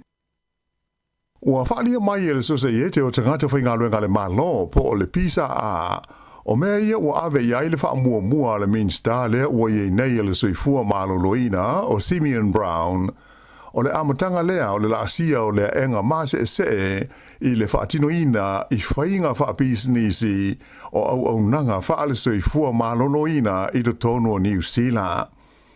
O se tautalanga le Minster le nei o Brown sa whaielas foreile I le whontanga le au whai business o New Zealand, le Business and Said Health Forum, sa ia tauai, ua te tau o na ngāru lue whapaanga le malo, ma business I tū maoti, e whaia se fofo I le whaafita hauri wa levo na iai, o le uumi leo lisi whaaturitari, mo te ngata e mo mia le whaia ni totonga whaapitoa. Sa tauai le Minster, e o mai ia se temo le tausanga na tenei, o I le luas furufitu wafe fasa la wiva fitu le au whainga o tangata o siliatu I le wha masina o wha atalitali pea mo le whaia o ni o lātou ta o tonga. Ta o ai Simeon Brown. O le temi nei, o le ofa atino, i le teimi e tasi le mtanga ruenga le soifua maloloina po le Health New Zealand, i e to'otonga wha apito nei, a to ai ma to'otonga i le alofia o na whaia, mai o le mafuanga le ma sani ai o na tuwai le wha ngā solonga o to'otonga wha apito nei, o nai ave le wha mua i to'otonga i le tau lava o na whaia i le teimi e mana o mi ai. O le mafuanga tonu lea, e umi ai lisi wha atri tali e pei o na iai. E manatu le minsta, a tonu e le leipe a ngā lulu e whaatasi le mata ngā ruenga, ma whale mai tua po o pisanisi tau le soi fua maloloina, i ni whenga inga whai umi, mo le whaatino ina o tonga whitinga nei, i ta o tonga whaapitoa e mana o mia e tangata ma mai po o ngase. Whailo mai ai e le whailu tusi a wā o le pisa a ia Fleur Fitzsimons, o lea ua manino mai, o le mea tonu wā lea o lo nau i eile minsta, ina ia whaatino i tūlanga whaapisi nisi, le whainga o ngā ruenga le mata ngā ruenga o le soifua malolo ina. O se tūlanga o mautino ai, ua le o toe mana o le malo e whaau wau, o na la tau whaatupe ina au nanga tau le soifua malolo ina, a ia whaamatu watu ia ngā ruenga, e whaatino any company mani pisi nisi tua. O le tapai whai puna le tu malo mana, le alo sa moia Barbara Edmonds, le ua tofia, e whaulu iai le whaatino ina o polo kalame tau le ta mau ainga, a le vaenga whai po le pati le Labour. O lo tu mau hoi Barbara, ila na matata au tu, o ia o le suiso o upu le Labour, mo mata upu tau tupe, ai whapea mata upu tau le ta mau ainga. A le la o whaapopo atu ia te ia ma le matata fau le o whaingoina o tupe whaasao ma tupe university po o le savings and investment mai o i taita ia ai ma le tūlanga wao o polo kalame tau le tamau a inga a le Labour. E le ngata i lea ai wase e na fo il tamata i whaipule o mana i le tūlanga tolu i le whaasolonga o le tūlanga sinia o whaipule o le Labour i le taimi nei. O leisi fai pule Pasifika o le li o tangi utikere le o lo tu mai le tu malo Palmerston North ua si tia fo ilo na tūlanga mai le numelas furuiva sa ia i le whaasolonga i le numelas e furulua i le teimi nei mai o tofi ai o ia vea masuisa o upu mo mata upu tau i whainga malo whaalote whale po le local government. O nei swinga i le toe whetuna inga ma le toe whaatu langa ina a toa ma tā whaioi e whaipule le pāti o le Labour sa whairo mai alo ia le teitai o le Labour ia Chris Hipkins i le whai unga le vai aso. Tā wai Hipkins o se vaenga o tā penanga le lātu vaenga whau whai mō le whina wina o le isi palota a tō fwoi ma le teitai o se isi whainga māloa New Zealand o le aso so ai. O le whaasolonga fōla ua i nei o le pātia le Labour, o lona teitai o Chris Hipkins, sui teitai o le tamaitai o Carmel Sepuloni, tūlanga tolu atu i ei Barbara Edmonds, tūlanga whā i a leisi tamaitai o Megan Woods, tūlanga lima i le whaipule Māori o Willie Jackson, tūlanga ono le tamaitai o Aisha Verrill, ai lona fitu ai le ali whaipule, o le tūmālo le Wairarapa i a Karen McAnulty, e pe ona sila fia tolus furfa la fa ingo foi pule o lo ye nei o le partia le Labour i le tonu o le parlemene i lana paia inga o lo fa nga solo nei o i le fa amsinonga maulunga i le tangi ni te maiti o lo a onga fa lo ia e fa sanga lea i le fa tanga ina o ni company e fa ni su enga mo le swa u e mau mai le sami inga te falo le tumalo o Taranaki.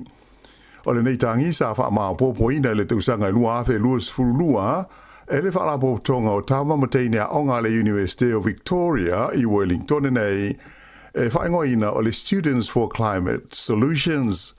Mai sa wha sanga lea i le minstana ia i lea vai taimi, mo mata upu tau i le malausianga, maala manuia wha le natura. O le nganga o le nei tau sanga i le wha amsnonga, ina ia whalea o ngā ina pe mita ma le whaatangana ua tu ina atu e le minsta ma le malo. Ini kompani la tau te whaiaini suenga mo le malo si anga o le suao o whapea ma le kesi e maua mai le elititai ngā tei whale o Taranaki.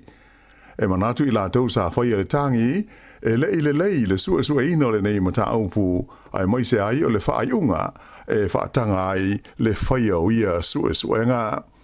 Wa uma o na ilo ina le mata aupu le nei le whaamis nonga o tāno sanga, ai o le la o se atu nei e tango fia ma whai iai se whaai unga, a le whaamis nonga o pito Māurunga o New Zealand po le Supreme Court i le laumua i Wellington.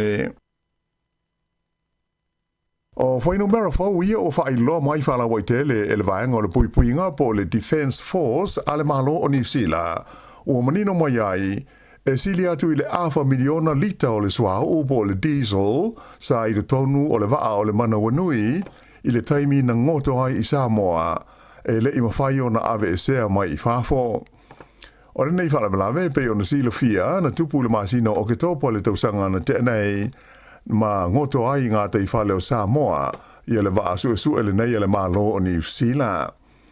O le asfrile na tenei le asa whailo mai ei le mtanga luenga le puipuinga o le ua umale lato ngā luenga sa whenga iai i le ave e sea lea o le awhainga e toru se lauono se furuma le 5 lita o le swao po le diesel mai tāne o le mana wanui.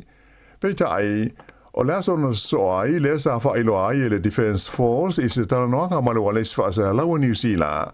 E tusa ma le iwa se lau 5 lita le a whae le swao o le diesel sa iei le tonu le vaale nei i le taimi na ngoto ai.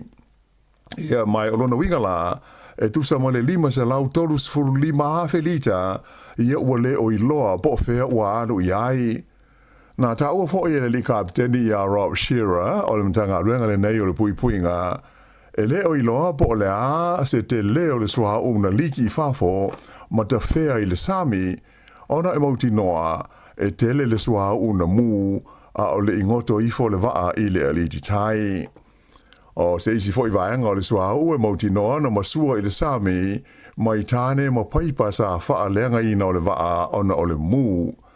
Ai, o se ripoti alo i ale vaenga su e le malo Samoa na fea ngai ma le faa le velavele nei, na o lātou ta uai, pe tusa o le lua se lau 5 lita o le swao na liki mata fea i au o le sami. Ua uma fo isa su e ngā le vaenga o sa e nisi Samoa na atangi ai, e whapea o lo saonga le mūna ngā te whale, e le o te le se a whaina mai le swao, mai le waa na ngoto. Ai, o le ngoto ai o le mana wanui na tāwhi ai ni whai ngā whaiva ma le whangota i na o ia, a toa mai isi fi ngota mai vaenga o le ngā te whale na a whaina ona o lea whaafi tāhuli.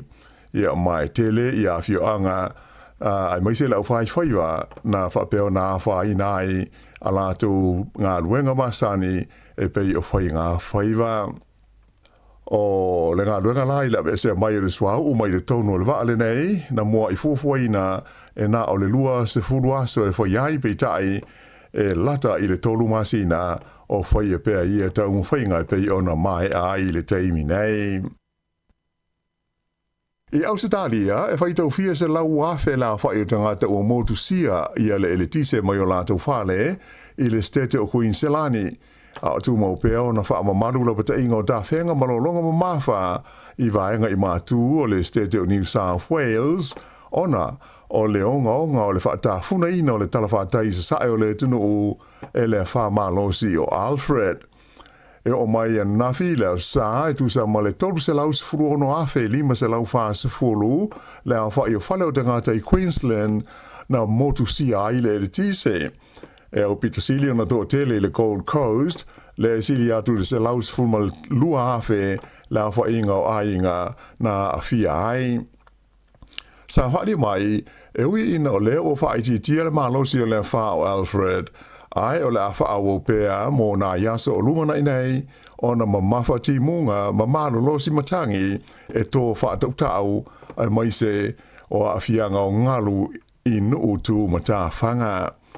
O le teimi nei, ua whaieni la pata ingo fōu e le ofisa o le wā ai tau, mō nisi fo ilo longa e a fiai, i a vaenga saute sa sai o Queensland, ma mātu o New South Wales, ona o timunga ma mawha o loo wha wau pēa.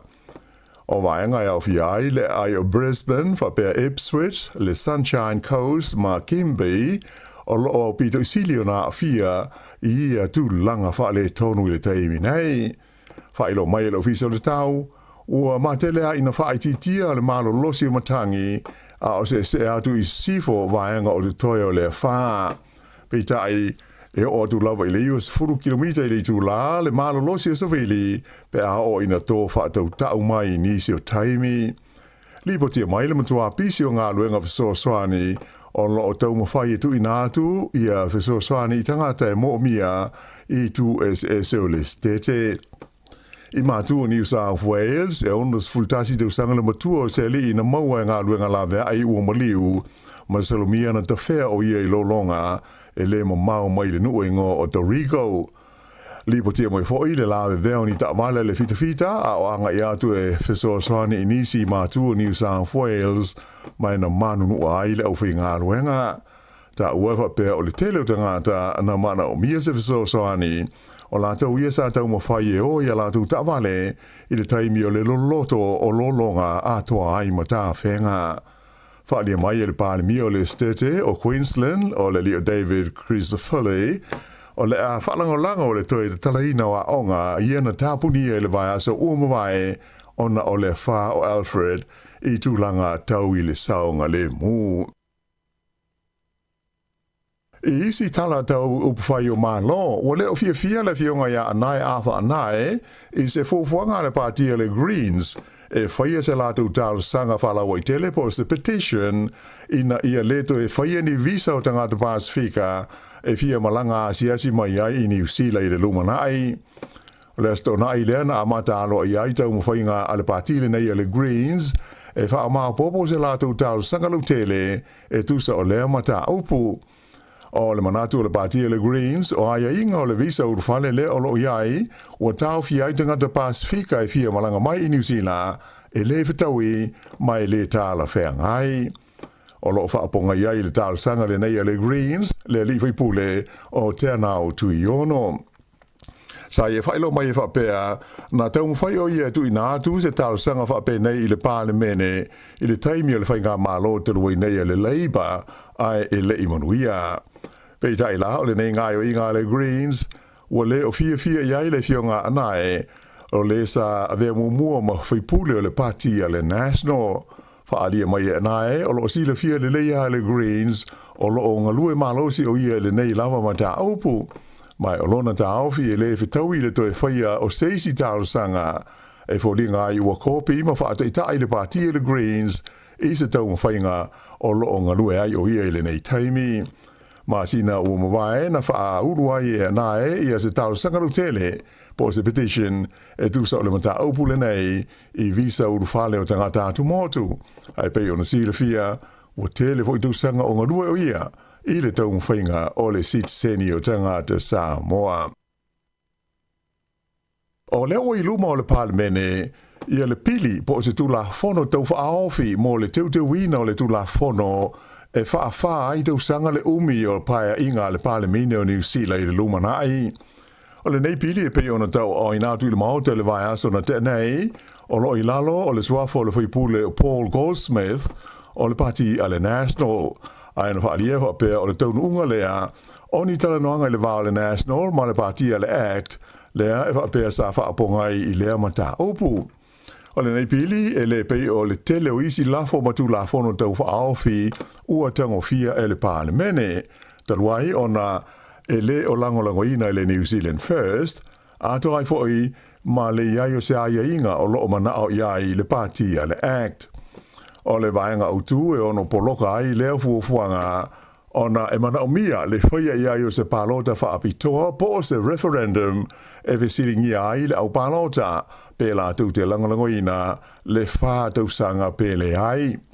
Ai o le tuutu unga po le aia inga ua mana o ai le pati a le Act ina ia tu ia i tonu o le pili e whaato a mawhai ona whaatino le whaantau sanga o se nofo inga pe a whai e ta lia se whai ngā malo fau e tūlai mai ia ni tūlanga ia a fiai le whiliwhilia lea o sui o komiti whaapale mene.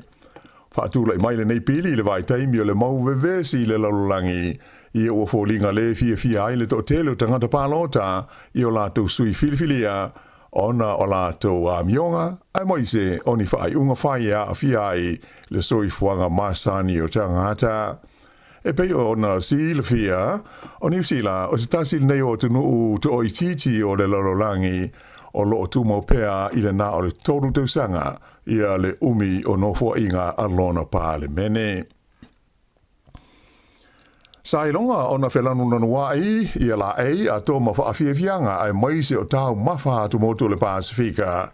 I le taimi o le whaalinga tele o tū maanga nuu o le Pasifika, le Pacifica Festival I Aukilani I le whai unga o le vai aso.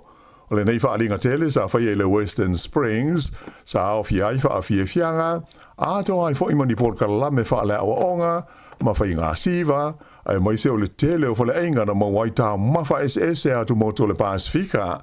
Tele fo I lava ma mea tau lima a tō maisi o loa sa whaalia ma whaatau ina ai le tō tele o tangata sa maua lava noa e a siasi ane ai I le astona ai whaapea ma leo sa nafi. Sa whaatasi foi I tai o vaenga whaupwhai o malo au fiai I Chris Hipkins o le Partia le Labour ma le tō tele o whaipule o le Parlemene. Whaalia mai ai Hipkins, e tā ua tele le nei whaantasinga o nei mawaile a wanoa e wheilo ai atuai tangata atu motu o Aotearoa. Whaalinga le nei le Pasifika I Aukilani e le ima whai ona whai e le tausanga I Ruafis Fruiva o na o le whaalawelawe le na tūla I Maikala I Estete. Whaapena whai ona tāo fia le tausanga I lua o luas fulu o na o le vevela o le whaamai koviti mai whaato ato e whai ai le lua afe luas fultolu ina ua tōna ai I a wha mālolosi ia na lawe ai Aukilani. Ua whailo mai alimtanga ruenga o mū mga ruenga I taimi ni whaalawelau whaafosea I a New Zealand, le taunu mai o se tālu sanga aloa ia, ale whainga māloa o le state o Queensland, mō se lātou viso swani, I ngā ruenga o lo whaatino I le state o Australia, ona o a whaina ma maftianga, talu le wha mālosi o Alfred. Whailo mai ai le tai langolango le unanga le nei le malo New Zealand le li o Brendan Nally o le a awina atu I Queensland se vaenga o fui mū tangata I tō mai wha abitoa I ngā luenga la vea ai e langolango ma fiso soani I ngā luenga o lo mana umia I nuu ma vaenga SS o Queensland sa I longa o nā whaina I le wha. Whailo mai fo I se wha asa longa le min stala mai whafo ia wawasa mana I Winston Peters e o atu I le ono se furu le a whai o se au malanga mai matanga luenga le nei o mū ma whaala lawe New Zealand o le a malanga atu I Queensland e pei ona whaatalo sanga ina mai.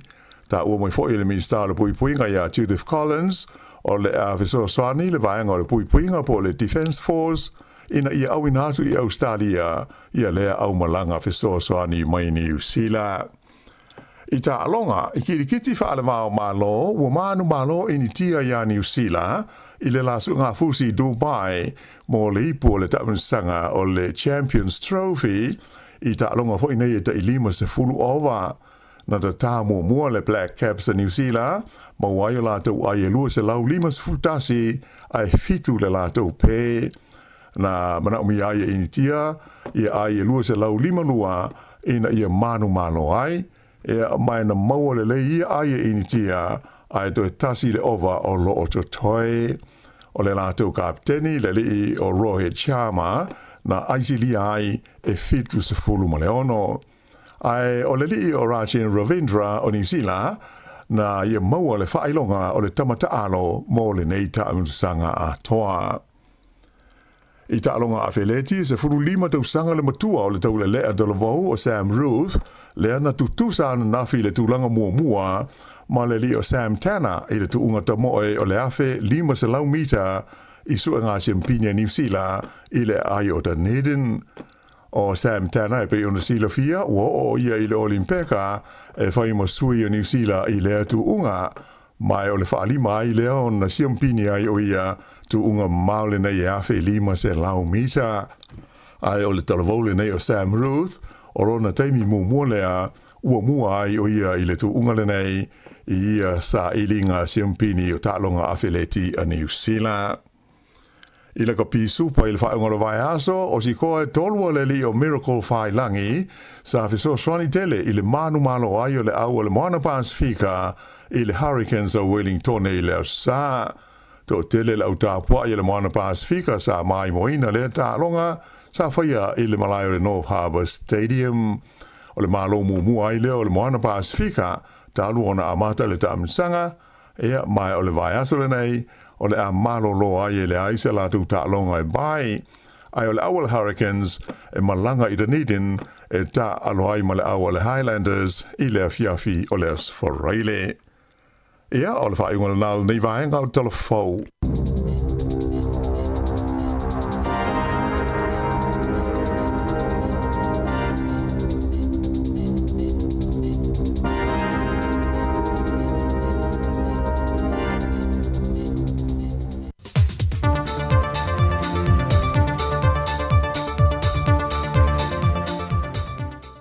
Toi whaatala whaatulu tātou tunu le amatango le neifo i vai aso fau, tiu te whaau mga ruenga le a whenga iai, ai o se wai le whaafonga le whaapoponga, o tala i meolo te tupulu tātou tunu i Samoa.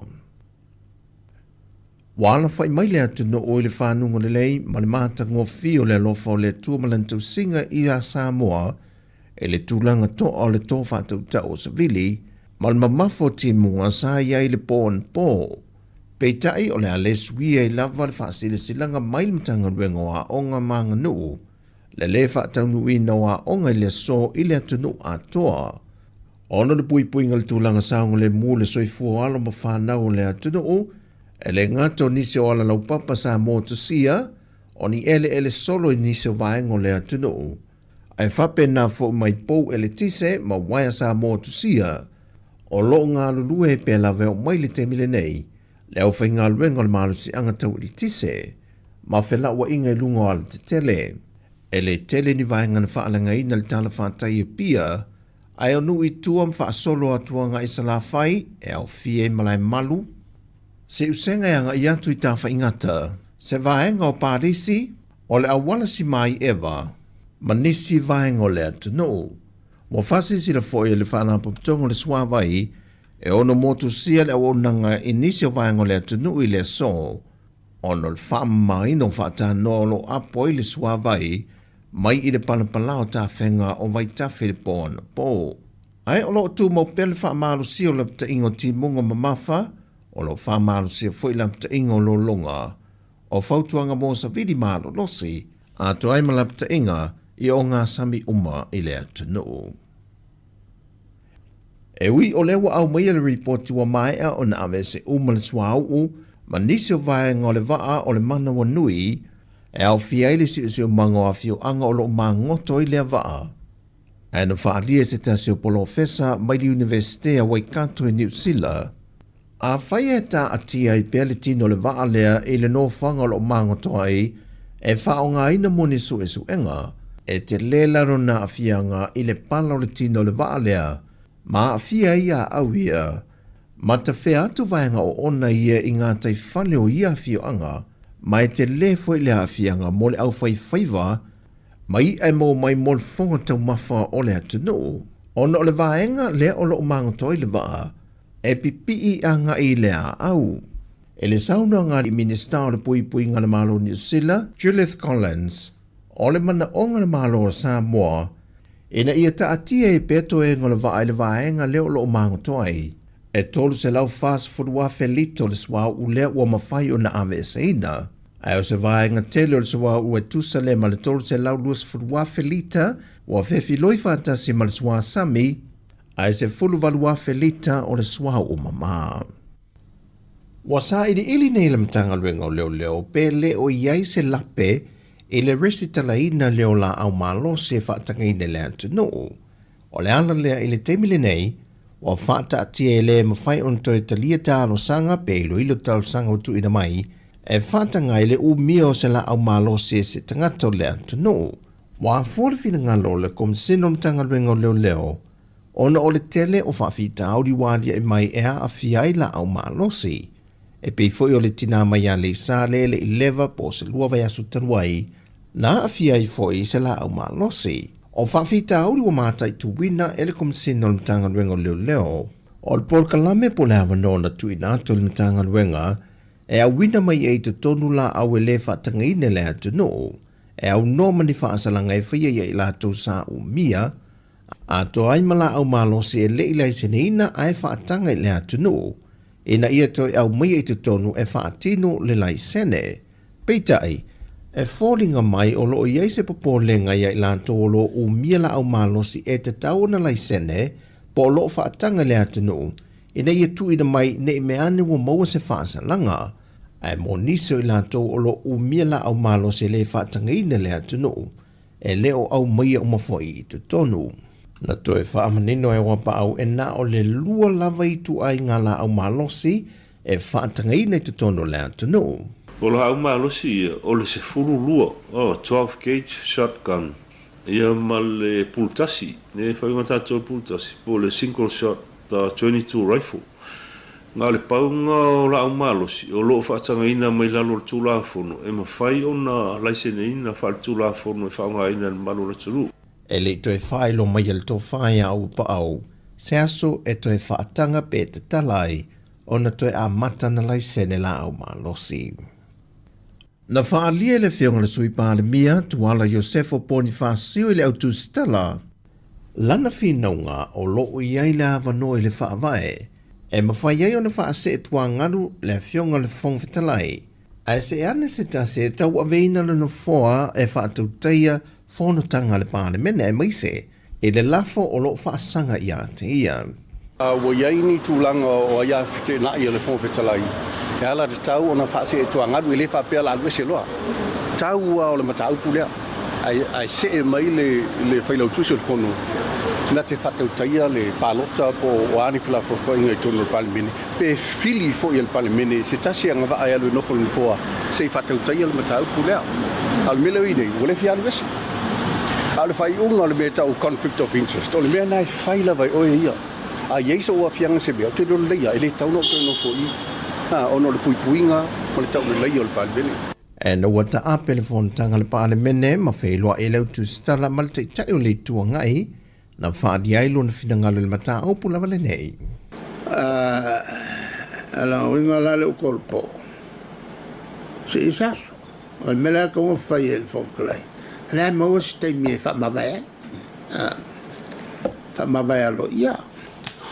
Wa pe ko fai fo fongo e ko la ko fa ko i le mka poale tawala e se man fa boleta lia i el malo na ko ke le kalinga fo pe tai sa fato te fo ile felo inga lau tu stala ma sui le fato tu ile tu sa mo tasi na fai no ile fionga le tai ola la pesa na tonu le fong fetelai ilana nga luenga.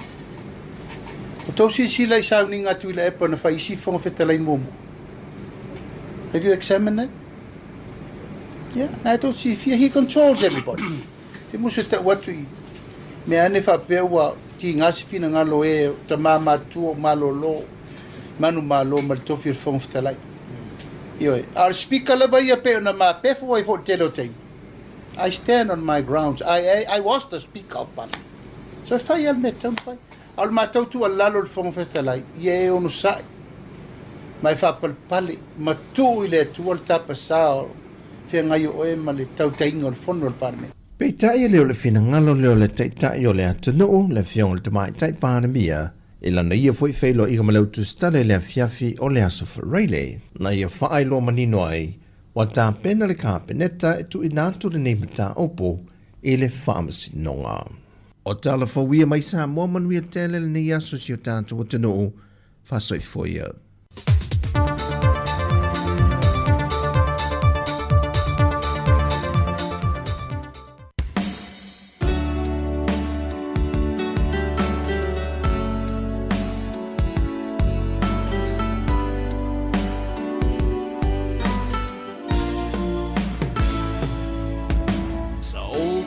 Tali il tele o aso Tau no fo pe matatalo E ai se taimi sao se aso e whaatau nu ai o lo manao i se whai fua mai le atua i tiu te mawhai wau ai a fua fua o ana mea lofa na mo i taua a ole wha maoni e sili o na taua e lea tua e pa manu i a mai i ta leni ua maua wa e po ai mai o wha manu i anga e malino ai o la uva ai te wha maoni ngā luenga uma o te whai o te wha moe moe i le māgosi e te au mai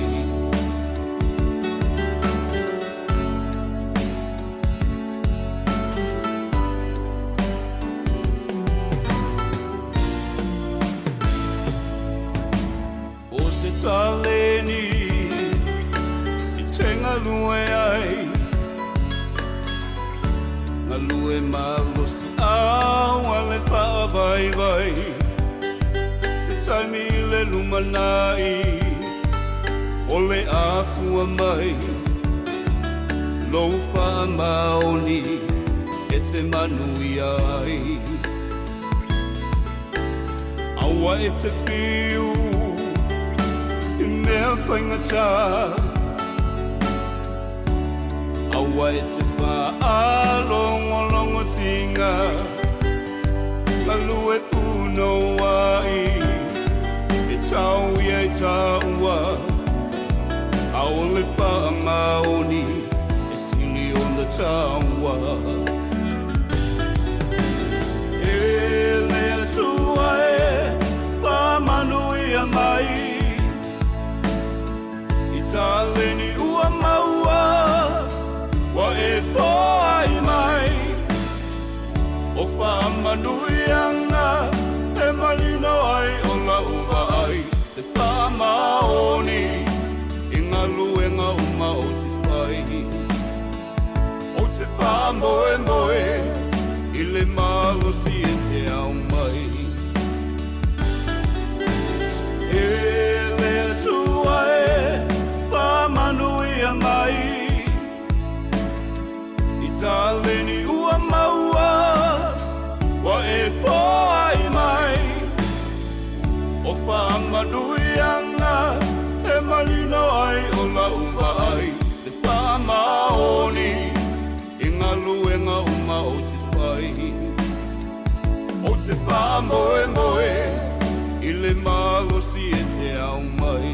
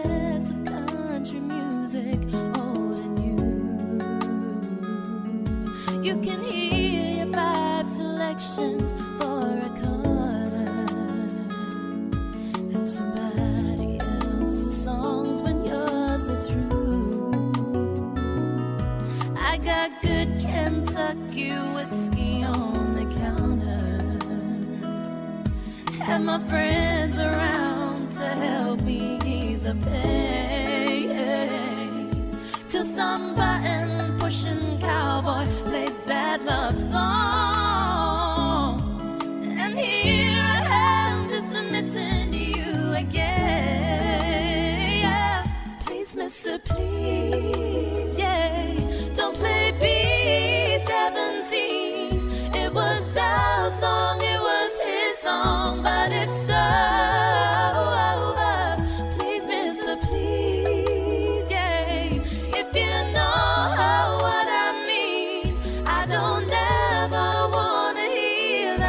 song again. Ana o ina ni tupe itaimi uma. Beva inaila e afete saili imaunga. O te tauto atula upele olo uola. Olo ufatu olo utino maulangona. Aiuilea o manatu umaia wanao semiti. Mana onga lea nganga moi iso se taimi. Now se atana e tu ua ina ua e alu. Ma se pese mali e fa malu e lone fatu.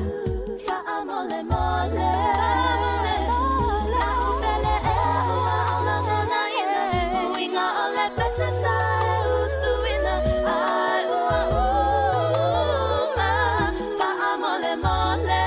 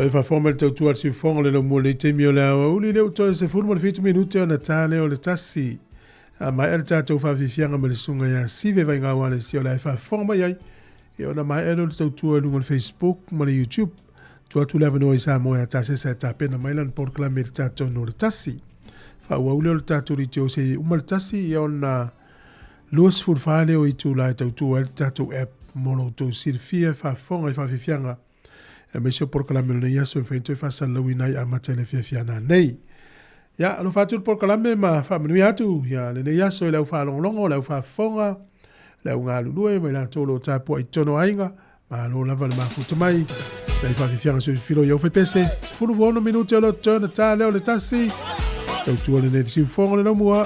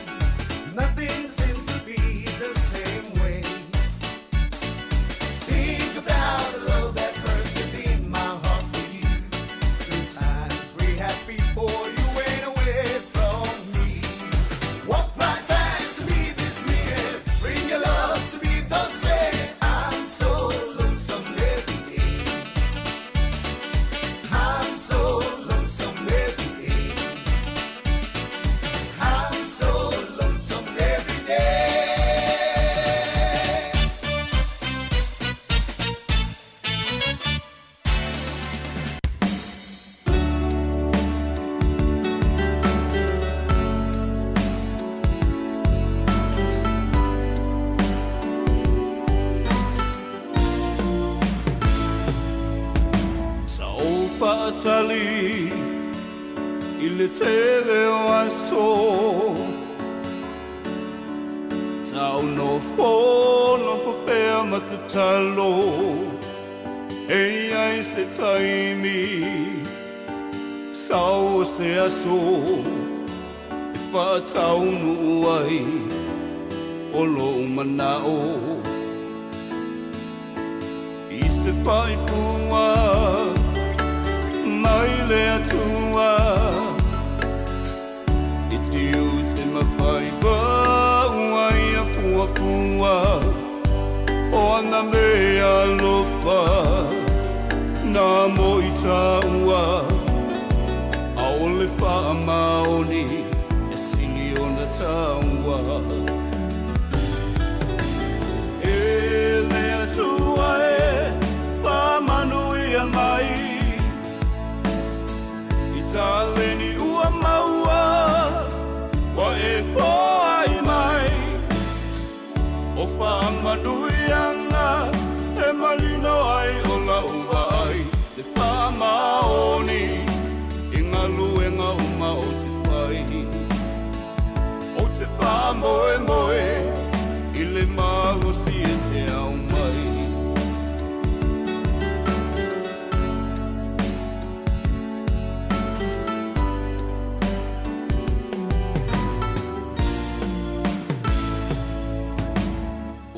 Taleni I te ngalue ai Ngalue magosi au Ale whaavai vai Te taimi le lumanai Ole afua mai Lou whaamaoni E te manui ai Aua e te whiu Mea whaingata Aua e te wha alongo tinga Malue puno ai E tau ia e taua A ole wha maoni E sili o na taua E lea tua e Pa manui a mai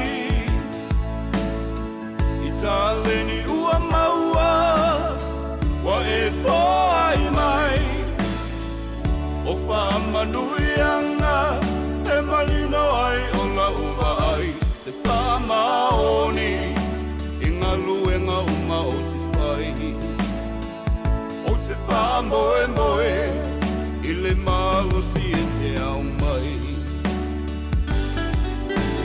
E lea tua e Manui a mai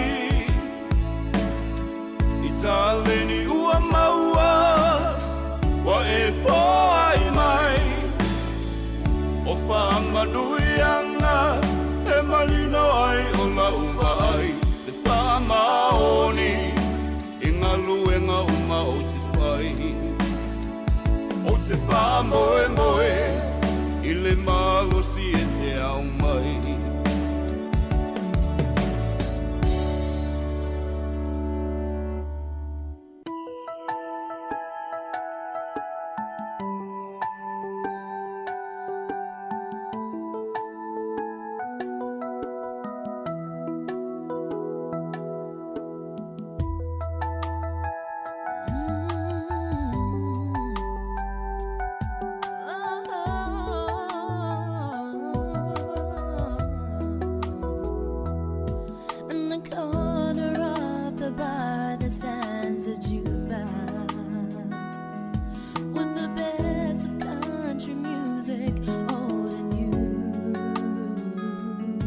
You can hear your 5 selections for a quarter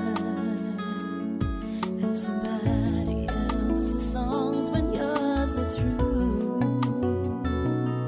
I got good Kentucky whiskey on the counter and my friends around to help me ease the pain till some button pushing cowboy plays that love song, and here I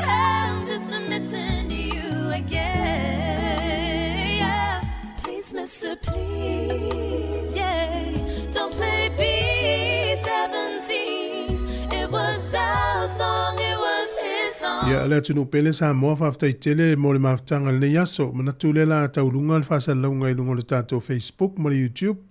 Wa pele tato wala leo le epe al pea si tau lava le fitu tae au tato tue whi loai. O le sunga ta se sale la tau tua mai. Se ia pa ia le tolu i le auli. Ia ai malo lava le mafuto mai fa mangalo le wunanga. Fa mangalo le wunanga le yaso e whaftai lava le whaelo mai fo i malau. Comment mai por whaelo mai oro e mai mo mai. Ia manu te leina le yaso ma fuafuanga. Ia fa mangalo mai fa soifua mo nei taimi soifua lava.